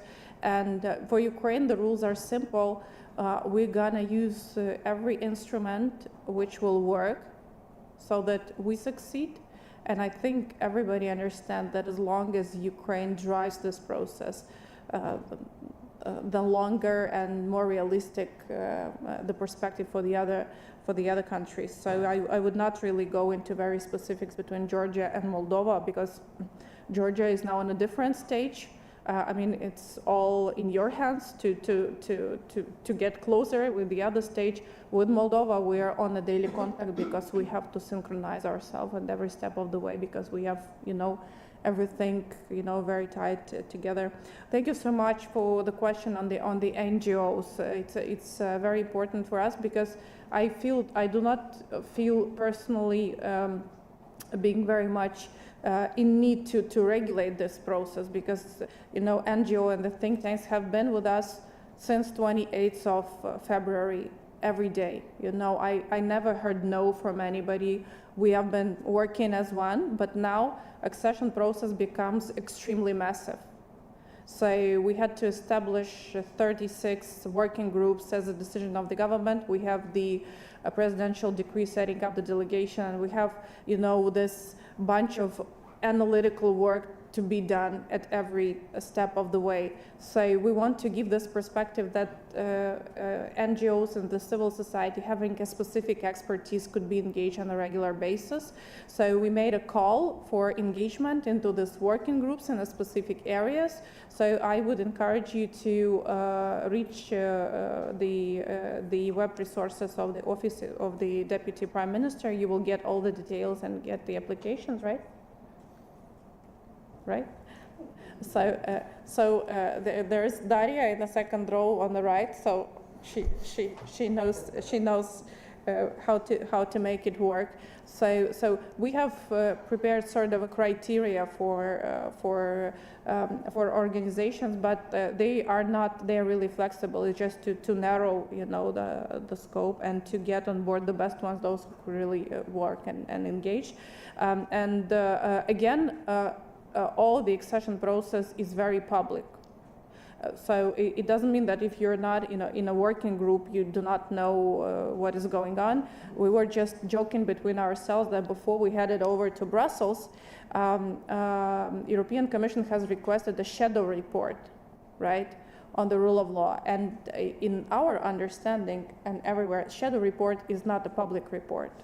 Like nobody even knows that the shadow report has been requested or even been prepared, but not in Ukraine. In Ukraine, shadow report has been not only prepared and everybody informed that there was a request for a shadow. It was published, and there was, a weeks of events are taking place now around Ukraine presenting this secret shadow report, which was never supposed to be public. So I mean, it's all very open, but we want to have civil society and the expert community in a group for a daily job.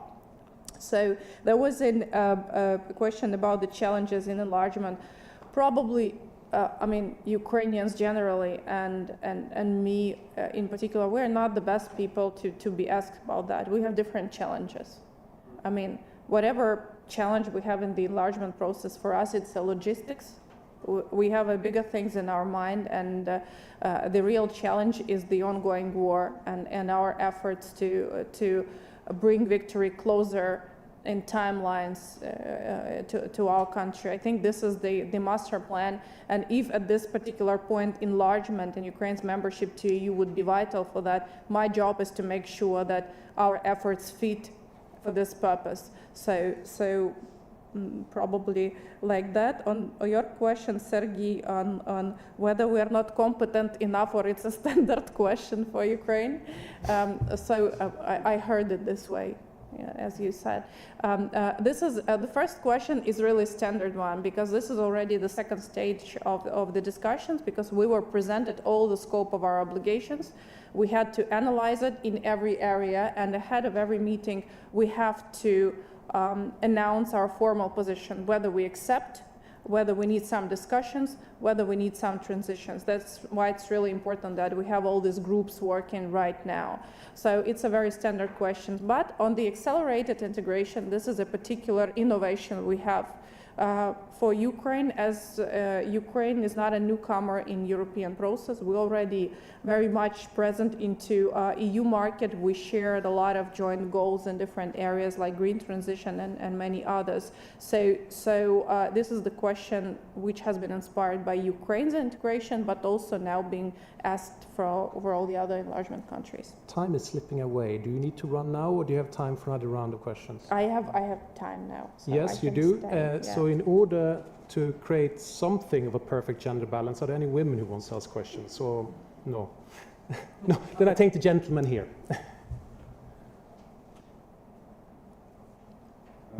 First of all, thank you very much for openness and very professional approach to this topic. I have a question which is rather sensitive. I represent many business entities which are our clients. I'm from business now.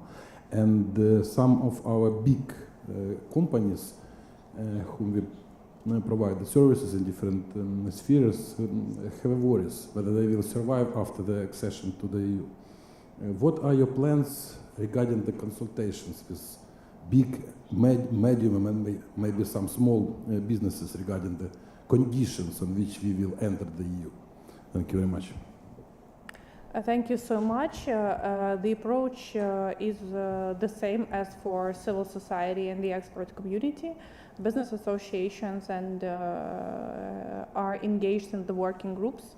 So we cannot really take into account every single wish list from every bigger or smaller company, but all the big and small and medium size Ukrainian companies, they are in different associations.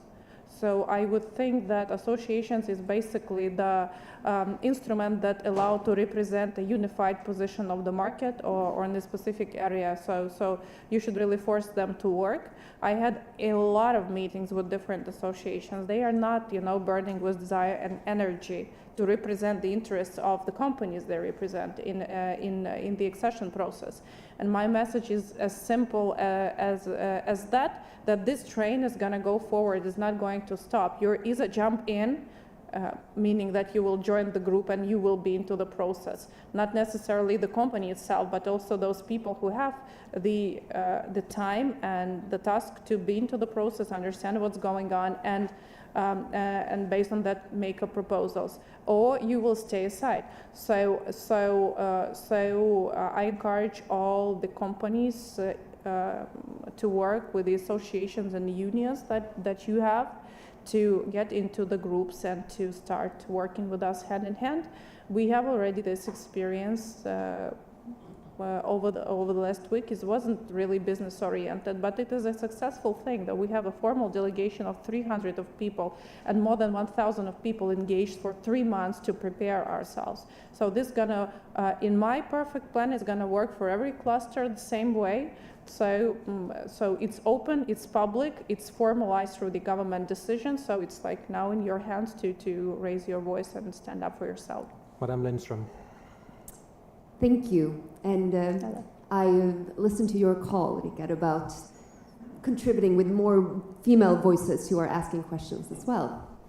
So my name is Clara Lindström, and I come from the Stockholm Center for Eastern European Studies. And I was really struck by your remark in the end, Madame, that this is key for the overarching purpose of victory. And in a way, what you said there is that the EU accession negotiations, that also has a security dimension. And that reminded me of a question from my Finnish colleague, Sinikka, here earlier this morning, about the important narrative of not having EU accession as one strand, and then security or military issues and NATO on the other, but to really see that security is a part of the EU accession process. So what is your approach to the security aspects of EU enlargement, and how are you working to emphasize this story to other European stakeholders? Thank you so much. I think I hear more and more, I hear from the different European capitals that European Union should demand Ukraine's membership to NATO. It's European Union should demand Ukraine's membership to NATO because it's about security. And I think this voice sounds to me louder and louder from different capitals and from different ministers. That gives me many signals, but one of the signals that Ukraine's accession to EU is real. So it's real, and it's not such a distant perspective like 8 to 10 years, because things are really happening fast.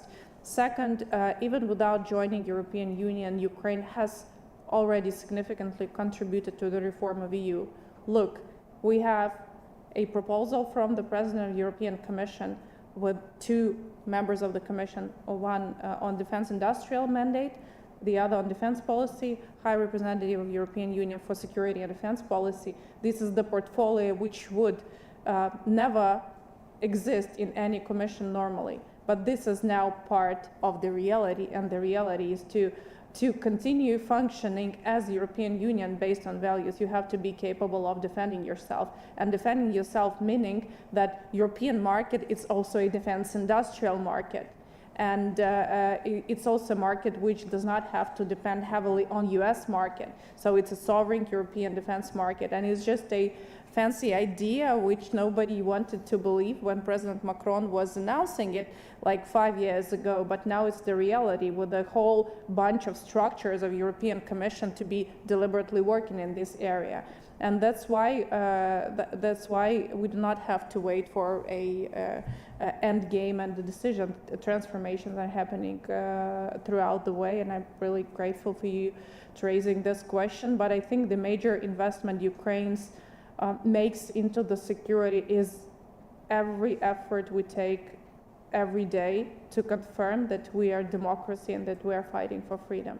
It's not taken for granted. It's not only Ukrainian armed forces who fight for sovereign Europe, it's also us politicians from government and from parliament who have to confirm that Ukrainian armed forces are standing for the values and that we do the necessary amount of decisions that these values are enshrined deeper in our functioning state. And this is part of my new mandate as a Minister of Justice, in fact. And I think this was one of the decisions also to show the signal that it is important for a country, that the rule of law and the human rights are the backbone of our country's functioning.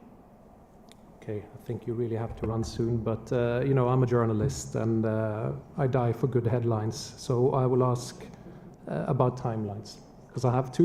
So, Madame Stefanishina, when is Ukraine a member of the EU?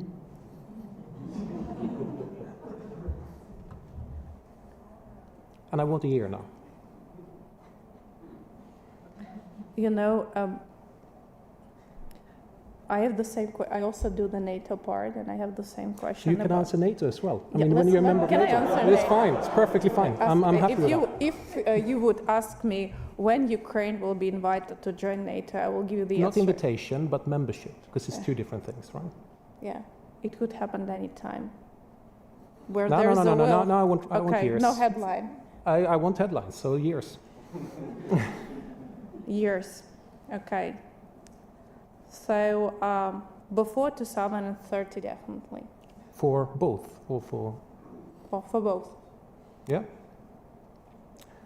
And with that happy prognosis, I thank you very much. It's been illuminating. Thank you. Please, a big applause for Madame Stefanishina.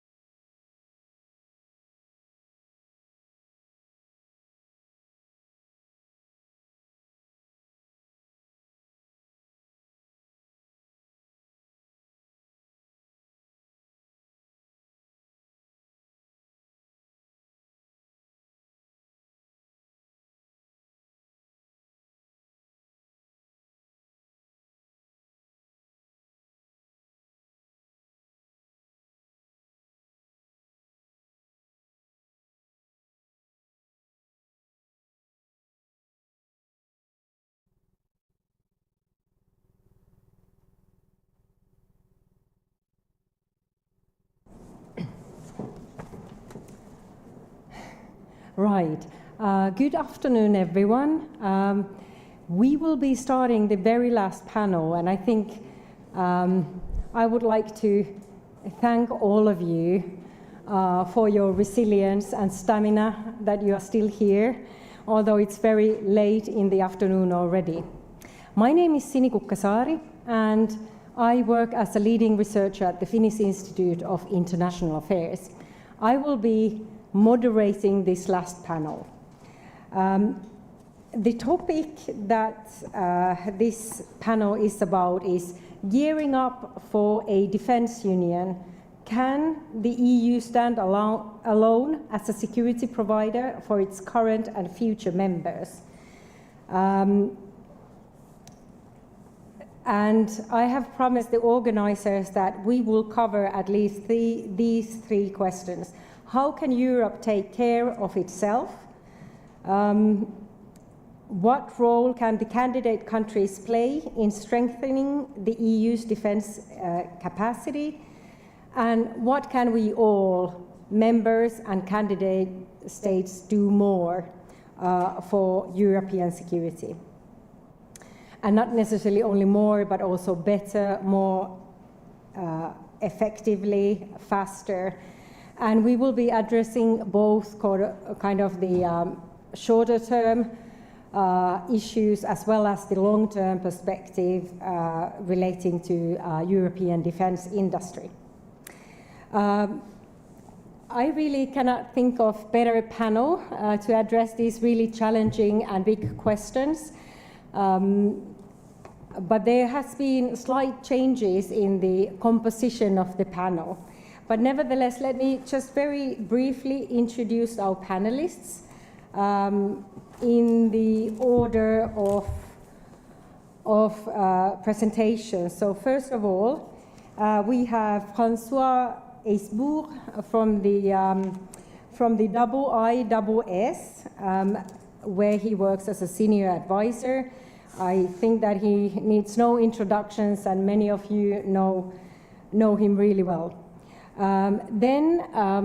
After François, we will be having Michael Zinkanel, who is the director of the Austrian Institute for Europe and Security Policy.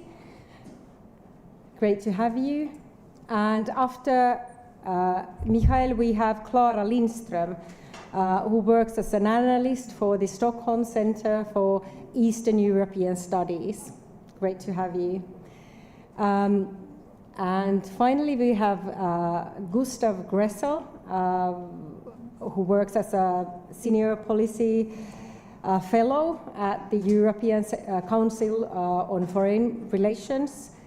And finally, I would like to thank especially Leo Litra, who stepped in because unfortunately Svitlana Zalichuk could not make it to the panel as there are some weather-related problems in Poland, but you know, I cannot think of better substitute than Leo, who has written extensively on these very topics. So thank you, Leo, for stepping in.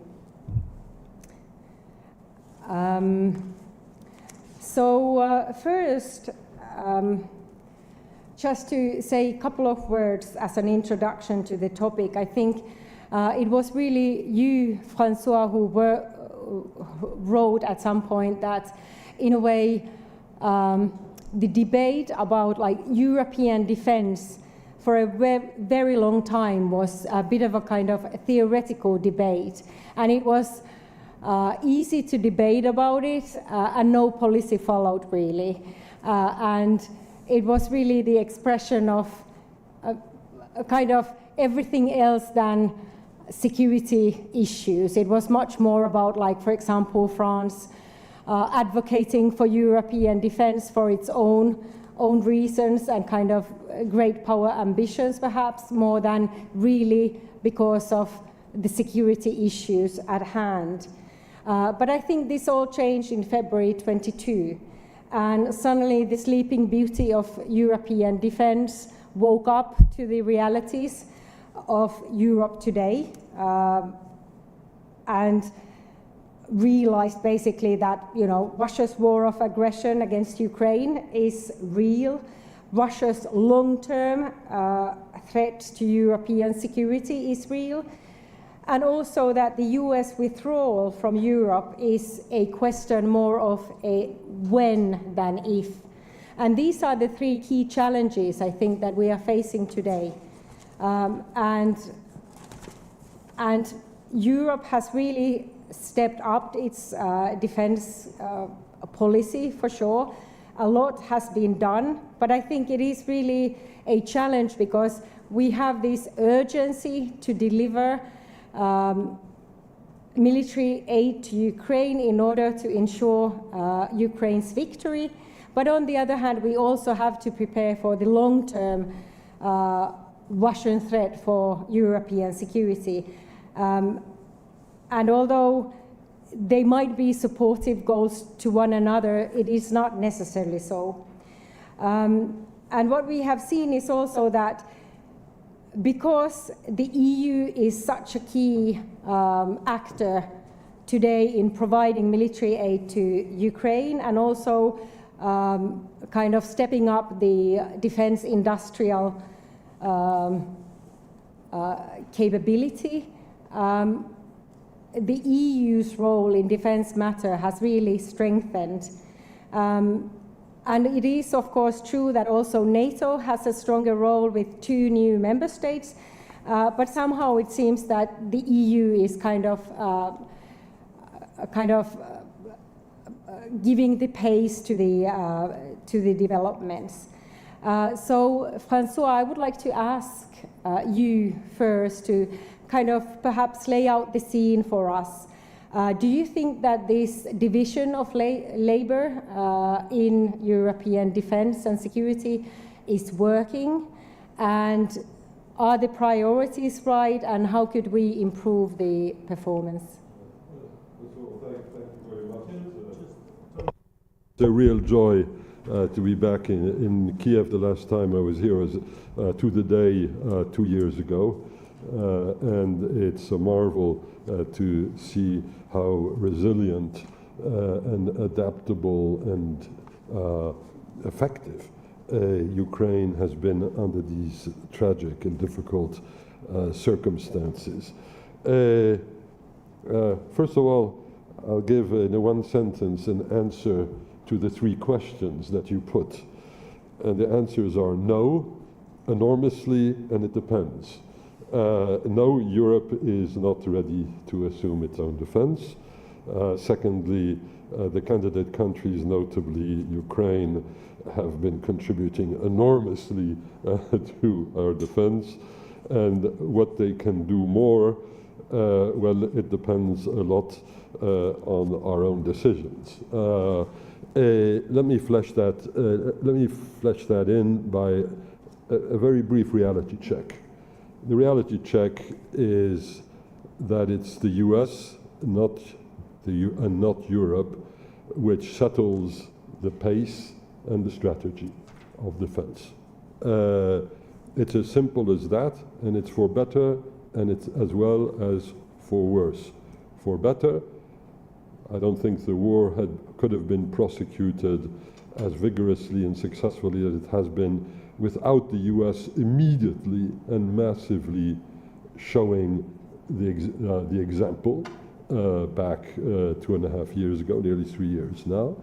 And for that, we all need to thank our American friends. And I say American because one tends to conflate NATO and the US. One of the paradoxes in the current war is that NATO as such, as an institution, is not actually terribly present. It is the US and its allies working on the basis of their acquis atlantique, if I can put it that way. And of course, for worse, 3 issues. One which you mentioned, which was the American Indo-Pacific drift. There is little that we can do about that. I think it's a fact of life. And it's going to happen more or less quickly, depending on who gets elected or doesn't get elected and so on. Second issue is self-deterrence, which the US, in a way, has managed to impose on its own allies.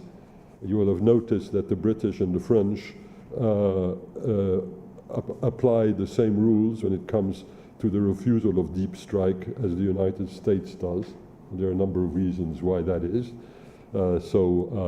Our strategic autonomy, to use a French expression, is not what it's cracked up to be or should be. Whether that self-deterrence will prevail after the American elections or something even worse could happen, well, we'll see. And the third one, of course, is defense guarantees for Ukraine. The question was asked earlier on, how long would it take to get into the EU? And the answer was, well, let's talk about NATO. If the United States, followed by its European partners, most of whom are in favor of Ukraine joining NATO, Germany is one of the big exceptions, there's also smaller exceptions, it can happen in 18 months. It took 18 months for the Federal Republic of Germany, a divided country partially occupied by the Soviet Union, to make it into NATO back in the 50s. The same model could very well apply to Ukraine. Whether the Americans will change their mind on this, I don't know. I know there are folks in town here who think that the Americans may change their mind about it before Biden leaves office. I hope they're right. I fear they're wrong. And I fear worse, because I'm not at all sure that Trump would be particularly eager, or even Kamala. First reality check, therefore, and it's one which the Ukrainians don't need to be reminded of. If I'm making it, it's for those folks amongst us who live in the Brussels bubble, who tend to forget the basics, and that is, we are wholly dependent on the Americans for the time being, even us French. And I say that as one of the people who was actually involved in his youth in another life with the development of Scalp Storm Shadow, something of which I'm deeply proud. But that's also to make another reality checkpoint, and that is, the time of industry is not the time of speeches. You can give a good speech in half an hour or even less. It takes years to develop and field a weapon system. And as you will have seen, I'm no longer a young man, and Storm Shadow was developed nearly 30 years ago. Reality check for Europe now, on our side. We have had some success in circumventing American restrictions. The mere fact that Britain and France delivered Storm Shadow, Scalp, was in contravention to American priorities. The Americans have still not delivered air-launched cruise missiles. I'm waiting, but I'm not waiting too hard, because it would be rather boring. It could last a long time. Second reality check, and this was a really good surprise, not many good surprises in this story, is that the Europeans have managed to give as much weaponry in money terms as the United States has in support of Ukraine. And that's basing myself on the Kiel Institute statistics. We've been giving a lot more in terms of money in general, but even in the field of defense, and most Americans don't know this, and there may be a bit of, how to put it, fact-checking, which we should help the Americans make on their side of the Atlantic. The Americans don't realize that we have been giving half of the weaponry which has been provided to Ukraine. That proves that we are not completely amorphous, and that we're unresponsive and so on. Thirdly, of course, and it was mentioned earlier on, it's the mere fact of enlargement, of the enlargement process. I won't dwell, I don't need to dwell on that. Bottom line, finish there, several things. First, if the Americans are going to move away gradually or rapidly, depending on who's in power in the White House, if NATO survives, and it's the best thing that we have around in the field of defense, it's going to have to be a much more European NATO, and a NATO without a lead power. That's quite a challenge, and we have to start thinking about it. Secondly, and this is not simply for the French, you were right to mention them earlier on, but there are many of us who have been playing prayer wheel politics for the last 40 years on European defense. Ha, ha, ha. You know, like the the Tibetans have these prayer wheels in order to get their prayers to heaven. Well, European defense, there isn't much to show for it as defense. I'm not talking about the good news on the industrial procurement side, where stuff has been going on. We're also going to have to actually start thinking much harder, we, the non-Ukrainians, because the Ukrainians know this, about strategic autonomy. Well, the Ukrainians know the full value of strategic autonomy. If you can't use long-range ATACMS, or if you can't use Scalp, Storm Shadow, what do? Well, you can use Neptune. You can use long-range stuff which goes very deep into Russia. But to do that, you have to have strategic autonomy. Folks in Ukraine know it, folks in Brussels don't. And it would be nice for our Ukrainian friends, maybe when they have a delegation in Brussels, to give some sort of briefing of what is the difference between strategic autonomy and the lack of strategic autonomy. It's not a French thing. It's a very real thing, which helps fight and win wars. And the last point, sort of bizarre point, because it's not at the same level as the others, and that, of course, we have to bring the UK back into sync with the European Union and the European members of NATO when it comes to defense. The example of Storm Shadow Scalp is an isolated example. It's a brilliant and very nice example, but this is a work in progress which has not been done with sufficient vigor in Brussels. It's not simply the fact that the British have not always been very responsive. It's also the fact that when we talk about procurement and the 1 million shells and all of that for Ukraine, we sometimes act as if we'd forgotten that the United Kingdom is part and parcel of European defense. So these are my basic reactions to your question. Excellent, thank you so much. Next we move to Mikhail, and already earlier in the previous panels, I mean, there's been like a debate about the EU-NATO relationship and how they are much more intertwined in European security and defense now than they used to be. But you come from a country that is an EU member, but not a NATO member. So how does this kind of emerging security architecture look from Vienna, and how does Austria contribute to the common goal of secure Europe? Thank you so much. Thanks for the introduction, and especially thank you again very much to the organizers, to the New Europe Center for organizing this event. It's my great pleasure. I must admit, I'm the first time in Ukraine, the first time in Kiev, so it is indeed a very wonderful time to be here, despite, of course, the challenges that we face, but I'm very happy to contribute to this extremely important forum. Coming from Austria, coming from the only EU member on continental Europe, a landlocked country at the heart of Europe that is not part of NATO but part of the EU, I believe that we can talk a little bit about Austria, but I think the bigger picture really is what gearing up for this defense union means. And I'll refer a couple of times in answering these questions to Austria, but I'd like to start with two, three points that I'd like to raise that are true for Austria, but are also true for the European defense in general. Number one, Russia will remain the number one threat for security and defense. That is true for Austria, that is true for other European member states. That is, of course, also true for this region here, for Ukraine, for the eastern part of Europe.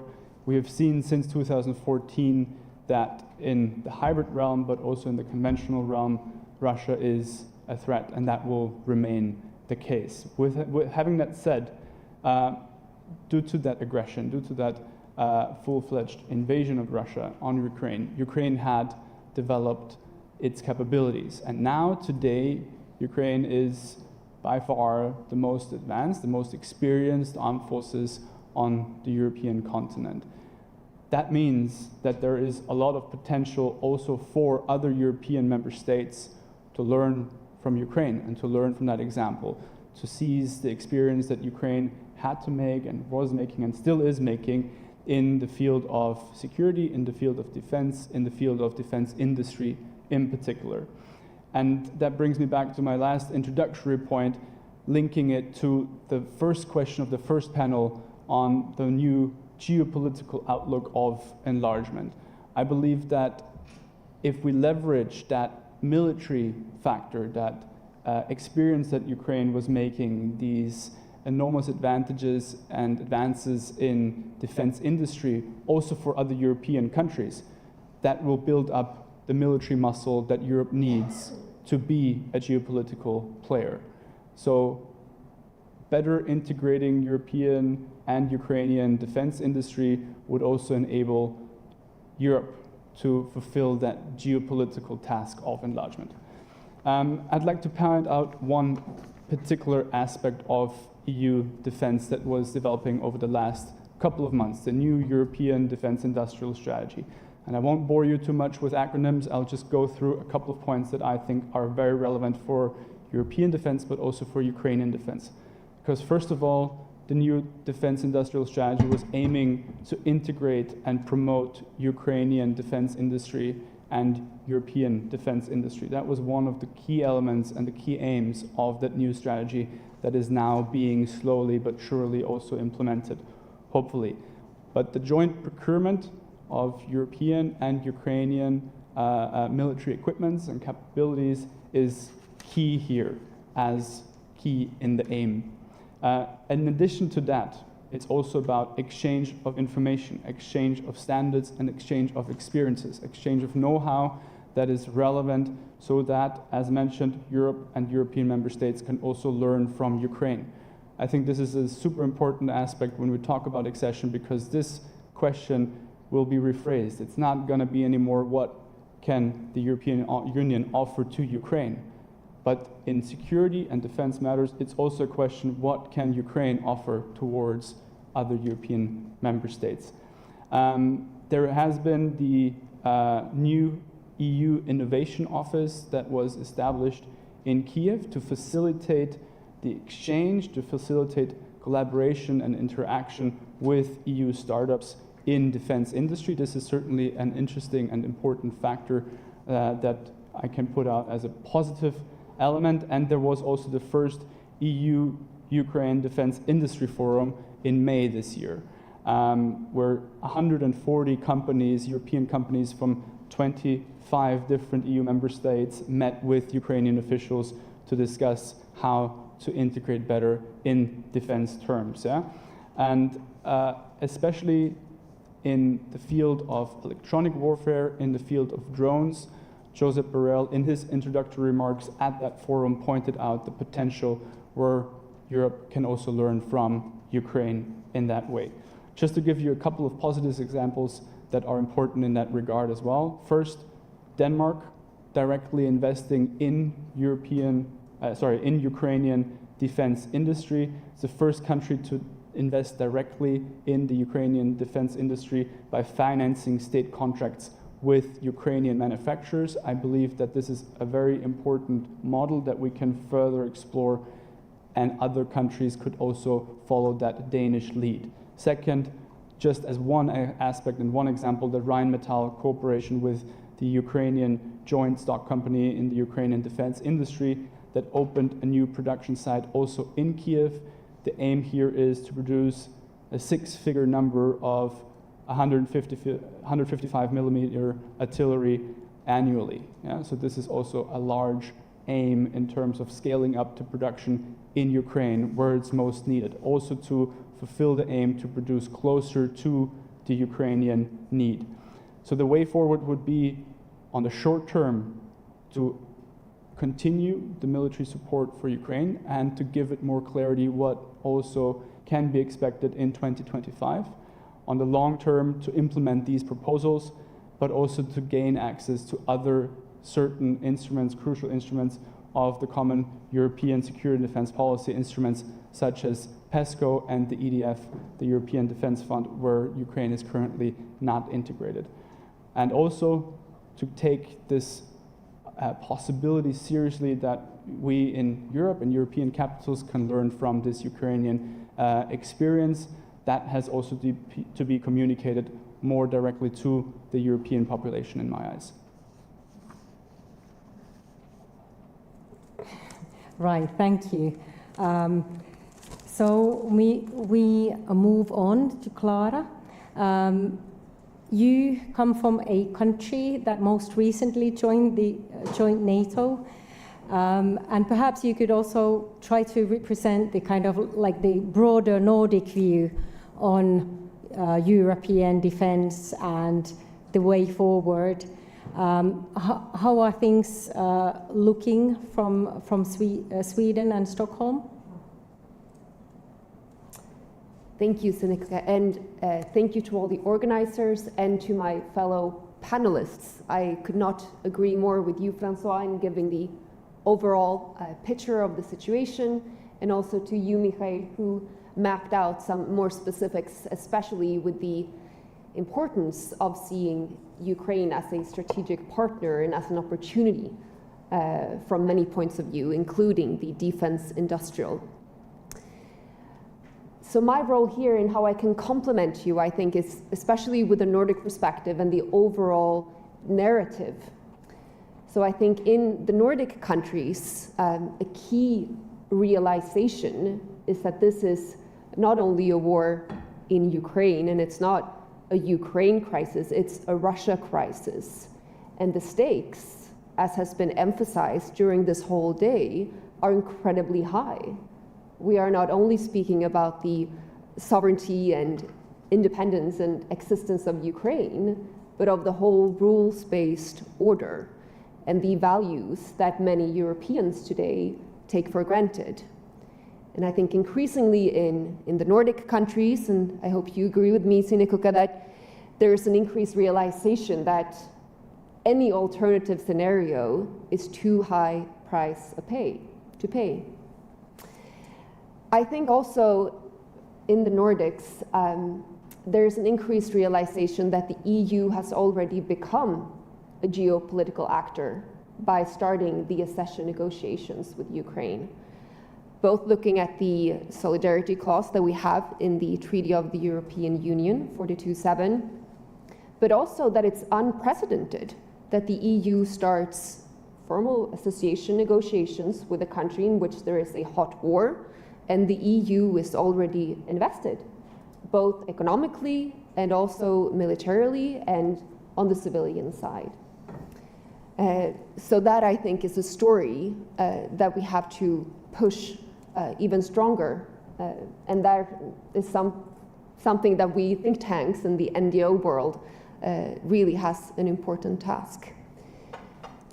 I'll stop there, and I hope we will have more questions and interactions with the audience. Right. Thank you, Clara. We move forward to Gustav. I mean, you are also from Austria, and I think very rarely when you have a panel on European defense do you have two Austrians. But, you know, this happened, so you are, of course, free to address kind of the Austrian point of view, but exactly, I think that perhaps it's better if you kind of explain Germany's role in European defense policy and how that differs from France, for example, and perhaps also like, because Germany is such an important player in defense industry as well.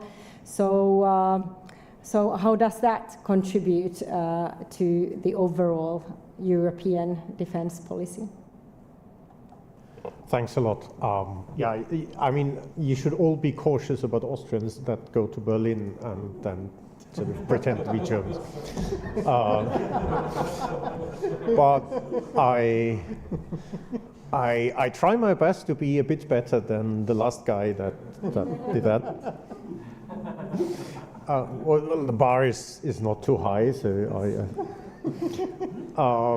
well, Germany and in the EU is a very double-edged sword, and it is it is a thing that is actually quite difficult to explain because the rhetoric and what actually happens and people think is drifting quite apart.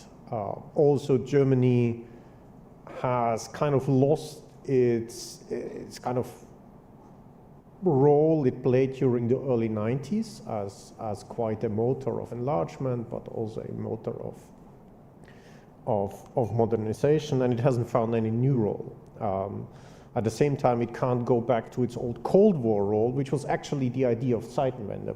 When Olaf Scholz in 27th of February gave his Zeitenwende speech, he basically said, okay, we're done with German Extrawurst.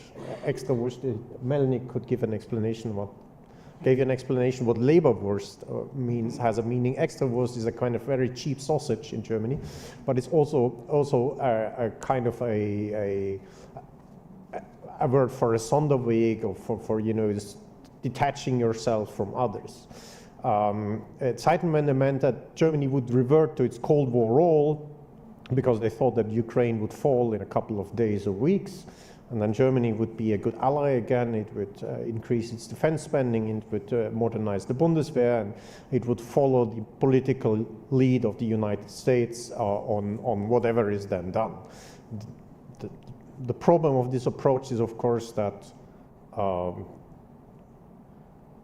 Ukraine survived, and then you had to do something about it, and there is no Cold War role model what to do something about it if you have a hot shooting war in Europe that involves the Soviet Union or Russia. And so German politics is still wrestling with what it sees and what should actually be done. It basically subscribes to the US role. Basically Germany does not question, for example, the American prioritization or absolute prioritization of escalation management over the consequences of the war. And even though, of course, a negative trajectory of the war would have severe long-term consequences for European security and Germany in particular, still Germany doesn't question the current prioritization of the US. Also, I have to say, especially the current German government, which is increasingly a lame duck government because of the domestic situation, elections, squabbles between the three coalition parties, but at least sort of so far is actually one of a quite Eurosceptical German government. They don't pronounce that in official communication, but of course behind the curtain they're actually quite negative about what they see in the EU. There's an increasing feeling that the EU is just basically a big basket where Germany pays and everybody else benefits, and that whenever there is a new instrument the EU tries to come up with, the first reaction is usually negative in Berlin, and you really need to massage the benefits into them to make them kind of accept what is going on. And on the other side, I have to say that at the end, Germany then usually actually contributes. A classic example, for example, is the Czech ammunition initiative. When it started, the kind of attitude in Germany was, that's for small countries. We can procure ammunition on the world market. We have done that all the time. We have our relationship with companies. Well, we don't need that. But well, at the end, Germany ended up to be the biggest contributor in the Czech ammunition initiative. Because it found out that actually, the Czechs had a point in whom they are approaching and the price advantage, and it was actually a good thing. But that is, of course, then always delaying the reaction or from Berlin because they basically just have to see that actually what the others conceive would actually work and then join it. And unfortunately, also there is a considerable skepticism towards Ukraine that is, of course, not aired publicly, you see that in the current discussion, where sort of the main headlines in Berlin is mainly, so they exploded our pipeline, and all this Nord Stream 2 madness. I won't go into the details what I think that actually happened with all the sailboats on the Baltic Sea, but at the end, if you look at the trajectory of the war, it's actually an irrelevant question who blew up a pipeline that was no longer functioning anyway. But it is now used to kind of withdraw from responsibility, kind of keep the financial support, push it over towards the planned credit in the either G7 or EU framework, which is a bit of a shady proposal because, first of all, nobody knows in which magnitude and on what timeline this credit will materialize, and second, how long the money should last, because I mean, the overall financial costs of the war are estimated at around 135 billion euros per year. So this credit would basically only be a partial contribution to the war effort for 1 year, but it's not really planned through where the rest of the money would come and what would happen if the US contributions would go down and what to do then. At the other hand, German military equipment so far is hugely important. First, for the air defense. IRIS-T is actually the only European-produced air defense systems where you get ammunition in significant quantities for. I mean, it's no insult to the French. SAMPT is technically a good system, but the problem is that ammunition production rate it does not allow for sustaining a lot of batteries in Ukraine because they need ammunition to fire. The same goes for the whole vehicle sector. It's still a miracle to me, or a wonder to me, how we should sustain Ukraine in a long war of attrition if we don't commence the German vehicle production sector to the effort. So far, the Chancellor has not done that, and he's quite stubborn because he was basically pushed over the edge in the Leopard 2 debate and still tries to drag feet on that. But if the political course in Washington changes with the Trump administration and we no more have a large pool of Bradleys to deliver, we are in big troubles in Europe to continue supplying Ukraine, because I don't know where all the other the infantry fighting vehicles then should come from. There is no magic secret shadow army or shadow pool we can supply them from. And the problem here is, of course, that if we talk about defense industry and ramping up defense industrial efforts, depending on which system we talk about, the delivery times are, of course, diverging, but on average you can guess that basically 2 years at least pass from ordering something to getting something. So if you have an event, you should in advance plan what then to do. If we now, like the mood in Berlin is that Kamala Harris will for certainly win and will for certainly increase the military assistance to Ukraine. I would love that were the case, but I would not rest my strategy on that it will be the case. If you wanted to have a security net to supply Ukraine in the event this goes wrong, you should have planned and procured for that 2 years ago, which Germans didn't. And that will increasingly become a problem as we further go down the road in this war. So yeah, Germany is a very mixed bag on that, and basically if you discuss all the EU initiatives on defense industry, you need to keep in mind that the EU itself does not have executive powers. The EU can't procure a single shell. The EU can reimburse countries when they produce artillery shells to deliver to Ukraine, the EU can facilitate via the framework contracts procurement, but if member states don't book lots in that contracts, then nothing will be procured. And here we have that basically the problem of the past 2 years is if the member states are too reluctant to act, if member states are bad at coordinating things because they don't inform their neighbors and partners whether they're buying or not buying certain equipment, then not informing the Commission, not informing Wiesbaden about what they're actually doing and planning. If they're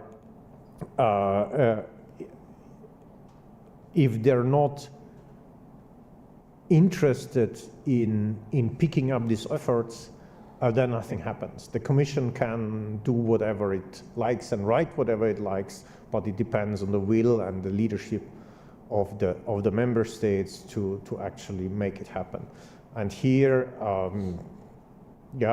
Germany, as said, at the end it acts, but the problem is at the end, after it has been dragged over the edge by other members, either pushed by the Netherlands in initial weapons deliveries or pushed by the Americans to do the right thing. So yeah, that's my short conclusion on Berlin. Yeah, thank you for that reality check. I would very much agree that, of course, the EU is moving towards right direction, but is it doing that fast enough and effectively enough? And I think here, this is really a nice segue to the Ukrainian perspective that Mikhail really nicely described the kind of positive policy processes that have emerged, that are taking place already. But is this fast enough? Is it effective enough? And of course, I think that the most important question really for you, Leo, is that, how can Ukraine also contribute in making the EU defense more effective? And what can you bring to the table?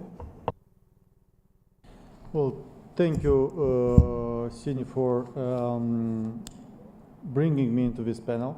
Yeah, although I didn't plan to speak, but since you wanted to hear a voice from Ukraine, then I'll try to make a couple of points. I mean, answering short to your question, no. I mean, it's not fast enough because in Ukraine we have a very different sense of urgency when it comes to all war-related issues, and I know that we can go quite often to other countries and explain the situation, and it doesn't work as better as when certain official would go to Kharkiv for a couple of days. Then the sense of urgency is totally changing. People see it from a very different perspective because they see every day means saved lives, infrastructure, and so on. While being somewhere far away from Ukraine and not having this touch, emotional touch, I would say, you cannot do this. But I'd like to my colleagues made it easier for me to speak now because they touched upon a lot of issues I wanted to touch upon. Maybe I'd like to summarize that, there's a saying that an idiot with a plan can beat a genius without a plan. So we know who is the idiot and and unfortunately the idiot has a plan. And the genius doesn't have one. And this is the problem we are currently struggling. And if you look back in January 2024, because I watched Zelensky's everyday address to understand, what kind of priorities he makes out of every day, he asks the question whether Europe can stand alone in supporting Ukraine without the US. You remember, January was kind of a heated debate about the upcoming US package, and Zelensky was making kind of this a serious priority. And he also answered that it's not possible, unfortunately. So it's not possible, and we have to, at least not for this war. In the long term, things could change. And I think that there are a couple of issues I would like to flag regarding especially Ukraine role, as you mentioned, but also the broader European role, European perspective. So above all, I think that the question of strategy is very important. I mean, there is no strategy that Ukraine has to win this war.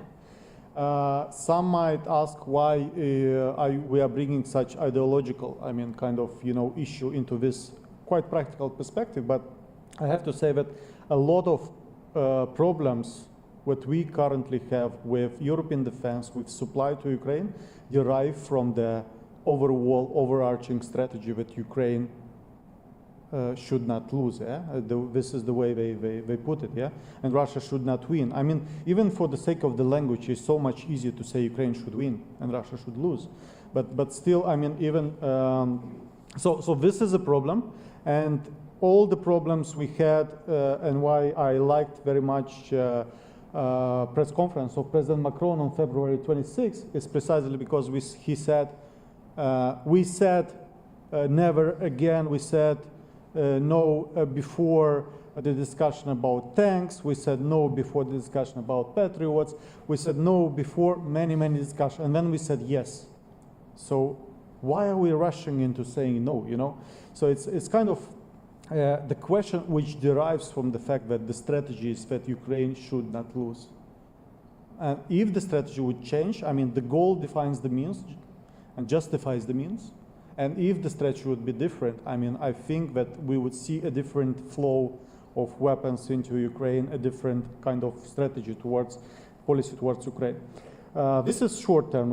Also short term is an issue which is quite significant for Ukraine. We don't know how the US elections will play out for Ukraine, the results. I mean, we can discuss about Harris-Trump, but what we know is that Ukraine front line now is quite dependent on several issues which are produced only in the US. Being, MLRS for HIMARS or some other stuff, target acquisition, intelligence, a lot of things which Ukraine doesn't have or has very limited capacity, and EU has also very limited capacity, aside from a few EU states, but these are also, as Mr. Heisberg mentioned in his presentation, these states have been quite in line with the US policy. And that's why we think from Ukraine at a perspective when Ukraine can have a backup plan that we can act without having to wait, US to green light certain issues. Third, increase the funding, defense funding. I mean, I have to say that as in Ukraine, there were a lot of people quite ashamed that, many countries pledged financial aid, not financial contribution to the Czech initiative. And there have been months they did not fulfill their commitment. Even today, I can tell you that there are states who committed their financial contribution to the Czech initiative and did not deliver yet. This is something which is kind of very critical. Ukraine builds a lot its strategy in the war depending on the commitments that other countries do. And how can Ukraine follow its strategy if we are basically left without what has been committed to Ukraine? So this is important. And also the strategy which was mentioned by my colleagues, the European Defense Industrial Strategy. I think this is an excellent document for the beginning. I mean, parts of it is already implemented as we've seen it from Ukraine. The problem is that the amount put in the strategy is really bad, I have to say. It's 1.5 billion euros put in the addressing the bottlenecks for the production chains in the defense sector. And we've seen that this strategy has been already funding around 8 or 9 projects, if I'm not mistaken, in the various countries of the EU in order to to address these bottlenecks and to increase the production. But if you look at the examples from Russia, you look at the Kazan factory of powder production, they put 1.5 billion in only one factory. So how do you compare 1.5 billion for the whole Europe and 1.5 billion in one factory? So this is the idiot with the plaid. I mean, you see? So this is kind of something which has to be really addressed. And also in the short term, I would like to underline maybe to cut the red tape in the EU when it comes to defense and military. This is really important. My colleagues from the ECFR have a paper which is not yet published, but maybe they won't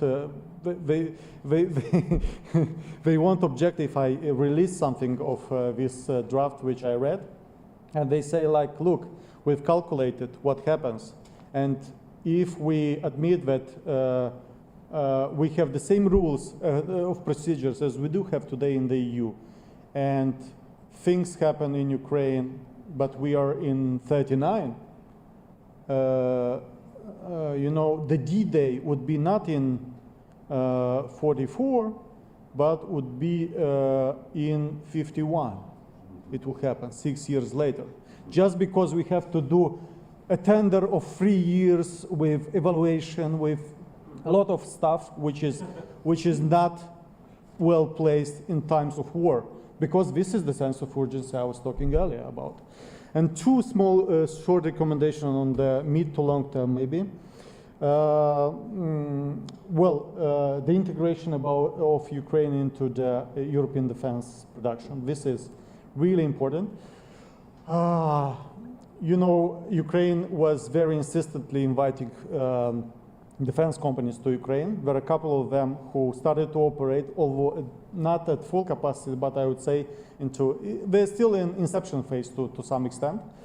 What Ukraine did, I think, excellent was that they tried to, based on license, even sometimes I think without license, to start the production of spare parts of these companies for the current needs of the Ukrainian military, and then invite the company saying, look, your business is already set. You don't need to think about whom to hire, where to basically build your production site. You just take it over from us. We did it for you. Yeah? So I think this is a very smart thing to convince the defense producers that they can join or can enter the market already during the war.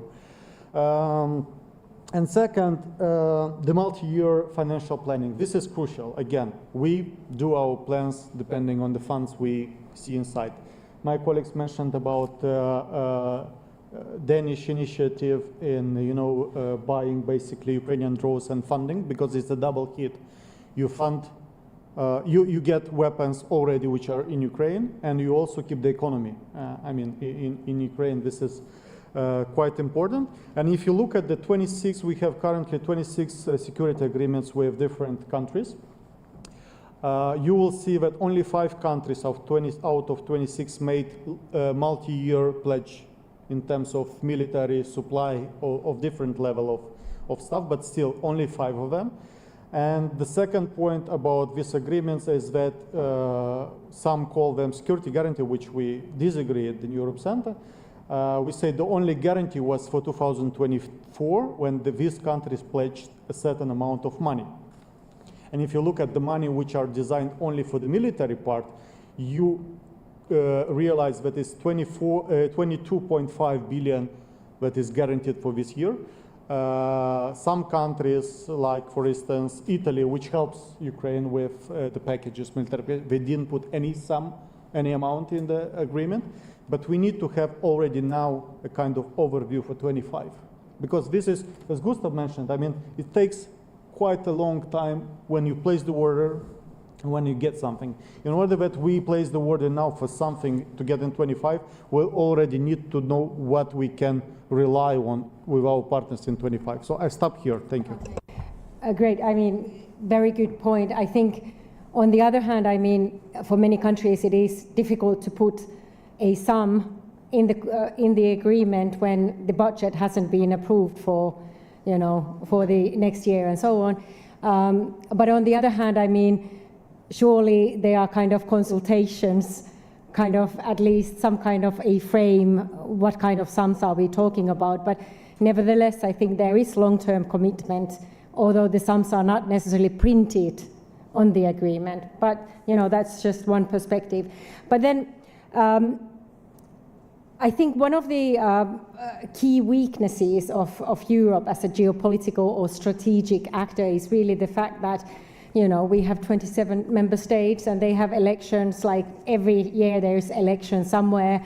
And very often I think that these kind of external issues are kind of secondary to the internal ones.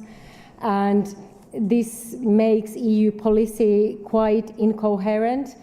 And I don't know, I mean, I think this is something that we should also address in this panel, but don't answer that question yet. But let's take also questions from the audience. Yes. Thank you so much, Paul Holczek of AMO. I wanted to come back to this sustainability that Leo actually spoke about, because as you mentioned, we know the plans by the end of this year, but then what happens after, big question mark. And in that sense, question to you and also Gustav actually, what kind of role we can expect from Germany, of course, before the elections, you know, now the budget cut by half, you know, for military, like that will be a disaster, I think. So when we are saying we are more or less on the right track, I have, again, more question marks. Please, what are your thoughts on this? Thank you. Yeah, shall we take, one here?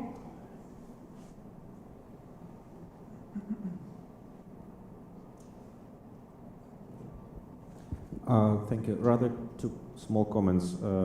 First, investing into production in Ukraine is also more cost-effective and also more speedy way to support. I mean, I'm just referring to the previous week's YES conference when one of the commanders of the regiment said, kind of, I have the figures to compare, like we have mine provided by our Western partners which costs like 1,200 or 1,400 per item, and we have our local production of mine, which is not the same, but actually kind of the effect is more or less the same. And it costs us $58 to produce in Ukraine, and we're actually working to decrease the cost.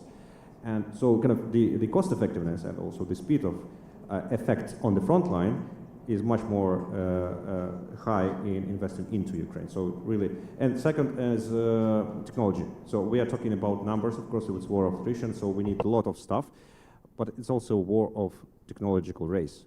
We know, we understand that we will never be able to catch up Russians in general numbers of things. We need to have more quality. We have to win the technological race, which is now going on. And for that, we need to have access and sharing cutting-edge technologies. And this is also something where we have limitations so far, unfortunately. Thank you. I'll take answers now to those three questions. I mean, anyone can start. I mean, first come, first served. So anyone? Yeah, Gustav, please. So on the German budget.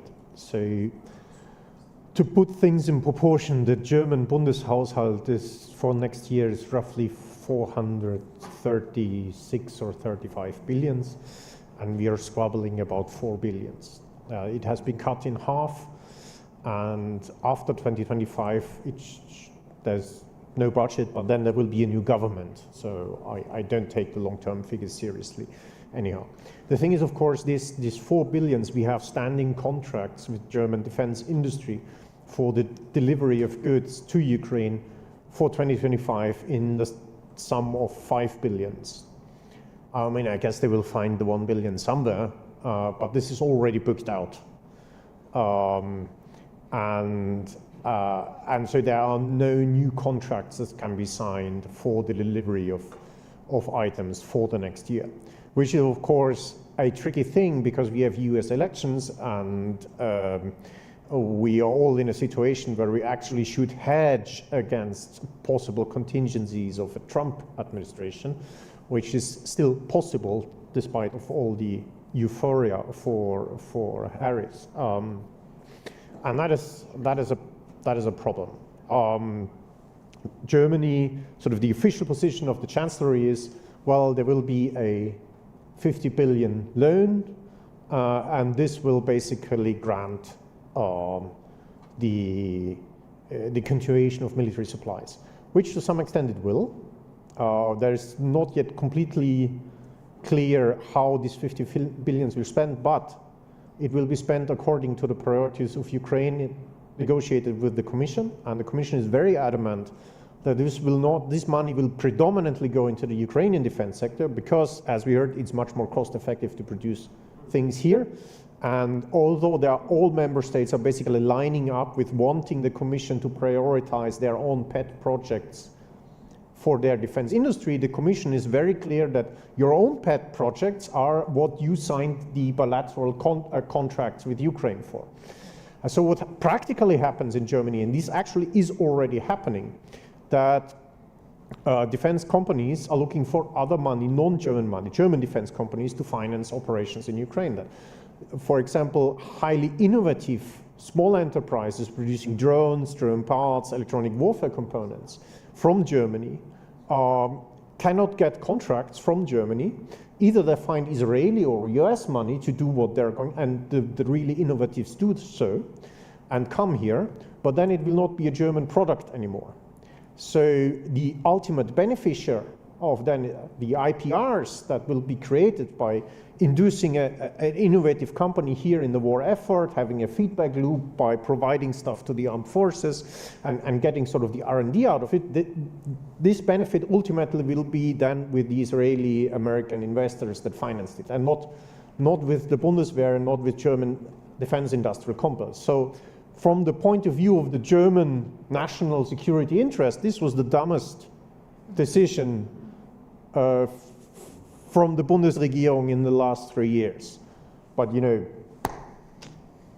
I'm not chancellor. Next I have Francois and then Clara, and then me. Talk about dumb decisions, so now it's France's turn. Leo rightly mentioned red tape, EU red tape. But the EU red tape isn't the worst of the story, it's part of the story. National red tape is just incredible. And we have all been suffering, of course, from trying to catch up with the effects of the peace dividend. We have low stocks, low reserves, and so on. And we all want to ramp up. But during the peace dividend decades, because this went on for a quarter of a century after all, we greatly increased the red tape for national procurement. And you get into these really weird situations. Gustav, you were being very optimistic when you said it was 2 years between an order and execution. That's the aim point. I give a practical example because it's public. The head of MBDA, which is one of the most innovative and adaptable companies in Europe, and it also happens to be a true European company, which is quite unusual. The man explained that currently, when he was speaking 2 months ago, it took 39 months from the moment you order an Aster anti-aircraft, anti-missile system, the sort you have on the Mamba batteries in Romania and Ukraine. It took 39 months from the moment you order and the moment when the order was being implemented, and that he was trying hard, and I believe him. I mean, the guy is completely credible. He was trying to drive that down to 24 months by 2026. Now, this is what we are dealing with. Second point, we are running out of reserves. Scalp, we are scraping the bottom of the barrel. The only thing which could make up for the lack of scalp is Taurus. Oh, there are plenty of those around, but for political reasons, the Germans have decided not to deliver Taurus. And there's no, I speak in front of our Ukrainian friends. Our Ukrainian friends are serious professionals fighting an incredibly difficult war, and in ways which are absolutely deserving of the highest praise. And the notion of saying to the Ukrainians, oh, we suspect that you will use this kind of weapon for targets which we disapprove of.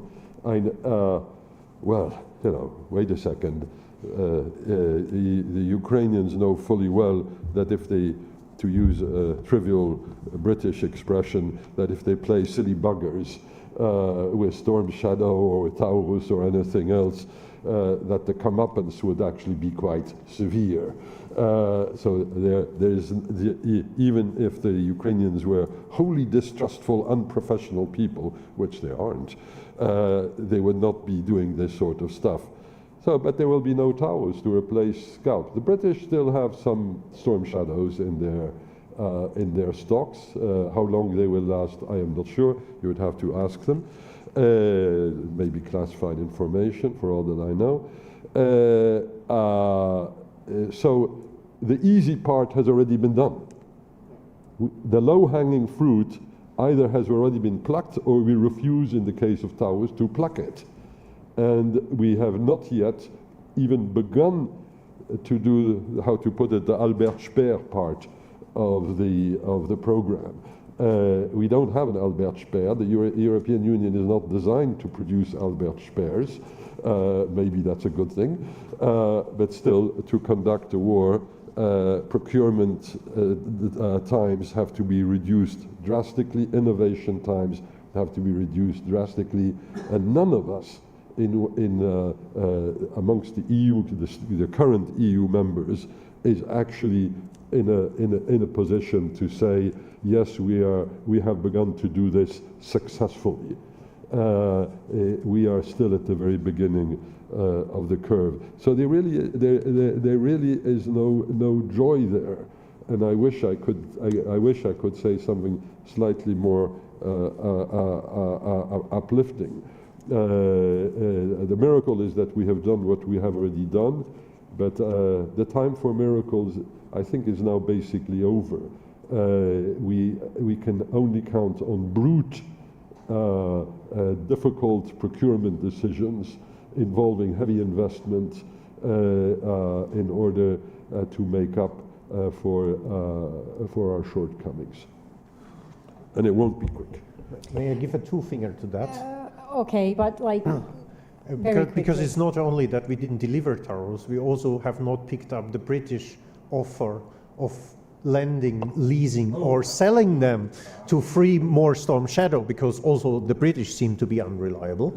And we haven't made the French an effort. You could probably also integrate a Taurus onto the Rafale. It's probably not a miracle work to do that. It should be doable. It's the same company. Yeah. We know this thing quite well. Some of the internal parts are the same. So, and to be even more hilarious, I mean, we are now in the third year of a war where long-range fires have proven to be pretty effective. And last week, the defense minister visited MBDA to start talking about restarting the production of Taurus. I have to say, that is pretty late, guys. Yeah, that is awful when the idiot has a plan, like Leo said. But Clara, thank you for your patience. Of course, and I think with regard to patience, there has been so much discussion here today, and also within the European Union, of the need for internal reform for the EU to step up as a geopolitical actor. And I think you also hinted at this, Sinikogane, in your initial remarks. And I think qualified majority voting will just be a necessary prerequisite for the EU to move further. And maybe linking it back to you, Francois, not expecting miracles, and for all the European countries to just say, oh yeah, now this sounds like a good idea. I don't think that will happen. But I think going back to the political calculus and the narrative that really needs to be pushed is that all the alternative scenarios, if the EU would not step up, are just more expensive and less secure for the European Union. Would you have a European Israel in Ukraine, with Ukraine having its own nuclear weapons to ensure its own safety? Or would you have a Ukraine that needs to find other allies, say India or Turkey, with security agendas that are not always in line with the European Union. So I think for the countries that are hesitant in making the necessary internal reforms, these clear alternative scenarios and the costs and benefits really needs to be emphasized. And then my second point links to your remarks, Dmytro, on the efficiency of investing directly in the Ukrainian defense industry. And I think that reasoning should also be applied to training and how it would be much more efficient to, instead of flying Ukrainian soldiers and officers to European countries, where it's not necessarily coherence in how they are trained, to have more training on the ground in Ukraine. More efficient and also better opportunities for the European countries to make the training relevant for the Ukrainian needs and to learn themselves of how a modern war is waged. Here. Mikhail. I wanted to seize the opportunity to get back to your question because, Cindy, you mentioned that weakness of the European Union, the 27 member states that have constantly elections, that is hindering. I would agree with you if we talk about constant elections and if especially European issues are being instrumentalized for national agendas within these elections.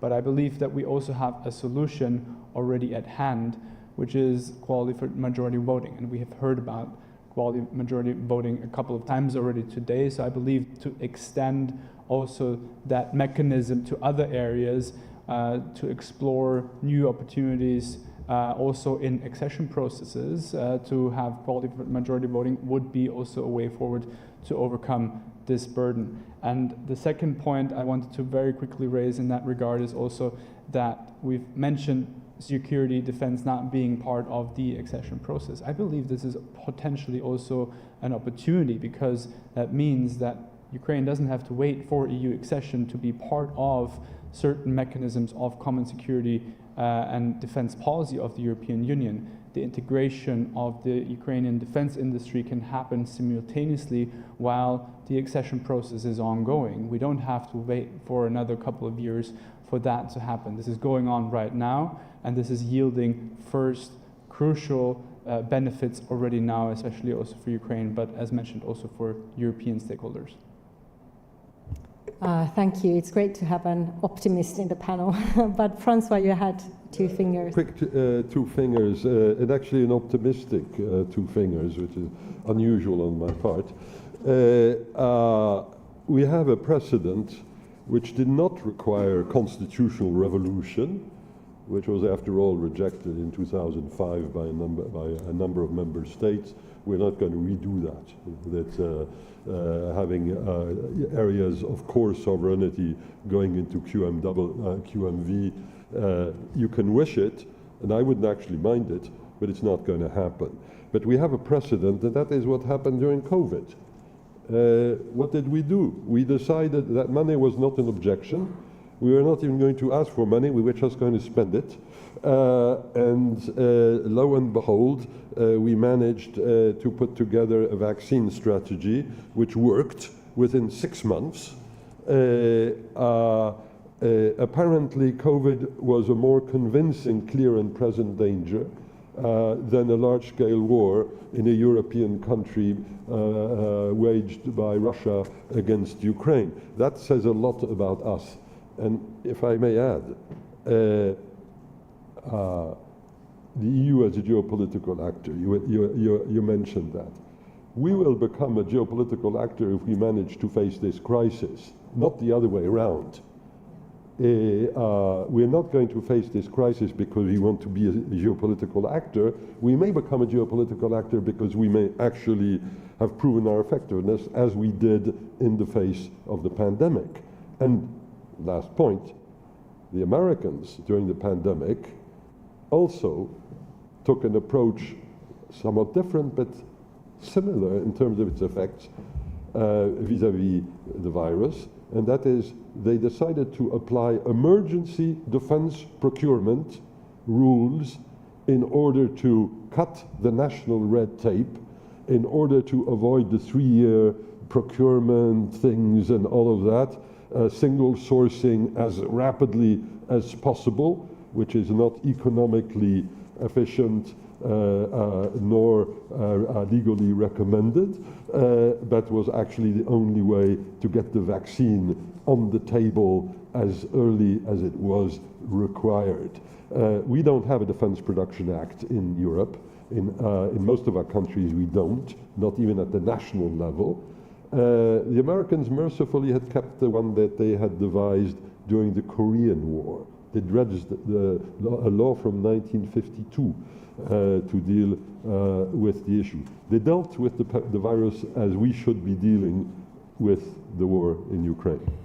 That actually reminds me of the comment that was made earlier today by Andreas Umland, that this is exactly that we need to have this kind of realization that this is a long-term threat for European security and not just like for Ukraine. But we really have to internalize that and act upon that. And I think this is exactly what you are referring to as well. But now, Leo, you will have the very final word of this panel, and I guess you will also continue even after the panel. Thank you, Sini. Basically, I would like to, Francois just stepped on a point that I wanted to make about COVID. We know COVID, 800 billion, made it, quite a super response to what happened. And now we have such a war, unprecedented since the Second World War, and we mobilized 1.5 billion. Aside from national contributions, but I think this falls under the next, the earlier point Francois made about, that we try to do a lot and provide a lot what we had without kind of ordering other things, because we thought this would be sufficient for, to push back the Russians. And the problem is that I see lately more and more the difference between Ukraine and Europe in terms that, not people on this panel, but widely, in terms that we think about the output in the same way altogether. The output is peace, ideally restoration of territorial integrity, but Ukraine is very much focused on the input. And the input here and in Europe is seen very much different. So in Europe, unfortunately, I have to say, there is a lot of focus on the output without thinking that the output directly depends on the input. And Ukraine is very much focused on the input. That's why I think the Ukrainian leadership is so much, kind of pressing all the time on deep strikes and all the stuff. Not because we don't want the output, it's precisely because we want the output. Thank you. Great. I hope that you all join me in giving big applause to the panelists and to the audience.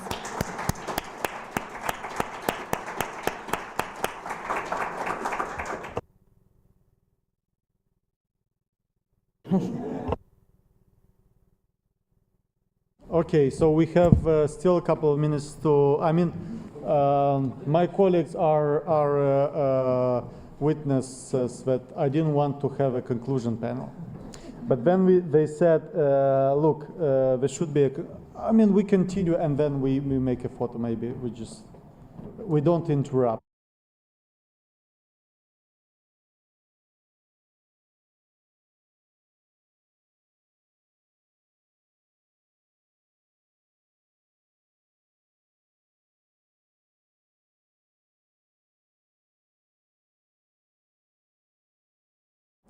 We all, one of our things we wanted to do here is, aside from sharing all the bright ideas we have, is to do networking, because during the networking, and sometimes some of us go out when others speak, so just a conclusion panel would be meant to kind of calibrate the main ideas which we heard during the day, and maybe some of them skipped I'm not able to do a proper conclusion panel, basically, because I had to go out for quite a couple of times because of some, like, you know, petty things we had to fix during the day. But what I take from this day, I mean, well, I have an extreme satisfaction of our discussion. Of course, the results would be something that would empower us even more to continue to do these things in the future. And after I say a few words, I would encourage everyone in the public actually to share their thoughts, to say what they would like to see in the next forums, whether they would like to see a next forum at all. I mean, this is also an open question. And for me, I heard a lot of absolutely very empowering ideas during the day. But I came to the conclusion that the EU is vulnerable these days. I mean, it reacted quite well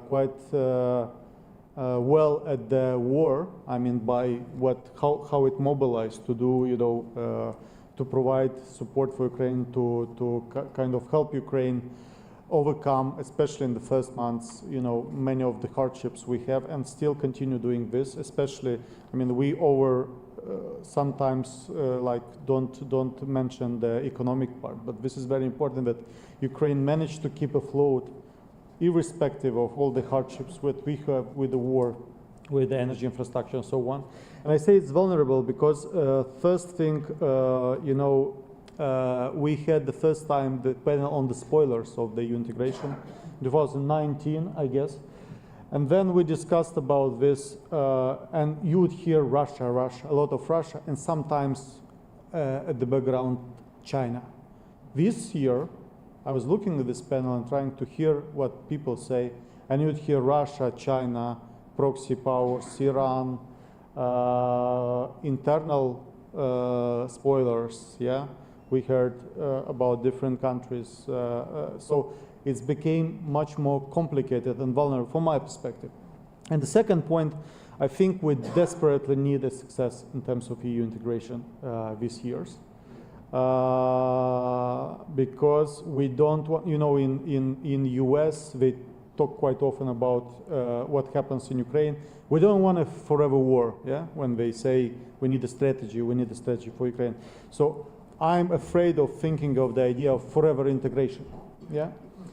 In terms of EU, candidate countries. I'm afraid of this idea because I saw what, I mean, Giovanna wouldn't let me to lie, but I saw what happened in the Balkans with such a sentiment to the European integration because of so many delayed opportunities. And, you know, I don't want to witness the same happening again.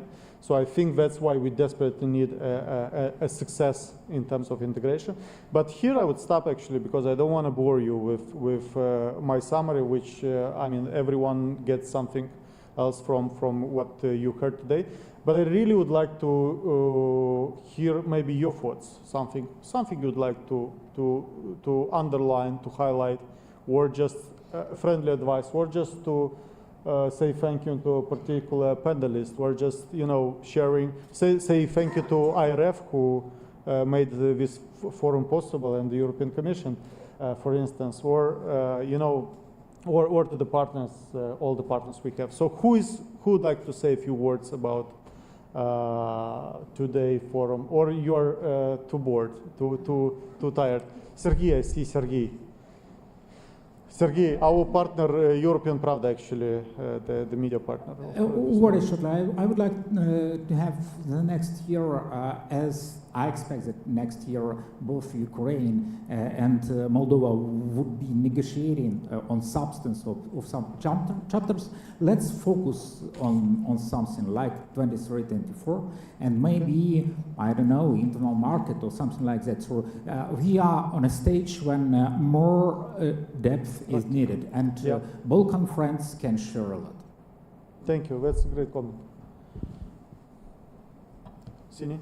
I probably already mentioned these both things, but for me, two things really were really important. Like, first of all, was really like what Andreas said about, like, we have to move from emotion to strategy in a way. And I think this is key because this is a long-term thing and it's not going away, but we really need to step up our performance and really understand that Ukrainian security is European security, and we have to make sustainable long-term choices and not just, try to react on things that are already unfolding. And then the other one was really that I also highlighted perhaps already earlier, that the idiot has a plan. And this is what we are fighting against, in a way, that unfortunately I think already in 22 kind of Russia was shifting towards kind of war economy, was preparing for the next phase of the war, when we were still kind of having this kind of perhaps think tank debates about, what should we do and what is kind of like, what does like geopolitical EU, what that could mean. So I think somehow we really need to have a sense of urgency and long-term planning at the same time. Thank you, Sini. Ambassador. Yeah, thanks a lot. I think such a forum is unique, and I don't know many forums that address the enlargement of the EU by Ukraine. I think it needs to stay. What I would like to have more, and I say that as someone who has worked a couple of years also in Brussels and with Brussels Affair, I would go a little bit down.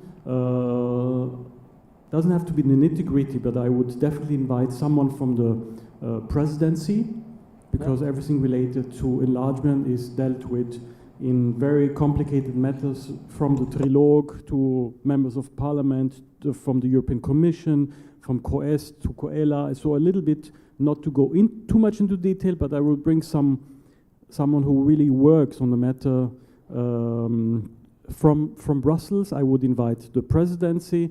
I would even envisage something like a simulation game to be interactive. I know that often the audience doesn't like to be involved in doing something, but maybe there could be a breakout session for those maybe future diplomats that will work, or at that time, in 1 year's time, will be already fully into negotiations. Hopefully by next time the war will have a positive end for Ukraine, so it will accelerate a lot once the war finishes. So yes, so after having been here now for over 2 years, I think this is the only debate here on EU integration, so I think there should at least be one panel that goes deep inside. Thanks. Thank you, Ambassador. Actually, I have to disclose a small secret that we tried hard to get someone from Brussels, but then they mentioned that people who should come for precisely our forum, they have to go through a special training for Ukraine, for 1 week training security for Ukraine. And the line for this security training is quite long. So we have to book it long in advance. As you see, cutting the red tape remains a priority, even in these small things like, coming to Ukraine for a forum. And also, well, we have a special presidency these days in the EU, so that also sometimes didn't overlap. Although I admit we have to have a dialogue with any country in the EU who has a. But thank you for your feedback, and I must say that we were thinking when we designed the agenda of the forum, we were thinking how do we manage to go a little bit in depth, as Sergei mentioned also. And that's why how we designed the panel on the budget, and like to go a little bit into details. Francois? My sins, I was involved, what was it, 2005, in the Balkans Commission, which was run by the former Prime Minister of Italy at the time, Mr. Amato, and a number of other people, and I was the French guy on that commission, and we recommended all sorts of smart steps to get the Western Balkans into the European Union by 2014. And we saw what happened, which was not exactly that. But I draw from that two conclusions. The first one is that you have a big advantage on the Western Balkans, strangely enough, despite the fact that you are at war. And that is, well, the Western Balkans is a collection of states which tend to have complicated relations between each other and sometimes within each other. Ukraine does not have that problem. You are a single polity, functional by any criteria. So that is not a factor which should hold up things. Because of course in the case of Western Balkans, this was actually a critical factor in holding up the process. That's pretty good news. The less good news, of course, is that even in the best of cases, the acquis communautaire being what it is, if everything goes right, that you're not fighting a war, that you are a well-run, single, recognizable polity, and everybody is negotiating in good faith, and that Hungary isn't doing this, and that some other country isn't doing that to impede the process. Nowadays, I'd say it takes 10 years. So vis-à-vis the population, I think it should be made very, very clear, both by the Ukrainians and by the EU guys, that this is not going to happen quickly. Not because you don't want it, but because you want it. And that one has to prepare for what is going to be a long haul. If one tries to impose a shorter term type of objective, it's not going to happen. And then people are going to be disappointed, as they have been in the Western Balkans. And you have all of the makings of another strategic crisis looming in the background as we do today in the Western Balkans. Well, these are the two little messages I wanted to take from my own experience. Thank you. Thank you so much. Are there any other people willing to say a few words?